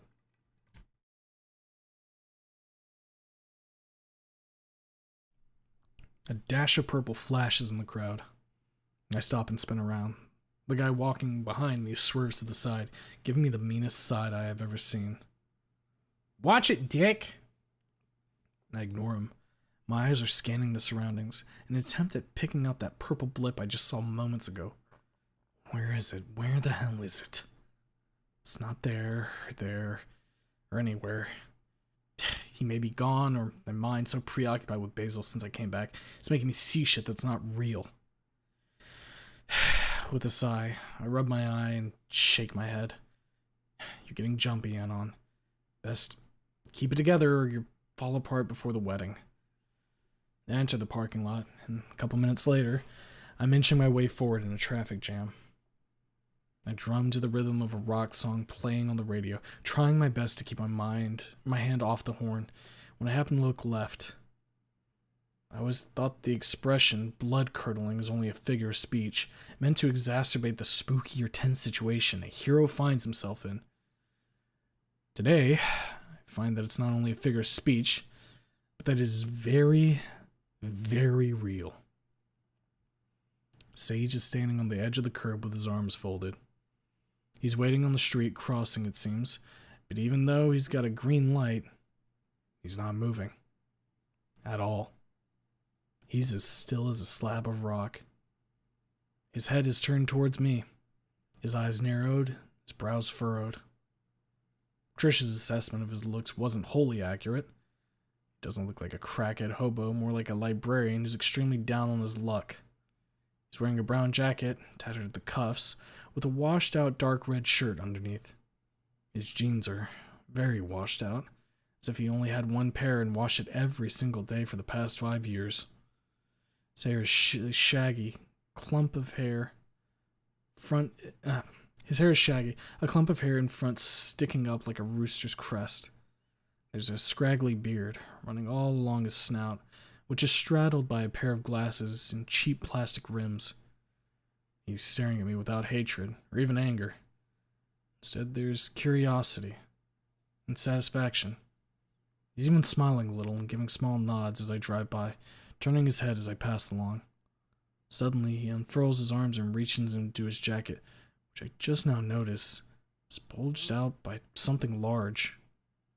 I shudder and force myself to rip my eyes away from him. Fuck. I need to get the fuck out of here. Can't these fucks go any faster? I glance to the left. Basil is still there, fiddling with the object in his pocket. He's following me at a relaxed pace, taking his eyes off me only to momentarily avoid bumping into another oncoming person. Fucking rush hours, fucking traffic jams, fucking city, fucking Basil, fucking everything. I want to roll down my window and tell him to fuck off, to leave me alone, my family, my friends, but I won't acknowledge him. That's what he wants. He wants to think that he's got me in a trap like some goddamn spider. Well, itsy bitsy spider, you ain't getting that fucking satisfaction. Fuck you. Getting to the end of the street was a torture, like being boiled at a low fire. With the traffic moving at a snail's pace, and Basil watching me like a saber-tooth watches a megaloceros for the bushes, it was a miracle that I didn't have a mental breakdown right then and there. Finally, though, I enter a main artery, and at last get to speed away from that creepy little fuck. I look in the rearview mirror and see him standing at the corner of the street, watching me drive away with his legs far apart and hands in his pockets. After a moment, takes his left hand out and finger guns me. I have no idea why, but this single gesture makes my heart drop and my chest tighten. I feel my hands tightening around the steering wheel, seemingly on their own, while my heart drums against my chest like a hammer. Ba-dum, ba-dum, ba-dum. I need to go to the police station to tell them everything about how he's been snooping around where my family and friends live, how he's been asking about me, and about this little encounter I just had now. They'll find him, charge him with stalking, and then what? They'll give him a restraining order? He doesn't give a shit. So what? Should I buy a gun? That's not an option, not if Lucy wants to live with me. Police ain't gonna do shit unless he tries something drastic, the conscience argues. He's being a creep, but he hasn't hurt anybody. Yet, conscience agrees. There's not much you can do at the moment. Just keep your eyes peeled and be ready for anything. Wonderful piece of advice, Conscience. Absolutely mind-boggling. Conscience falls silent. Basil finger gunning plays itself over and over in my head. He whips his hand out, points it at my back. Bang. Fuck. I got too damn complacent. Trish warned me. Fucking warned me the day I came back. I was sitting on the couch in the Cazala's living room, lost in thought. She's been looking me in the eyes for a while now, with a sort of boorish impatience typical for her pint-sized self. That stare snapped me out of thoughtfulness. Noticing that I wasn't in La La Land anymore, she stepped back and looked repeatedly at the hall door, making tiny nods at it at the same time. The rest of the gathering, which had fallen into a festive, amused mood, didn't notice it, having their attention diverted by Amber reciting a baby poem about a cat and a dog. I got up and followed her to the hall. She nodded the stairs, up which I followed her. Once we were upstairs, she turned to me and looked me in the eyes, her face tense and serious. Her left hand was resting on the wall, her whole frame stiff. Oh, this was ominous. What happened? She didn't answer immediately. Instead, she moved her hand from the wall to her forehead, wrapped her fingers around one of her horns, and rubbed it with her thumb and index finger for a moment. Let her hand fall, and after clearing her throat, she finally spoke up. Basil was at my store. I knew how I should have reacted to this news. Should have stumbled back, stricken by surprise, gripped my head with both hands and let out an anguished groan. I should have started pacing back and forth in confusion, fear and anxiety, wondering what may have gone down. But I didn't. To my own disbelief, I was neither shocked or even particularly bothered or surprised. Of course, Basilwood Visitor Store, she's one of my friends. He would very much be aware of it. Saw us both at the court 5 years ago. Did he try anything? She shook her head, rubbed her horn again, and rested her back against the wall. I'd like to see him do it. Miss Remington would like to show him a hell of a time if you got any funny ideas. She smirked and then turned serious. He only asked about you. The fuck does he want with me? She shrugged. He blames you for what happened, obviously. Obviously, of course. She shrugged again, pressing the back of her head against the wall. She lifted her head as much as her crest allows and stared at the ceiling for a moment before looking at me. Rosa told me that Samantha had a couple run-ins with him as well. Creepy little fuck. She grimaced. He looks like a crackhead hobo now. Wouldn't be surprised if he was off his rocker. He was off his rocker ever since that goddamn Monday. Why didn't you tell me when I came for the holidays? We didn't want to worry you. She shrugged. For fuck's sake, years go by and she still has the dumbest fucking ideas imaginable. A creepy little gremlin is snooping around my friends and loved ones, and you didn't think it would be a good idea to inform me about this fact. She frowned, bristled, and pushed herself from the wall, spinning on her heel to face me, throwing her arms up at the same time and shouting, What the fuck do you think I'm doing? She cuts herself off and peeks around the corner. No one noticed her absence yet, and her yelling has been drowned out by bursts of laughter and other signs of mirth ringing in the living room.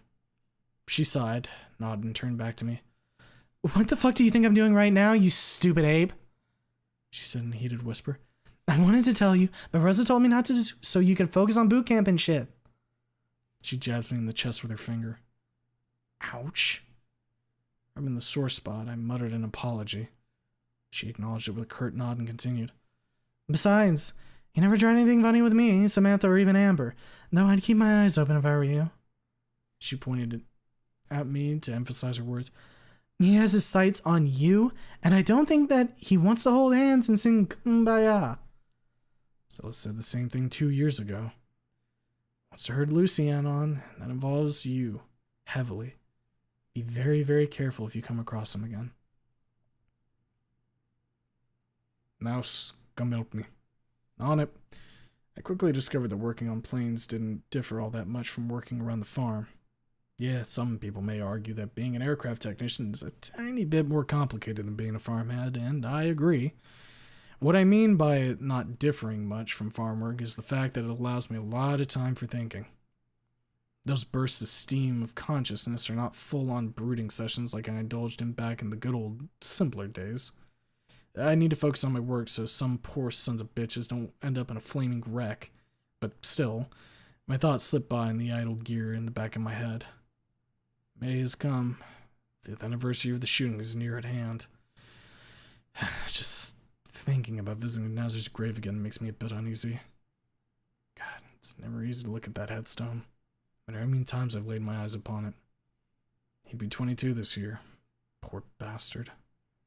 Said he's been rotting 6 feet under ever since I decided to get drunk and open my mouth at a slightly inopportune time. You think he'd still like seeing you blame yourself for all that happened? Yeah, you're right, conscience. I should stop thinking about it so much. Mouse! Hey, Mouse! I blink. Oh, what? Chief. A tall, broad-shouldered Spinosaurus is glaring down at me, his long snout nearly poking me in the dome.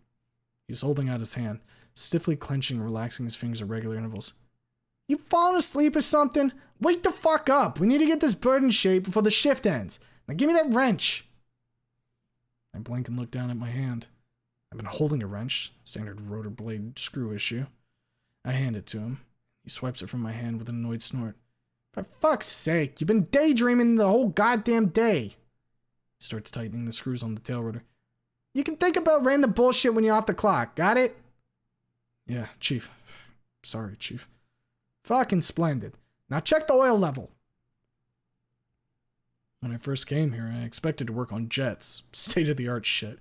While I had a few occasions to help with maintenance of those, the overwhelming majority of my time was occupied with maintenance of another random transport heli. I can't complain, since I regularly work on some turbine engine specimens, but still, I expected to be fixing up Hornets, not super stallions. Whatever, I'll get my time to shine soon. I finish up the crap I gotta do and go back to my supervisor, who buries me under a pile of checkups and small fixes. We fixed the engine yesterday, all that's left is finishing touches. I like this job. It's really engaging and not that hard once you get the hang of it, but sometimes it can be mind-numbing. Truly, a certain horror author was right. No new horror can be more terrible than the daily torture of commonplace. Despite my best efforts, my thoughts keep wandering. I stay silent, alert mostly, and try to do the best little helper in my supervisor's team, but under that shiny dome of mine, thoughts march on and on, columns of ants, rows of cars on an infinite highway. Basil. Can't stop thinking about him ever since my last run with him. Whip, point, bang. Thank fucking God he didn't show any attention to either of my friends or family. Not after that little episode. Trish didn't report any more run-ins with him, nor did Samantha or Reed. Good. No one needs to suffer. Well, except me, but I'm used to it. It's funny how much one can get used to. At 6 in the evening, my duty shift is over. As I enter the base's parking lot, someone grabs my shoulder. A strong grip. Stops me dead in my tracks. I look at the hand holding me. It's bright blue, slender but wiry. I recognize its owner before they even open their mouth. Hang on, wait a second. Colgate. Why do we even allow coasties in here? They have their own damn base. Why don't they stick to it? I turn with a scowl skillfully masked behind a polite, friendly mask. She's standing under the lamp, her arms crossed after she had let go of me. I have to say, Coast Guard uniform fits her, and that it makes her look like a total ass clown. Oh, hey Nick, I haven't seen you there. I nod curtly. What's up? My son told me that your daughter hit him in the playground. She leans forward, frowning and narrowing her eyes. Her voice is tense. Her grip on her arms tightens slightly. Can you please talk to her about that? I frowned slightly.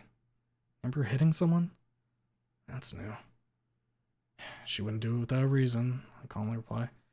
Are you sure he told you everything? She shrugs. He's been teasing her, that's all. You know how kids are.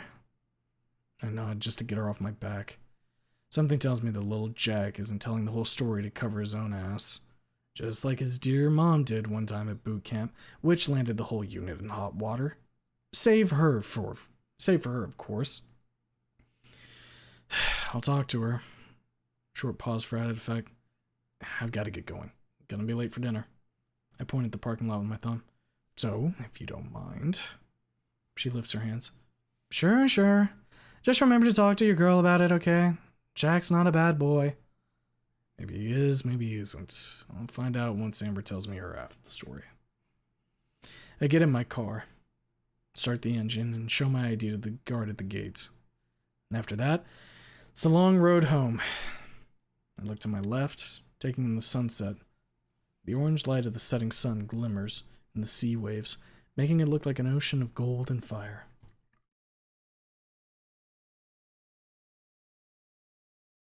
The road runs along the coast for the next 30 miles, snaking along the edges of the cliffs adorning this place off the shore. When you get to the topmost point, to the apex of the bend, the white cliffs reveal themselves in all their glory. They're tinged orange by the light of the setting sun. Seagulls circle far below, hunting for fish amongst the waves, crashing against the white rock. I can hear them from here, those waves. The walls of the cliffs are dotted with their nests, dark dots on white, like crumbs scattered across the tablecloth. I turn my thoughts away from the sights and direct them towards other matters, such as the housing loan I took out 2 months into my service. It was a lot of paperwork, but I'm sure that in the end it'll be worth it. My own house. Fuck me, that's so unreal. When I first came to the city, I thought I'd die all alone. Holed up in a shitty apartment in Skid Row, and here I am, 6 years later, thinking about the estate agency offers I've been browsing, planning what furniture to buy for my daughter's room, for my bedroom, for the bedroom of mine and the one that I love. They can't keep her holed up in the hospital forever. What about Basil, though? That one random thought turns my good mood into dust in a moment. What about Basil, indeed? He's been hanging out around Lucy's hospital since the trial, I bet. His one-man quest for revenge will find its conclusion, with me as a centerpiece one way or another. I shiver, recalling him finger-gunning me as I drove away after my visit to Lucy 2 weeks ago. For fuck's sake, I should have went to the police. They find him, question him, discourage him from whatever designs he has concerning me and Lucy, but no, had to convince myself that they won't do shit. I should go and talk to them now, tell them everything. They'll take care of him, maybe they'll get him locked up into an asylum, and that'll be that. And we're creeping around, and we're sneaking about and causing trouble. Itsy bitsy spider will be caught in his own web. With fresh resolve, I don't enter the highway. Rather, I turn towards the city and search in Snoogle Maps. I locate the closest cop house and head towards it. My visit there takes about an hour. I talk to the guy at the front desk, then to the officer currently on duty. He takes my statement, all of it, going back all the way to the day of the trial. Realizing who I am, he gives me a look of interest, which he quickly masks with an air of indifference. I tell him about everything. Basil's stalking, creeping around, about his excursions, asking around for me, and so on. He asks me about Samantha's address, the address of Trish's store, about the address of the Gonzalez. They will send someone over to collect statements and build up evidence. It'll take a couple days, and maybe a week. I'm assured by him that they'll contact me if they need anything, and they'll call me to identify Basil. Look at that. With the new chief, the police in this city changed for the better. Who knows? Maybe if Rip was still in charge, he not only would have made them do nothing about Basil, but he'd probably shove a gun in his hand and wish him good hunting. I leave the police station in much better spirits, and then head back home. It's getting dark, and clouds are slowly drifting in from over the sea. I turn on the radio after fiddling with the knob for a bit, and catch a news station. The former Volcadero Police Department's Commissioner, Ripley Aaron, father of Lucy Aaron, the perpetrator of Volcano High Massacre, which had occurred 6 years ago, stated in a conversation with our reporter that he still has a lot to say about the case. Sure he has. No doubt he'll try to start a shit-slinging campaign aimed at yours truly, because of course he will. I have no doubt in the 6 years he spent in prison did not soften his feelings toward me in the slightest. My view on it is quite the opposite. He despises me with a red-hot passion. Probably blames me for his downfall. I wasn't a good little witness.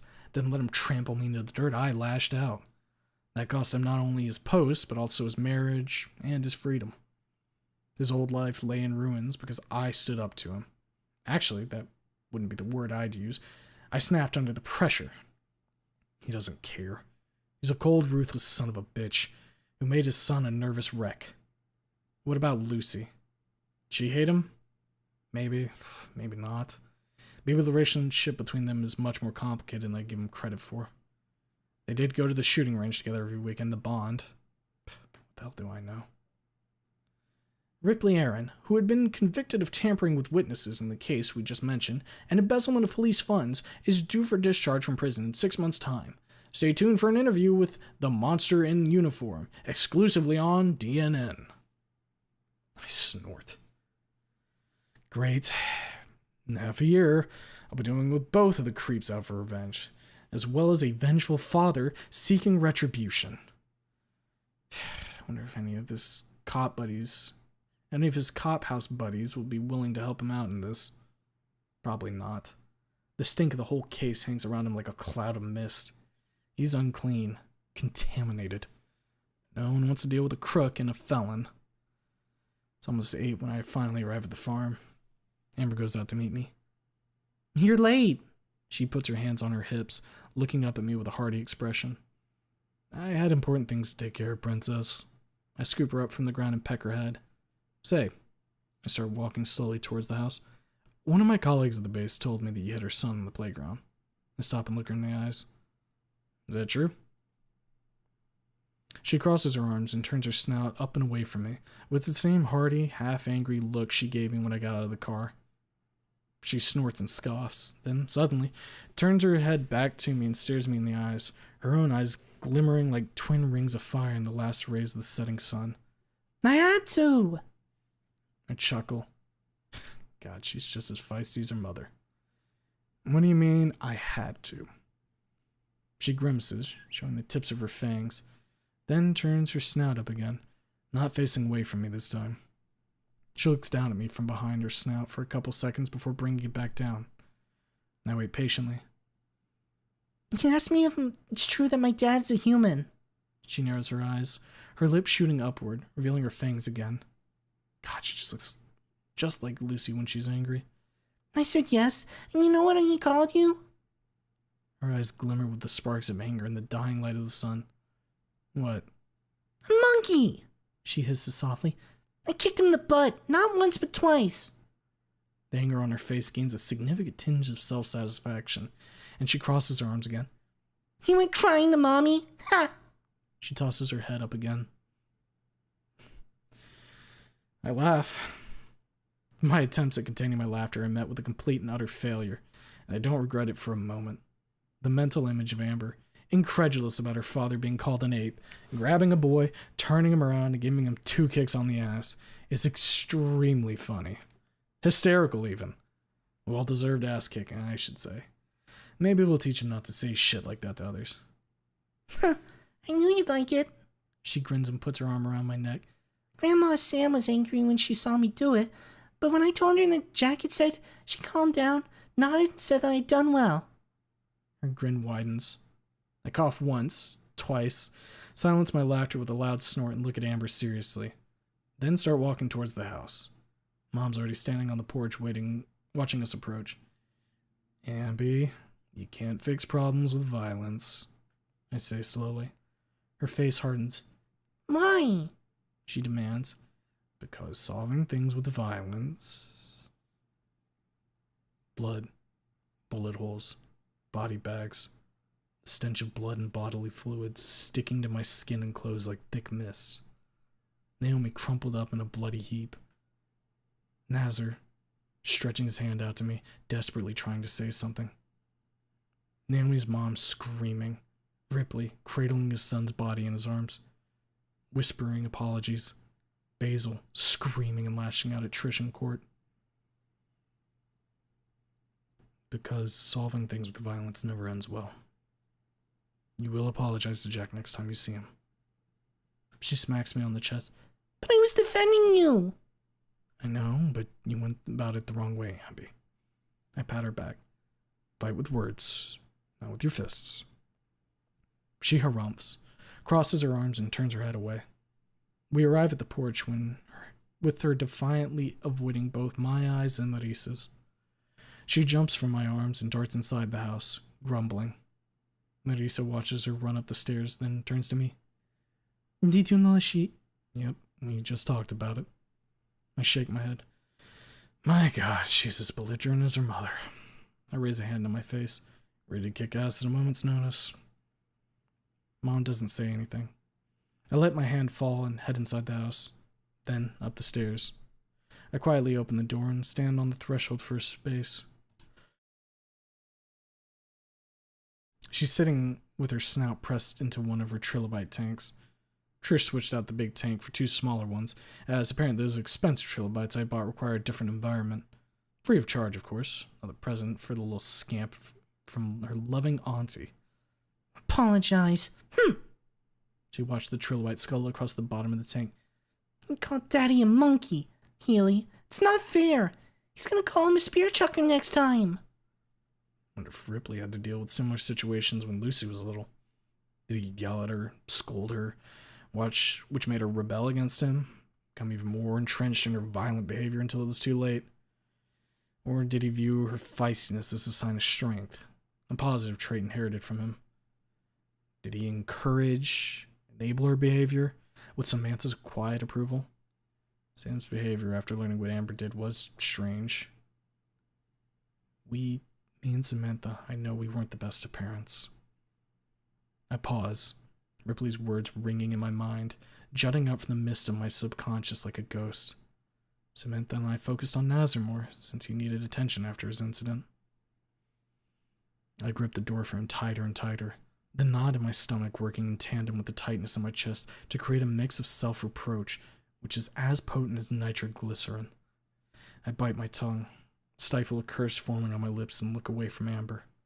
Ripley's tired face peering at me from my mind's eye. The face of a broken man. A broken father. Never really changed back to what was before.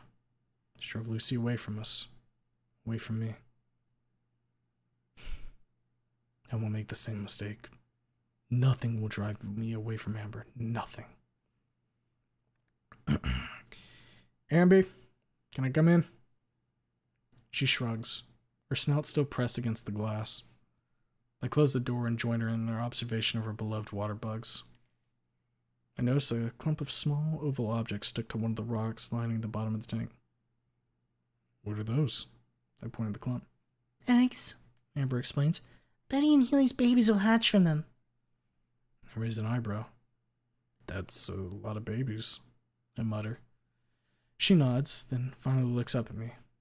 She's still tense, but no longer angry. Auntie Trish said that they lay over 100 eggs. She turns back to watching the trilobites. Not all of them will hatch, though. Maybe half, maybe less. She quickly taps on the glass 3 times. One of the trilobites stops and scuttles towards her. It stops in front of Amber's face, its antennae dancing like a pair of arms. A wave. A greeting. Salutations to the benevolent queen of their little kingdom. Did you teach him to do that? Mm-hmm. Amber grins up at me. Healy is very smart. She taps the glass 4 times. 2 times slowly, then 2 times quickly. Healy climbs up on the glass, then falls on his back and rolls up into a tiny ball. Then, uncurling and rolling back into the ball, he rolls back and forth 4 times, before a sharp unfurl mid-roll sends him flying. He wiggles his whole body, as well as his legs, which reorients him to upright. He floats to the bottom of the tank, wiggling his antennae for a second or 2 before scuttling away, like an artist leaving the stage. That's gotta be the smartest damn trilobite in the world. Yeah, he is. Amber chuckles. We watch Healy scuttle around the tank before he settles down by the rocks at the far end. His mate, Betty, emerges from between those rocks, wiggling her antennae in what looks like greeting, after which the two settle down and just sit there, not moving. I wonder what they're talking about. Amber ponders, her hands on the glass. Maybe about their babies. I smile, like Grandma Sam talks about hers when she visits with Grandpa Trent. She looks up at me. When are we going to visit Grandma again? Next Saturday. She smiles, nods, and turns back to the tank. We peer inside for a while. Amber, having grown bored with the trilobites after them not displaying any signs of activity, turns her attention to the other tank, in which the merry trio of trilobite stooges continues to chase one another around the tank. She laughs. Just like in the show, she exclaims. Here's onesies, here's twosies. Amby, can I talk to you for a moment? She turns her face up to me, smiling. Seeing my seriousness, her smile freezes, then slowly melts away into a solemn, determined expression, which quickly turns into one of slight annoyance. She turns from the tank and towards me, crossing her arms with a slight frown. I step away and move to her bed, sit down and pat a spot next to me. Amby, come. She grumbles, and with her arms still crossed, she waddles over to the bed and sits next to me. I put my hand on her shoulder, which elicits no reaction. Look, Amby, what you did to Jack was wrong. You said that before. She turns her snout up and away from me. She must have learned it from Stella. She's the only one I know who does that. Amby, please look at me. She grumbles again, but turns back towards me. There's fire in her eyes. Amber sparks of irritation like the ones I saw in Lucy's eyes. In Samantha's eyes. Runs in the family, I think. Feistiness, belligerence, positive traits if you don't let them develop too much. You absolute fucking tool. Pause for a second. The memory of the prom night, when Lucy demolished my apartment, jumps out from the well of memories like a jack-in-the-box. The same sparks, the same anger, the same unchecked rage. Samantha and I focused on Nazar more since he needed the attention after his incident. We never really changed back to what was before. This drove Lucy away from us. Away from me. With Ripley's words ringing in my mind, I put on a stern face. Jack is stupid. She scoffs. Jack is just a kid, like you. Well, he called you a monkey. She argues. The old Trish would approve of those methods, I'm sure. Back when she was still a piece of shit, she no doubt nurtured the antisocial tendencies in Lucy. Another piece of her grand plan to have her all for herself. Well, thanks to drugs, Reed was nothing but a passive observer. There's no reason to hit him, Amber. Why? Because violence is not the answer. She rolls her eyes. How do you know? I stare at the floor, struck with remembrance. Blood, bullet holes, body packs. The smell of blood and bodily fluids sticking to me like a thick mist. I saw where violence leads to, Amber. I squeeze her shoulder with a sad smile. Naomi, her eye a meaty crater, blood trickling down her cheek like tears. Nazar, blood dribbling from his mouth in thin streams. They peer out from the void, looking at me. A pair of faces, a pair of people caught up in the storm. A pair of ghosts. What I mean is... I pause. What do I mean? What lesson do I want to impart on her ear? Amber's looking up at me, her hands folded on her skirt. She's waiting for me to continue.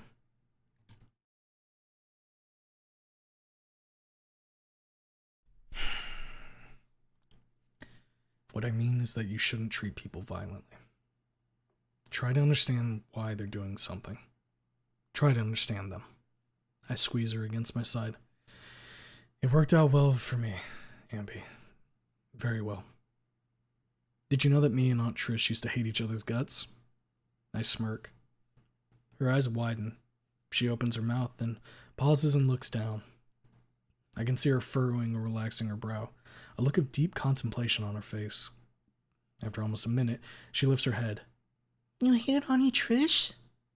I nod and ruffle her hair. Yep. Call her names. She called me names. Then, laughter dies on my lips.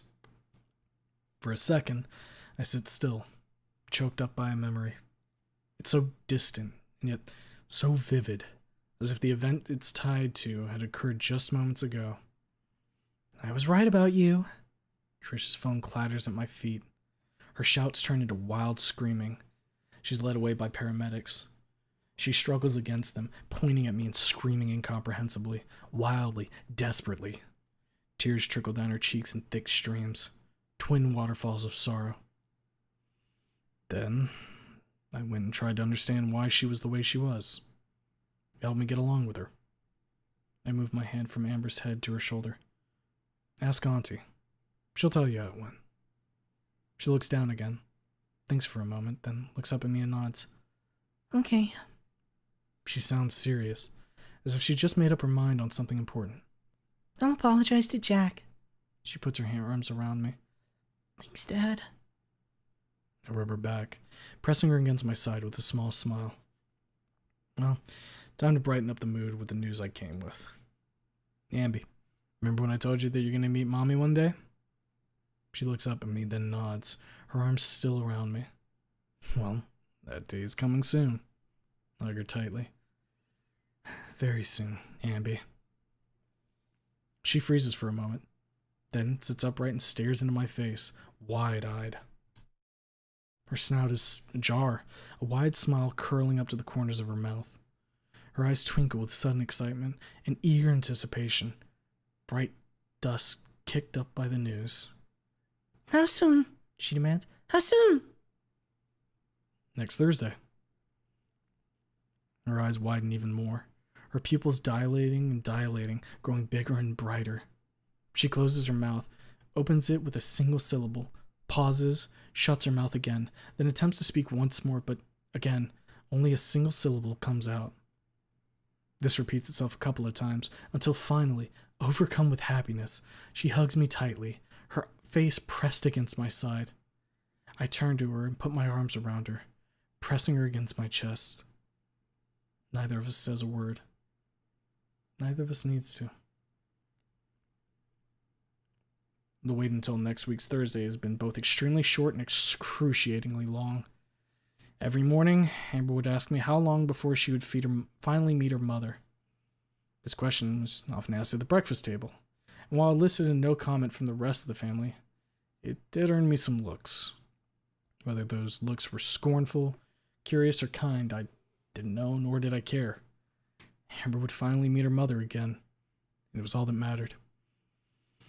Afterwards, the focus always shifted rather quickly toward Rose's and Reed's wedding, something affected either by Marisa or Rosa herself. I smirked as I ate and listened to Mom, Grandma, my sister from another mother discuss wedding dresses, church decorations, what suit Reed should wear, what suit I should wear, what dress Amber should wear, and many other things. Rosa looked so happy, so excited. I've never seen her like this in the past. She was positively glowing. Throughout the couple days which separated us from the fateful day of that monumentous meeting, Basil didn't crop up again. Not even after I went to the hospital to inquire about the formalities. Maybe he sensed the mood and he had enough sense in that disturbed mind of his to not disturb it. How very considerate of him. Lucy called me every day leading up to our meeting. She sounded happy, excited, impatient. It's been way too long since I've heard her talking so quickly, so excitedly, and yet, at the same time, so calmly. She and Amber talked. They talked a lot. The little girl was so very excited.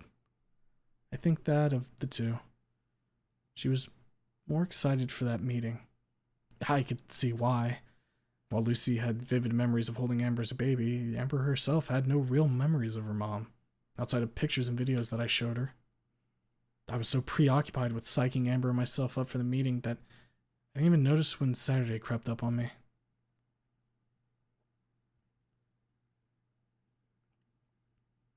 So, she's finally gonna meet Lucy. I nod, sipping the tea. Amber's laughter seeps in from the garden through the open window, accompanied by heavy steps of a saber-toothed miniature, frolicking along with my little princess amongst the flower patches. She's very excited about it, I say, looking Samantha in the eyes. She returns my look with a hard, set face, her fist resting on the table next to her steaming cup. She works her fingers for a while, clenching and relaxing her hand at slow, regular intervals. I can hear light scraping when her claws rub against the wood. Our duel of wills goes for a little while, ends with her yielding. She turns her head aside, towards the door to the dining room. The table is set for 4, the lunch waiting to be served. She studies the table for a moment before turning back to me with a soft, sad smile. If I were you, I'd oppose this meeting with all my might. She rubs the tip of her snout with a grimace. But She trails off and doesn't continue for a while. I sit and drink my tea, waiting for her to continue speaking. With how tense and weary she is, it's obvious that she has a lot to say about what I'm about to do. Well, you know best what to do. The sad smile returns to her face. That intuition of yours hadn't failed you yet. She reaches out, softly pats my cheek, then grabs her cup and gets up. She goes over to the dining room. I follow her there and find her standing in the doorway to the living room, where Trent is sleeping on the floor with a baby Taro girl and a baby Taro boy sleeping next to him in a thick blanket. Twins. It's funny how life can turn out sometimes. The news came as quite a shock to me when Samantha told me before I left for boot camp, and to be honest, keeping it to myself like she asked me was no easy task. I managed it, though. Managed it so well that I was able to fool Rose into believing that I was unaware when she called me a couple months later.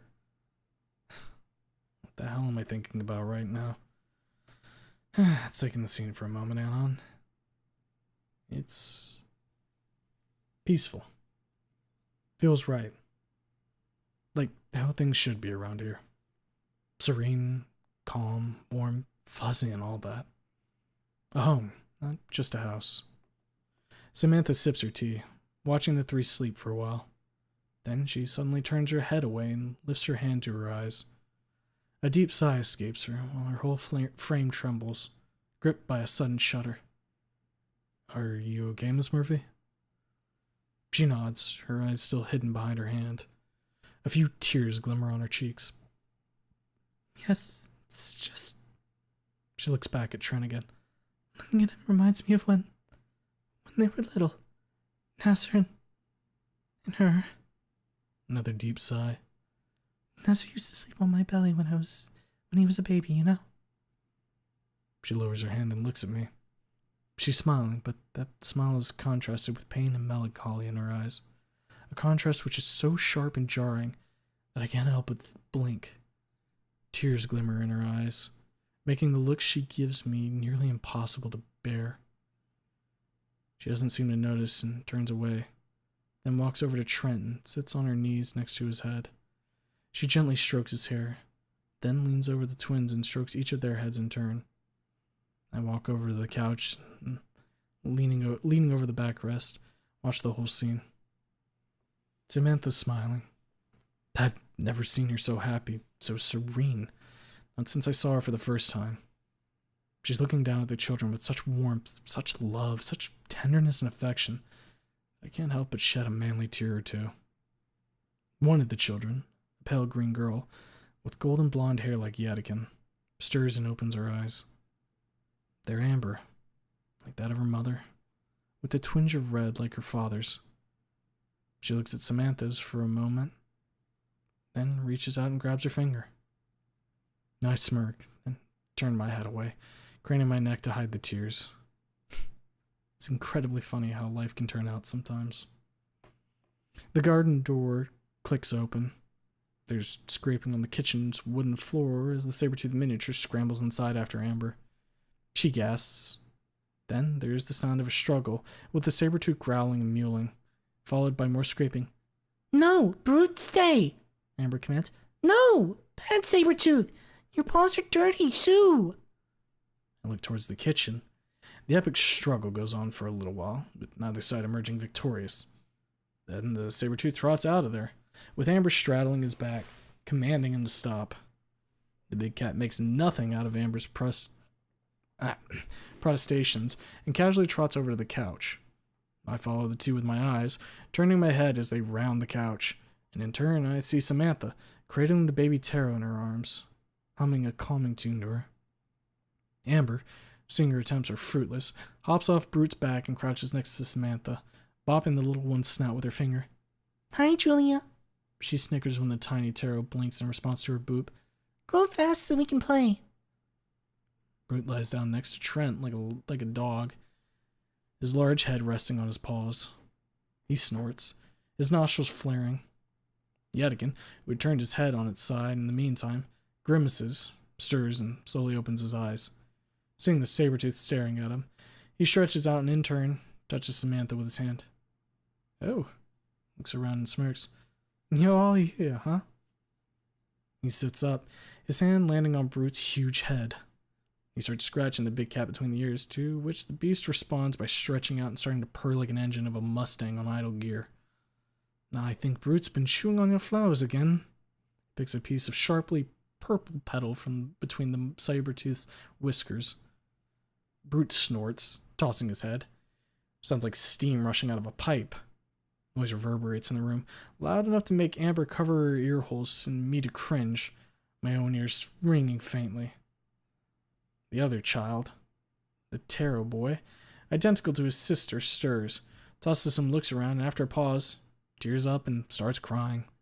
Samantha glares at the source of the baby's distress, but the domesticated killing machine makes nothing of it, having already curled up for a nap. Trent sighs, rubbing his eyes. God damn it, Brute. Trent glares at the Smilodon. You woke him up. Points towards the kitchen. Get out. Out. Come on. Claps his hands. The saber-tooth flicks his ears and lifts his head. After some more clapping and orders from Trent, the big cat rises to his feet with a slowness that seems very deliberate and, with his stubby tail set high, leaves the room. Trent, meanwhile, gently picks up his son and starts slowly rocking him in his arms, humming a slow, calm tune while looking at the crying baby with a sort of calm patience. There, Erwin, there. Fits him really well, that look. Expression of a father who deeply loves his child. I offer my help in calming Erwin down, having picked up a thing or two under the combined guidance of Marisa, Sophia, and Rosa, but my offer is politely, albeit firmly, rejected. Samantha skillfully divides her attention between the two babies in a display of parenting skills I hadn't expected to see from her. With her and Amber's forces combined, Erwin quickly calms down and falls asleep. Kids, huh? You were just as noisy as him, I say to Amber. She shakes her head, pounding. La abuela dice lo contrario. She sticks her tongue out and gets up. She runs to the kitchen. Soon, the door of the garden clicks open, and she and Brute continue their frolicking amongst the greenery. Trent and Samantha, meanwhile, take the babies upstairs. I sit down on the couch, where they find me a few minutes later, after they return. So, Amber will finally be meeting with her mother. Yetikin sits beside me. Samantha sits down next to him. I nod. Yeah. I smile. They're both super excited about it, you know? I lift my hand to my face and rub my eyes with my fingers, murmuring, to be perfectly honest, I'm not sure which one is happier. Samantha murmurs something. I lower my hand. She's turned her head away and is now shielding her eyes, very still and slightly hunched over. Trent very quickly notices a sudden shift in her mood. He turns to her and puts his arm around her shoulders. She leans towards him. They mutter between themselves for a minute. Then he touches her snout with his. They both turn back to me, with Samantha looking at me with a slight degree of reluctance. Despite what she may say, she's obviously opposed to the whole idea, for obvious reasons. I don't blame her. Better change the subject.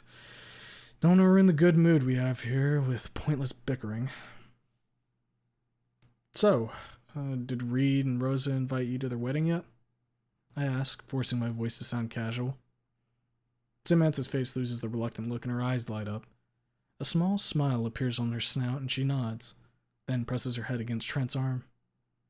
Bingo. Oh, yes, they did. She looks up at Yatikin. Trent's been planning a little photo session for them. Trent nods with a grin and sudden gleam in his eye.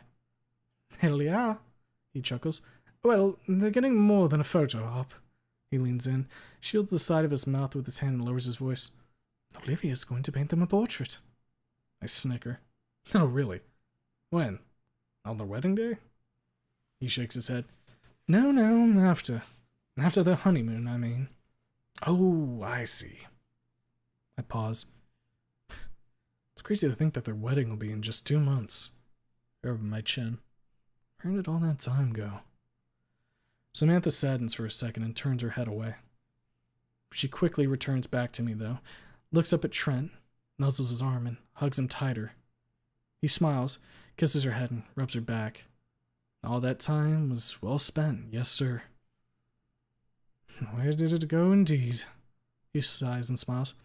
Anyway, what suit are you going to wear for the wedding? You've got to look dapper. You're the best man, after all.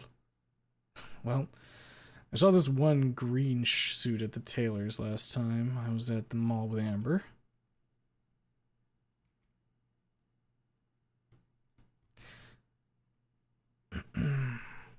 It's you, Mr. Mouse. Sit down, please, and nurse will be with you shortly. Amber gives me a curious look as we go and sit down opposite the reception desk. When she asked me what it was about, I explained to her that the nurses here know me very well, and by extension, they know who I'm here to see. She nods in acknowledgement, looks around, swaying her legs from the edge of the seat. Her eyes dart from the reception desk to the front door, to the clock behind the nurse at the reception, to each corridor leading from the reception. She's shifting in her seat and turning her head from left to right, eyes wide open and curious. Each nurse that comes in is met with an earnest and curious look from her, and each is led away with a look of utter disappointment. She's been acting like this since morning. Anxious, curious, happy, but also impatient. She nearly jumped inside the car when I was picking her up from school and immediately demanded to be driven to the hospital to see Mommy now. As we were driving there, she kept asking, "Are we there yet?" every 5 minutes. Tugging at my sleeve brings me back to here and now. Dad, look! It's Mr. Millhouse! Amber's pointing towards the far end of the row of the seats. I turned my head, and sure enough, Millhouse is sitting there with his phone at his ear hole. He's nodding and saying something I can't hear, both due to the distance between us as well as how low his voice is. He's smiling, though, so I'm guessing that he's talking to Stacy. He hasn't changed much over the past couple years. Still has the same quiet, melancholic sort of air about him. Can I go talk to him, Dad? Amber tugs at my sleeve. I want to tell him about me and Mommy meeting. She adds excitedly. Amber, he's on the phone. He's talking on the phone. No seas grosero. I pat her on the shoulder. As if to answer me, Millhouse hangs up and puts his phone away. He notices us, and to my surprise, he doesn't look at all surprised himself at the sight of Amber. He responds to her wave with a wave of his own, then gets up and slowly approaches us. That scar. God. I'll never get used to how it stretches when he's smiling. Hey there, Anon. He extends his hand. I get up. We shake hands. I sit down. He puts his hands back in his pockets and looks down at Amber, who in turn is staring up at him, wiggling excitedly. What's up, Amber? He nods at her. She doesn't look at all bothered by his scar. She's grinning. I want to see Mommy today, she exclaims. The nurse at the desk shoots us a short, albeit sharp glare. Amber, don't shout, please, I ask her. People here need peace and quiet. Millhouse chuckles. She's excited, isn't she? You should have seen her on the way here, I say. Oh, Stacy and Nellie. Nellie's the name of their kid.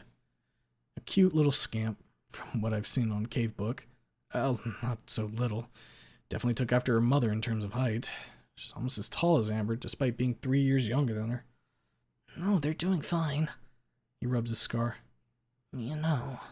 He lowers his voice and gives me a meaningful look. The anniversary's next week.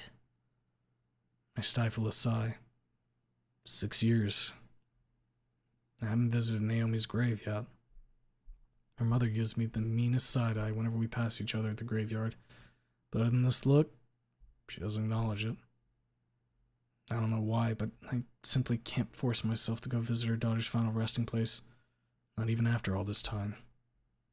Laying my eyes upon Nazar's headstone is enough to bring me to tears each and every single time. Looking at Naomi's with the knowledge of how she died, I fear to imagine what I'd do. Probably have a mental breakdown. Better not show my trepidation. Don't want to ruin Amber's mood. You're not particularly surprised to hear about Amber singing, Lucy, I say to Milhouse. No, that's all she's talked about lately, he explains. I gotta say, I was super surprised at first, he admits, but the novelty wore off after a while, you know? Mr. Mouse? I turn towards the nurse. She's beckoning at me to follow her. Amber's the first to heed the call. She pushes herself off the chair and tugs at my hand. I get up, give a curt nod to Milhouse, and follow the nurse, holding Amber by the hand. We go down the familiar white corridor, which makes my princess a bit anxious. She scoots closer to me, looking around with a cautious curiosity. Her grip on my hand tightens a tad. Amby, it's all right, I mutter to her. This place looks spooky, she mutters in reply. Yeah, kind of, but you'll get used to it after a couple times. Finally, as we arrive at the familiar door, I find myself exceedingly calm. It's odd. I should be happy, ecstatic even. I should be singing for joy.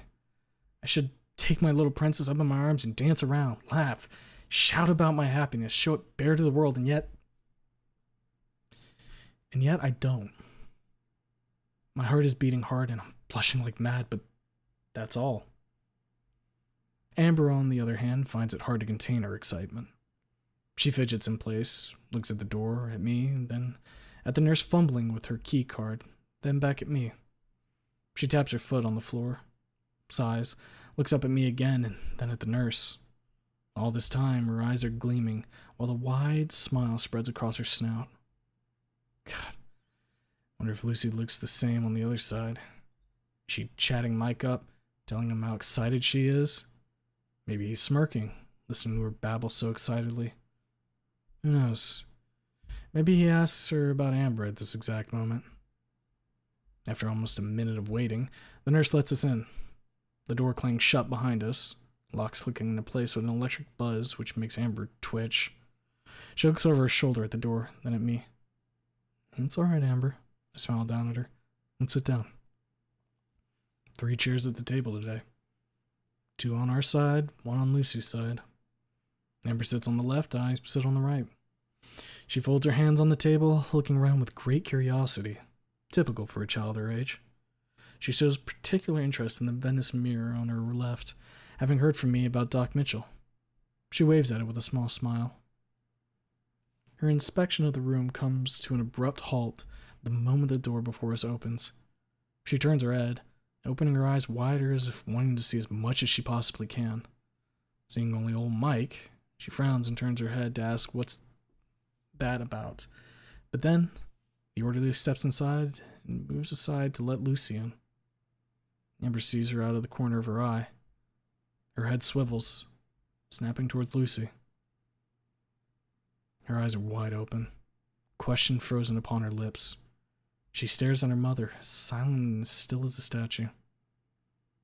Then, after a moment or two, a slight blush appears on her cheeks, which quickly grows. Accompanying that blush, a smile sprouts up, growing alongside with the redness of my princess's cheeks. They grow in tandem, Amber's face turning more and more pink, while her smile grows wider and wider, until finally, she gets up from her chair and with a half laugh, half cry, she pushes the chair back and runs up to Lucy.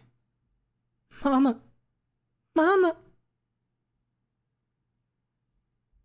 Lucy's been standing at the threshold the entire time, staring at Amber with wide open, bright, teary eyes and a face-splitting smile. Hearing Amber calling to her, she lets out a deep, stifled sigh and steps into the room. She drops onto one knee and spreads her arms. Amber runs into her embrace, and with such force that Lucy sways backwards a little. It doesn't matter. She closes Amber in a tight, close embrace and just holds her, her eyes shut, tears dribbling down her face. After a moment of holding Amber, She puts her wings around her as well, which her little princess welcomes with a snicker and a contented sigh. In the silence, I hear Lucy, her voice barely above a whisper. Amber, oh God, Mommy missed you so much. I missed you too, Amber exclaims. I kept asking Daddy if we were going to see you, and he kept saying later, and I couldn't wait, and now we're here. I felt as I watched the two reunite,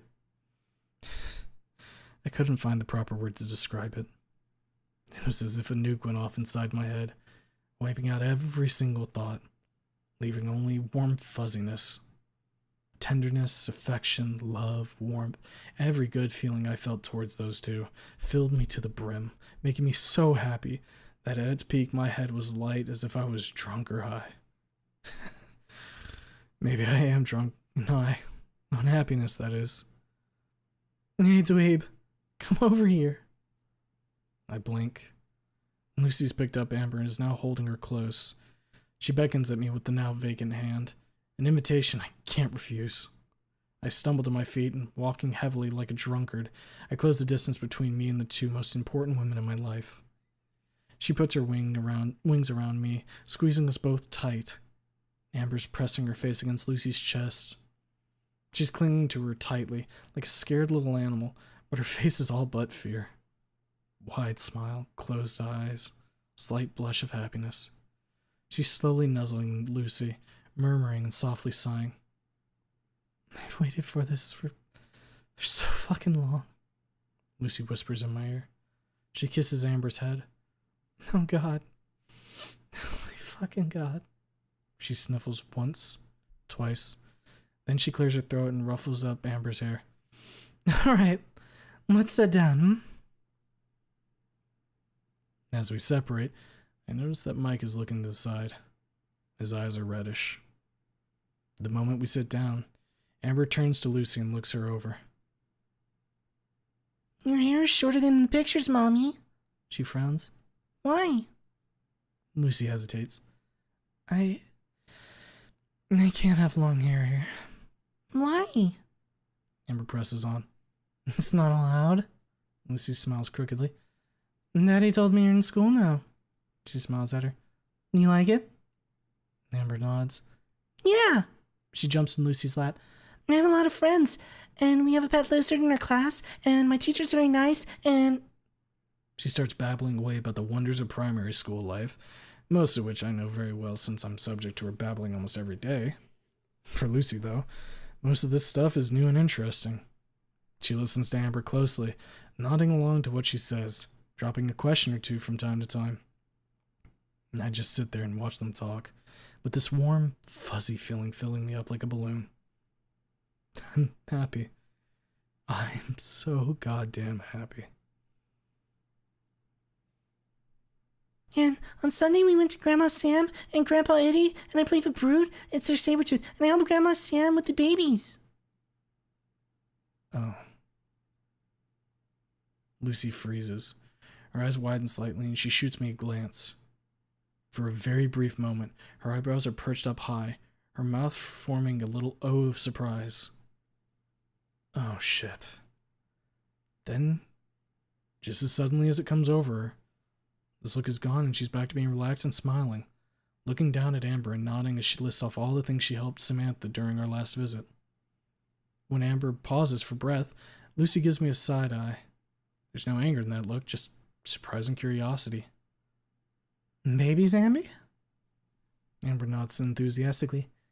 Yes, Grandma Sam and Grandpa Eddie have babies, She babbles on. Julie and Erwin. They're twins, you know. She looks up at Lucy eagerly. Lucy nods and then pauses to think. She glances at me, tilting her head a little, lifting one hand as if asking, "Why didn't you tell me?" Amber sees it and turns at me in turn. They both watch me for an uncomfortably long moment before suddenly, Amber erupts. Daddy, you have photos. Oh. God damn it, Amber. Oh, yeah, I do. Lucy nods at me. I'll show him. Yeah, show. Wonder if Amber realizes that Julie and Erwin are Lucy's siblings. Probably not. Wonder if she'll start calling them uncle and aunt anytime soon. God damn it, stop staring at me, you two. I unblocked the phone and opened the photo album. Scroll down a bit, then tap one of the pictures. It's a picture of Samantha at her house, sitting on the couch and holding both babies in her arms. She's looking at the camera with a wide, happy smile. I hand the phone to Lucy. She takes it with a slightly trembling hand and then just sits there, staring at the photo. Her eyes wide open, her brows climbing almost up to her forehead, the same O of surprise as before, all come together to form a look of complete and utter bewilderment. Amber leans in and points at the photo. This is Julia, and this is Erwin, She explains very matter-of-factly. Mommy, Daddy told me that Grandma Sam is your mom. Is that true? Lucy just nods. She swipes left to the next photo. If I'm not mistaken, this one is of Samantha and Yadikin in the garden, sitting on a blanket while their kids crawl around. If so, and Julia and Erwin are your siblings. Another nod. Swipe, swipe, swipe. She doesn't even look mad, shocked, or betrayed. She's surprised, very much so. I've never, ever seen someone's eyes widen as much as hers as she goes through the whole gallery of photos of Samantha, Yadikin, and their kids, with Amber providing ample commentary. Daddy didn't tell you? No. Amber glares at me. Why? And look away. That's a very good question. I've known about it for almost 2 years, and yet I didn't breathe a word about it. Kind of reminds me of one tiny incident where I made the same mistake. This time I hope the consequences won't be as dire. Screw it. Honesty is the best policy.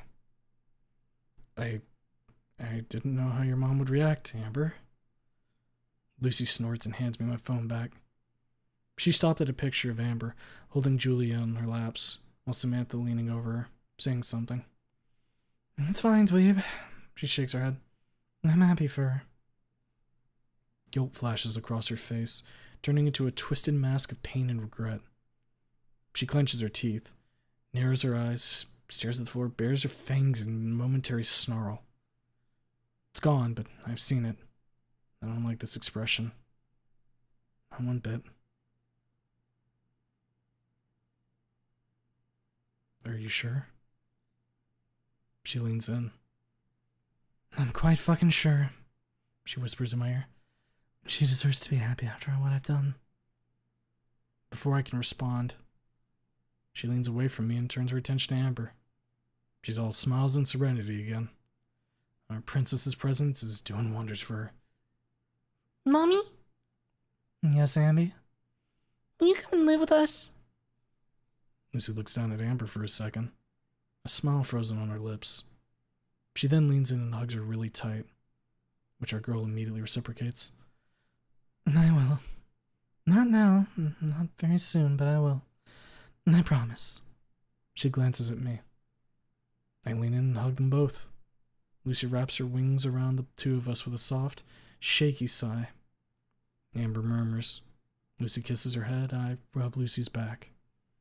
We sit like this, shut off from the outside world, just the three of us together. The family. The moment passes. We separate. Lucy's eyes are wet, and so are mine. Lucy. Mike sounds very reluctant. Time's up. We gotta go. Lucy nods, sighs, and gently grabs Amber's arms, still closed around her waist. Our daughter doesn't want to let go of her mom, with every attempt at prying her off making her grip even tighter. Gradually, though, with many whispers and pleas from Lucy, Amber's hold on her relaxes, and finally she slowly lets go. Do we really have to go? She looks up at me with tears in her eyes. Yes. I'm sorry, Amby. She whips her head around to her mother. Go visit you again, Mommy. She squeezes her in a quick, tight hug. Lucy returns the hug with a smile. I hope you come soon. She pats her on the head. This place gets awfully boring sometimes. Amber lets go of Lucy and hops off her laps. She watches me and Lucy hug. I love you. I love you too, Nom. She presses her forehead against mine. Thanks for bringing her today. Anytime, I smirk. Stay safe, alright? She nods. We separate. As she walks towards the door with Mike, she keeps looking at us over her shoulder. Amber returns her glances, rubbing her eyes with her fist. She clings to my hand, sniffing softly. Bye, Mommy. Lucy smiles. Bye, Abby. See you soon, darling. Cling. Bzz. We're alone again. Amber buries her face on my side, standing completely still until the nurse comes to escort us out. As we make our way back to the outside world, I notice that Amber's unusually ponderous, very similar to how she acts after she comes home from the church. With a thoughtful look on her face and her head inclined a bit, she looks much older than she actually is. This impression is fleeting, though. Right before we enter the lobby, she lifts her head and looks at me with a bright, beaming smile. When are we coming again? I smile and reach down to ruffle her hair. She shakes her head with a giggle and leans away from me. Did you like the visit? She gives a slow nod. Yeah, I want to meet Mommy again soon, Daddy. She squeezes my hand. We'll see what her doctor says, okay? Another nod. We walk out of the hospital into a warm, sunny afternoon. What do you say we get some ice cream? She perks up. Yes! The remainder of the afternoon and a couple days that followed went by swiftly. Not even a week later, when I was at home, perusing the offers of the local real estate agencies, my phone started buzzing. Picking it up, I noted that the caller was none other than Doc Mitchell, Esquire. We exchanged pleasantries, and right after, he started talking at length how Lucy's state had improved after the meeting. I've rarely seen such an upturn of mood in any of my patients, he told me. Miss Hildegard has reviewed both the footage of the meeting and my notes pertaining to it, and I'm happy to inform you, Mr. Mouse, that she sees no objections in allowing for the further contact between Lucy and Amber. My mouth curls up in a wide smile. I expected nothing less. What would you say to make Amber's visits to Lucy a regular occurrence? Doc Mitchell proposes. We go a step higher from just phone calls. Lucy gets to see her daughter, Amber gets to see her mother, and Lucy's state improves. Everyone's happy. Yeah, including you, Doc. So make for one hell of a case study when she's discharged. Sure. So I'll bring her with me on Sunday next week, right? Exactly. Have a pleasant day, Mr. Mouse. Bye, Doc. Well, things are looking up. And I may have just found the right house for the three of us. Not too big, not too small. 1 story high, but that's more than enough for us. Big backyard, perfect for Amber, a garage for my car, and a line of trees to keep out the nosy neighbors. Perfect. I dial the number of the house flipper. Oakbine Real Estates. How can I help you? Hello, is the house on Heathcliff Street 5579 in Volcadero still up for sale? I went to inspect the house early in June. I'd been thinking about Nazar and Naomi since the anniversary, as was the case with me every year. It always took a couple of weeks for me to get out of the mental funk I plunged into around that time, and seeing the house for myself was a perfect opportunity to redirect my train of thought off that particular track. It wasn't the first such escapade of mine. I went and inspected a few houses before that one, and each time I found some fault with the property which made me rethink buying into it. It either was faulty wiring in the walls, overall dilapidation not accounted for in either the photos or the offer description, or just a shitty neighborhood the particular property was located in. This one house, on Heathcliff Street 5579, was exactly as described. It was in decent enough shape. The yard was neither dirty nor cluttered. The neighborhood was peaceful and quiet. Being a cautious little bastard, I went on the offensive against the house flipper, asking him all sorts of nitpicky questions. If there were any repairs needed, if there were any problems with the plumbing in the past, if there were rats in the basement, and other such things. He answered all my questions to my complete satisfaction, after which we arranged for another meeting next month to take care of the formalities. The whole process of house acquisition was quickly pushed to the back of my mind, however, as the big day of Rose's wedding, was fast approaching. I found myself swept up by a whirlwind of preparations, helping around the house, yard, and running errands whenever I wasn't on duty. It was quite exhausting, actually. One point of contention between the Cards and the Cazalas was where the party should take place. For a time, there was an impasse. with neither Linda nor Marisa willing to give the other the honor of hosting such a monumentous occasion. There was a lot of arguing, some crying, accusations, a whole drama too ridiculous to really worth going in any depths for. After 2 weeks of constant back and forth, both ladies finally relented, convinced by Scott's arguments that a middle ground, in the form of a third-party venue, in this case a hotel, would be the best solution. I had very little time for myself, and I'd been so occupied with the wedding that even when Basil did pop up in my head, he was quickly swept by the other, more immediate matters. He became a shadowy figure, masked by the noise, hustle and the bustle. No matter how hectic things got, however, I never missed a single day of my visits to Lucy. Doc Mitchell was right. From the day I began bringing Amber along, her mood skyrocketed, greatly surpassing even her best back in high school. Doc Mitchell kept saying that we should, and would have done it much sooner if not for Miss Hildegard's refusal to back up the proposal. Basil hadn't appeared since I reported to the cops. Maybe he decided to lay low or straight up leave us the fuck alone. Who knows? Who cares? All that mattered was that he wasn't there. Maybe he was locked up in the loony bin already. Seeing how unhinged he'd become, that wouldn't surprise me. Finally, in the middle of June, the big day had arrived. I woke up at dawn. Already there were sounds of activity around the house. Footsteps, voices, doors closing and shutting. The voices rose sharply from time to time in an argument or banter between Rosa and Marisa or Sophia. I listened to them and smirked to myself. It's crazy to think about where I was 6 years ago compared to now. I'm gonna be the best man at my stepsister's and my best friend's wedding, with my daughter being one of the bridesmaids. Funny how life turns out sometimes. I sit up, stretch and get up, and scratching my ass, leave the room to take a shower. 15 minutes later, I get out of the bathroom and, chased by Marisa's relentless nagging, I hurry back into my room to put on my suit.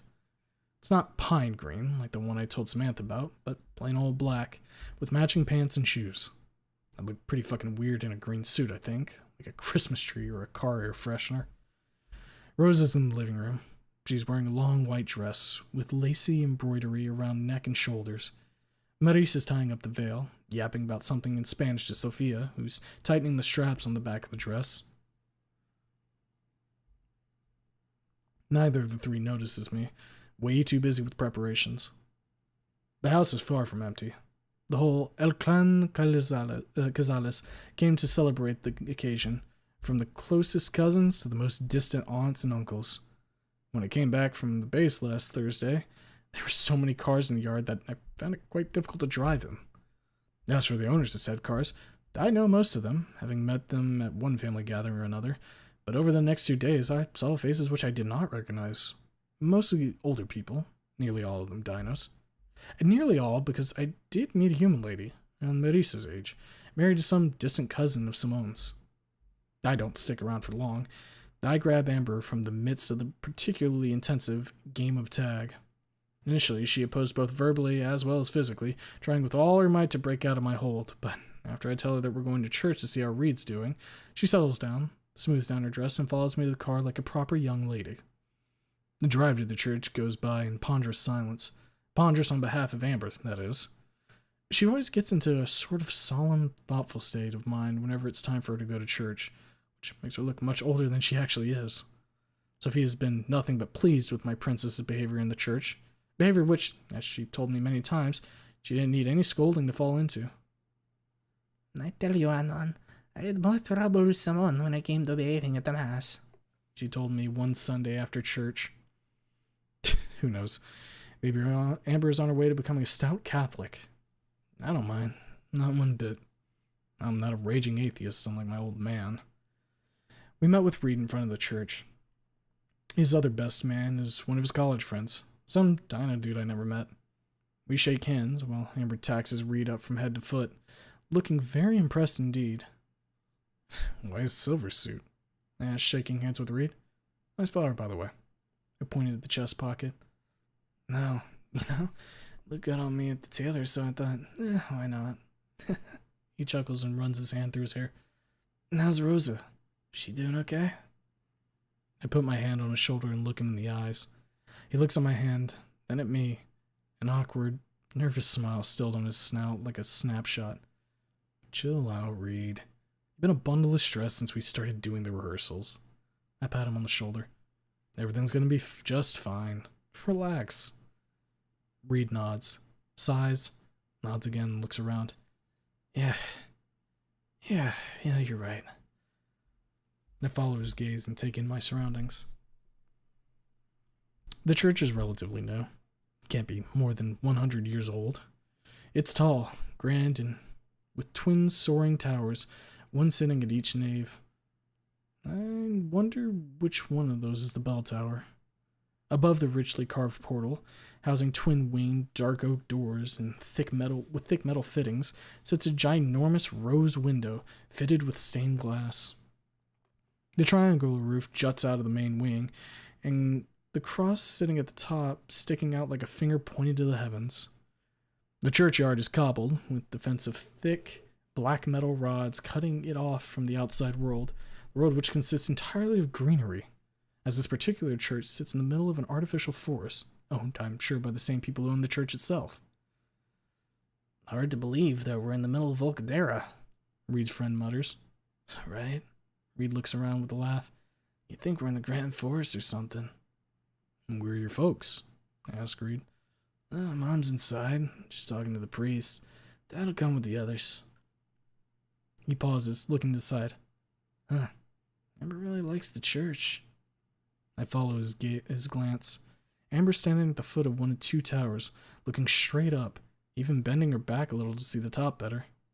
With her hands folded together and deep awe painted on her face, she gives off an air of deep piety as well as reverence. Can you blame her? Reed's friend says. It's a fine piece of architecture, even if a bit on the kitschy side. Reed turns and claps him on the shoulder. Look out, folks. Thomas Atkins, Mr. Hyman Architecture Mayor, is speaking. Thomas grins. I design buildings. You make sure they don't fall apart. Never was a better team.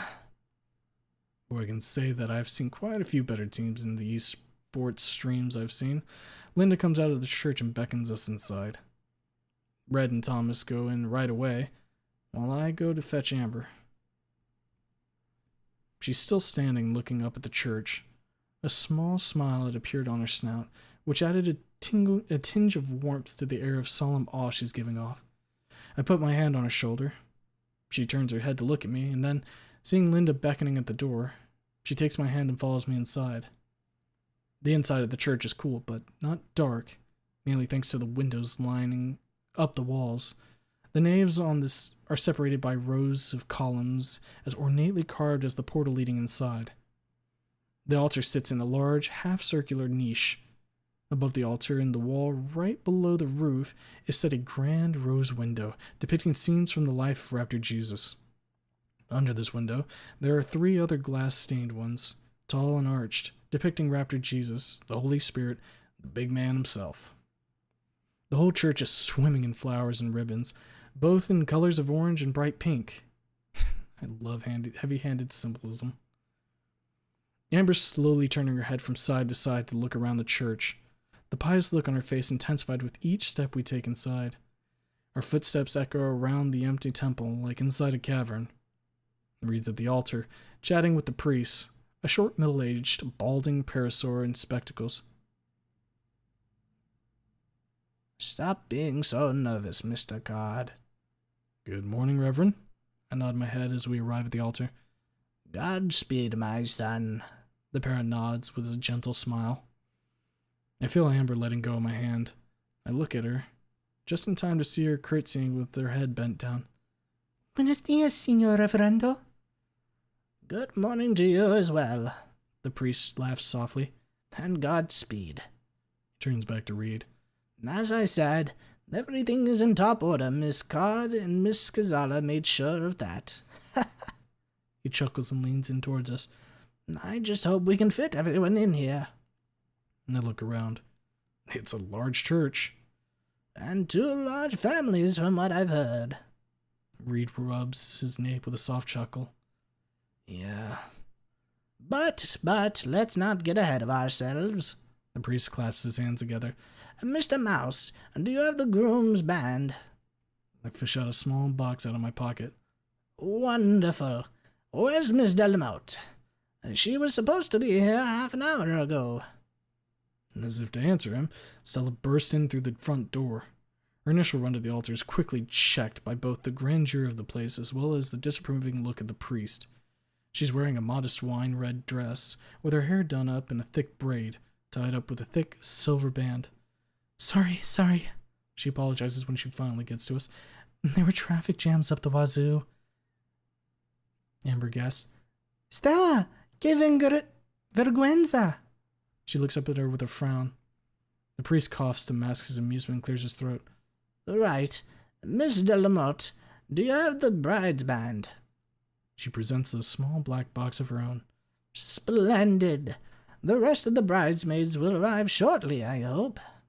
The old pair glances at me. I nod. Yeah, they'll be here, Reverend. Don't worry. Half an hour later, the bridesmaids arrive. All 6 of them. One of them is Anna, Rosa's younger sister. The rest are a select few of Rosa's numerous cousins, as well as Trish. She's wearing a simple black dress with a golden chain connecting the horns on her crest. After the bridesmaids, the front door is opened, and the 2 families start filling into the church. Despite the priest's worries, everyone fits in quite comfortably. Rosa's family on the right, Reed's on the left. The old padre wasn't exaggerating. Reed's family is big, almost as big as Rosa's. Finally, everyone sat down, and Rosa is led in by Simone. Reed's face is tense but happy, beet red and gleaming, his eyes wide open. He's fiddling with the edge of his suit as he attempts to pierce the thick white veil obscuring Rosa's face with his gaze. Don't do that, Reed. It's bad luck to see the bride's face before the wedding's done. Or something like that. Finally, Rosa arrives at the altar. Simone gives her hand to Reed and goes to sit down next to Marisa. Mom's already dabbing her eyes with a handkerchief. God bless that woman. We sit down and the mass begins. I haven't been in church since I was very little, but based on what I remember from that time, no change in the show's program had occurred since then. You pray, you sing hymns, you kneel, you take in the Holy Communion, that sort of thing. As the padre talked at length about the holiness of marriage and just how important and sacred it is, I found myself thinking about Lucy. I couldn't stop imagining her in Rosa's place, me taking Reed's place. How happy she'd look. How bright her smile would be. How happy I myself would be. How if things went differently, this could have been us here, in this church, about to get married. Happy. Our whole lives ahead of us. But that's a future that can never be. Rosa. I blink, crashing down from the castle mirror built up for myself and Lucy, back into the present moment. Reed's looking at Rosa with a bright blush, wide smile, and such love and tenderness that I can't help but shed a manly tear. When we first met, I was in a very dark place. I didn't realize it at the time, but I was on a path to a miserable life. Track which, if not for you, would have led to my downfall. Rosa clutches her bouquet. Reed's mother sniffles softly, joined by Marisa. You've helped me change this path. Change my ways. Reed's voice suddenly becomes wet. He pauses, clears his throat, and continues in a slightly shaky voice. Your support, love, and friendship saved me from certain doom. I love you, Rosa, and I want to spend my whole life with you. Rosa's trembling slightly. There's a soft sniffle under the veil, then another. The priest looks at her, then at him, and after a pause, he speaks up. Now, best man, bridesmaid, the bands, please. He clears his throat and focuses on Reed. I take my box out of my pocket. Stella takes hers out of her bag. We hand our respective boxes to each of the to-be newlyweds. Redmond, do you take Rosa as your wife? Promise to be true to her in good times and in bad, in sickness and in health, and love and honor her all the days of your life. Reed swallows. He opens his mouth, but no sound comes out. He shuts his mouth, then his eyes, swallows, opens both, and after a pause to collect himself, he speaks, his voice choked back by emotion. I do. He puts the band onto Rosa's finger. She shudders as he does so, a raspy sigh escaping her. The padre turns to her. Rosa, do you take Redmond as your husband? Promise to be true to him in good times and in bad, in sickness and in health, and love and honor him all the days of your life. Rosa twitches, as if someone had pricked her with a needle. She braces up to stop the shuddering and clears her throat. Then, her voice trembling, she softly says, I do. She takes Reed's hand and slides the band onto his finger. The priest smiles, nods, looks at the one, then the other. By the right granted to me by God and the Pentean Catholic Church, I hereby proclaim you husband and wife. Therefore, what the God has joined together, may the man not separate. You may now kiss the bride. He beckons Reed towards Rosa. He lifts the veil. Her eyes are soaked. Her face is crimson. She's smiling. Oh God, how she's smiling. Tears only make that smile even prettier than it already is. He takes her in his arms. They kiss. It's a long, tender kiss. Marissa's crying, Sophia's crying, Linda's crying, and from what I hear, at least a dozen other women are crying as well. I don't see it, though. I only see Reed and Rosa in each other's arms, sharing the most important moment of their lives. As expected, the post-wedding celebrations were extensive and a bit wild. There was dancing, of course, a lot of dancing. Never seen so many people dancing at the same time, and I myself have never danced amongst so many people, not even during any of my step-siblings' birthdays. Felipe, of course, tried to get me to dance that Payaso de Rodeo dance, but I staunchly refused to give in, fearing that with the dance floor being so crowded, the risk of injury was not worth the exhilaration. She ended up grabbing Reed instead, and after Reed, his younger brother, Orson, who tapped out only after a single bout of wild frolicking on the dance floor. I glimpsed Trish a couple times, dancing with that Acleops guy she's running the store with. Huh. I guess they're a couple now. Good for them. Maybe I'll be Trish's best man at her wedding next. The entirety of Saturday went by in a very merry, happy atmosphere. Rosa and Reed retired before everyone else, which elicited a barrage of crude jokes and wishes of good luck for Reed and Rosa's aunts and cousins. I've never seen anyone blush as much as you two when they retired for the night. The very next day of the celebrations, I saw Reed in the morning, walking a bit funny, as if his thighs were hurting. When I asked how he slept, he only gave me a long look and went to grab something to eat.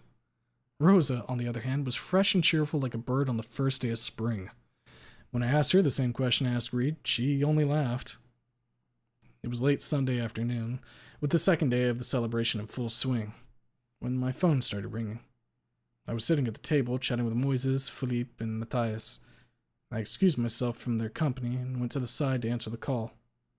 It was from Dr. Mitchell. Wonder what he wants. Hello, Mr. Mouse. I hope I find you well. Hey, Doctor. I looked around.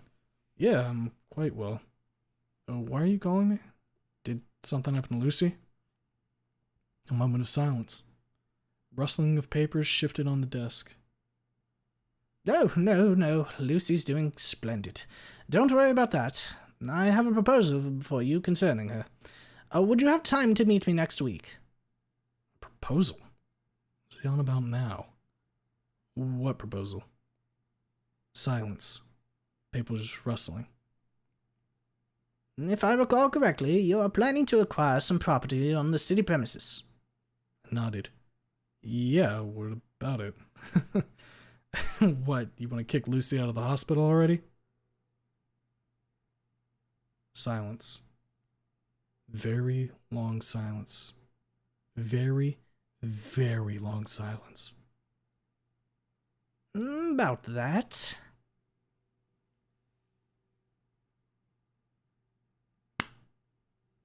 Thanks to the cool folks at Snoot Club Discord server for beta reading this chapter. Fellas, the final boss of None in the Chamber is here. Chapter 35. Holy shit.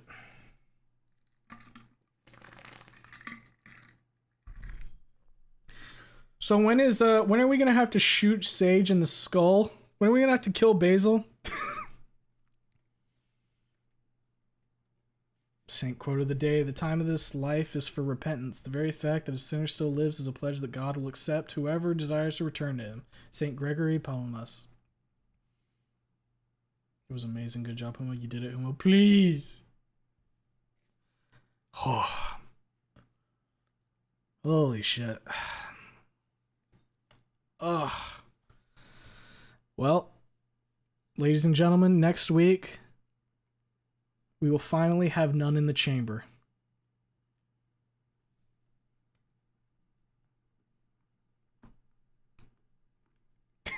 Gonna need more seasoning because Basil needs to be cooked. Now who's Sage gonna shoot that turns this to a shit show? Anon's gonna get shot. The skater believes in you. I fucking love the gator. I got something for you, LDM, to cleanse your soul. Okay.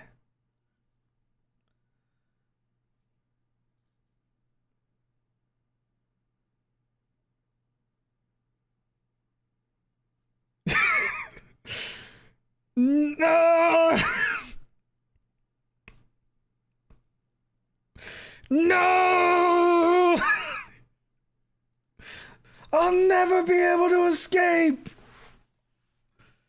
Rather write a sequel based on the ending I actually like and make it the best it can be. Sounds good. It'll be a while before I approach this universe again. Maybe in a year and a half. Guys, we've got time before the boss comes back.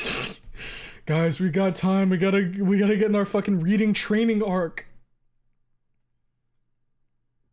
I'm calling it a night. Peace out. Alright, take care, random commenter.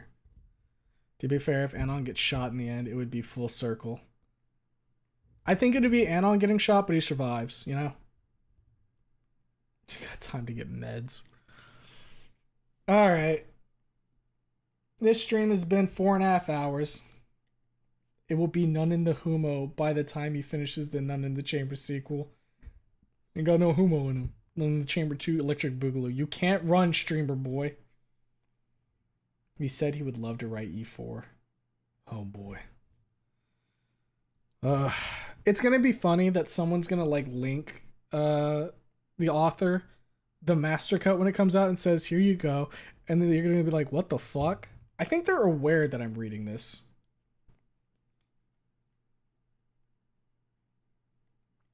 Humo, you are now a priest, truly.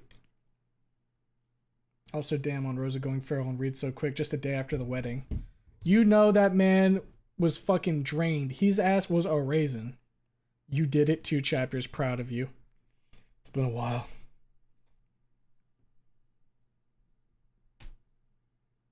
Ugh.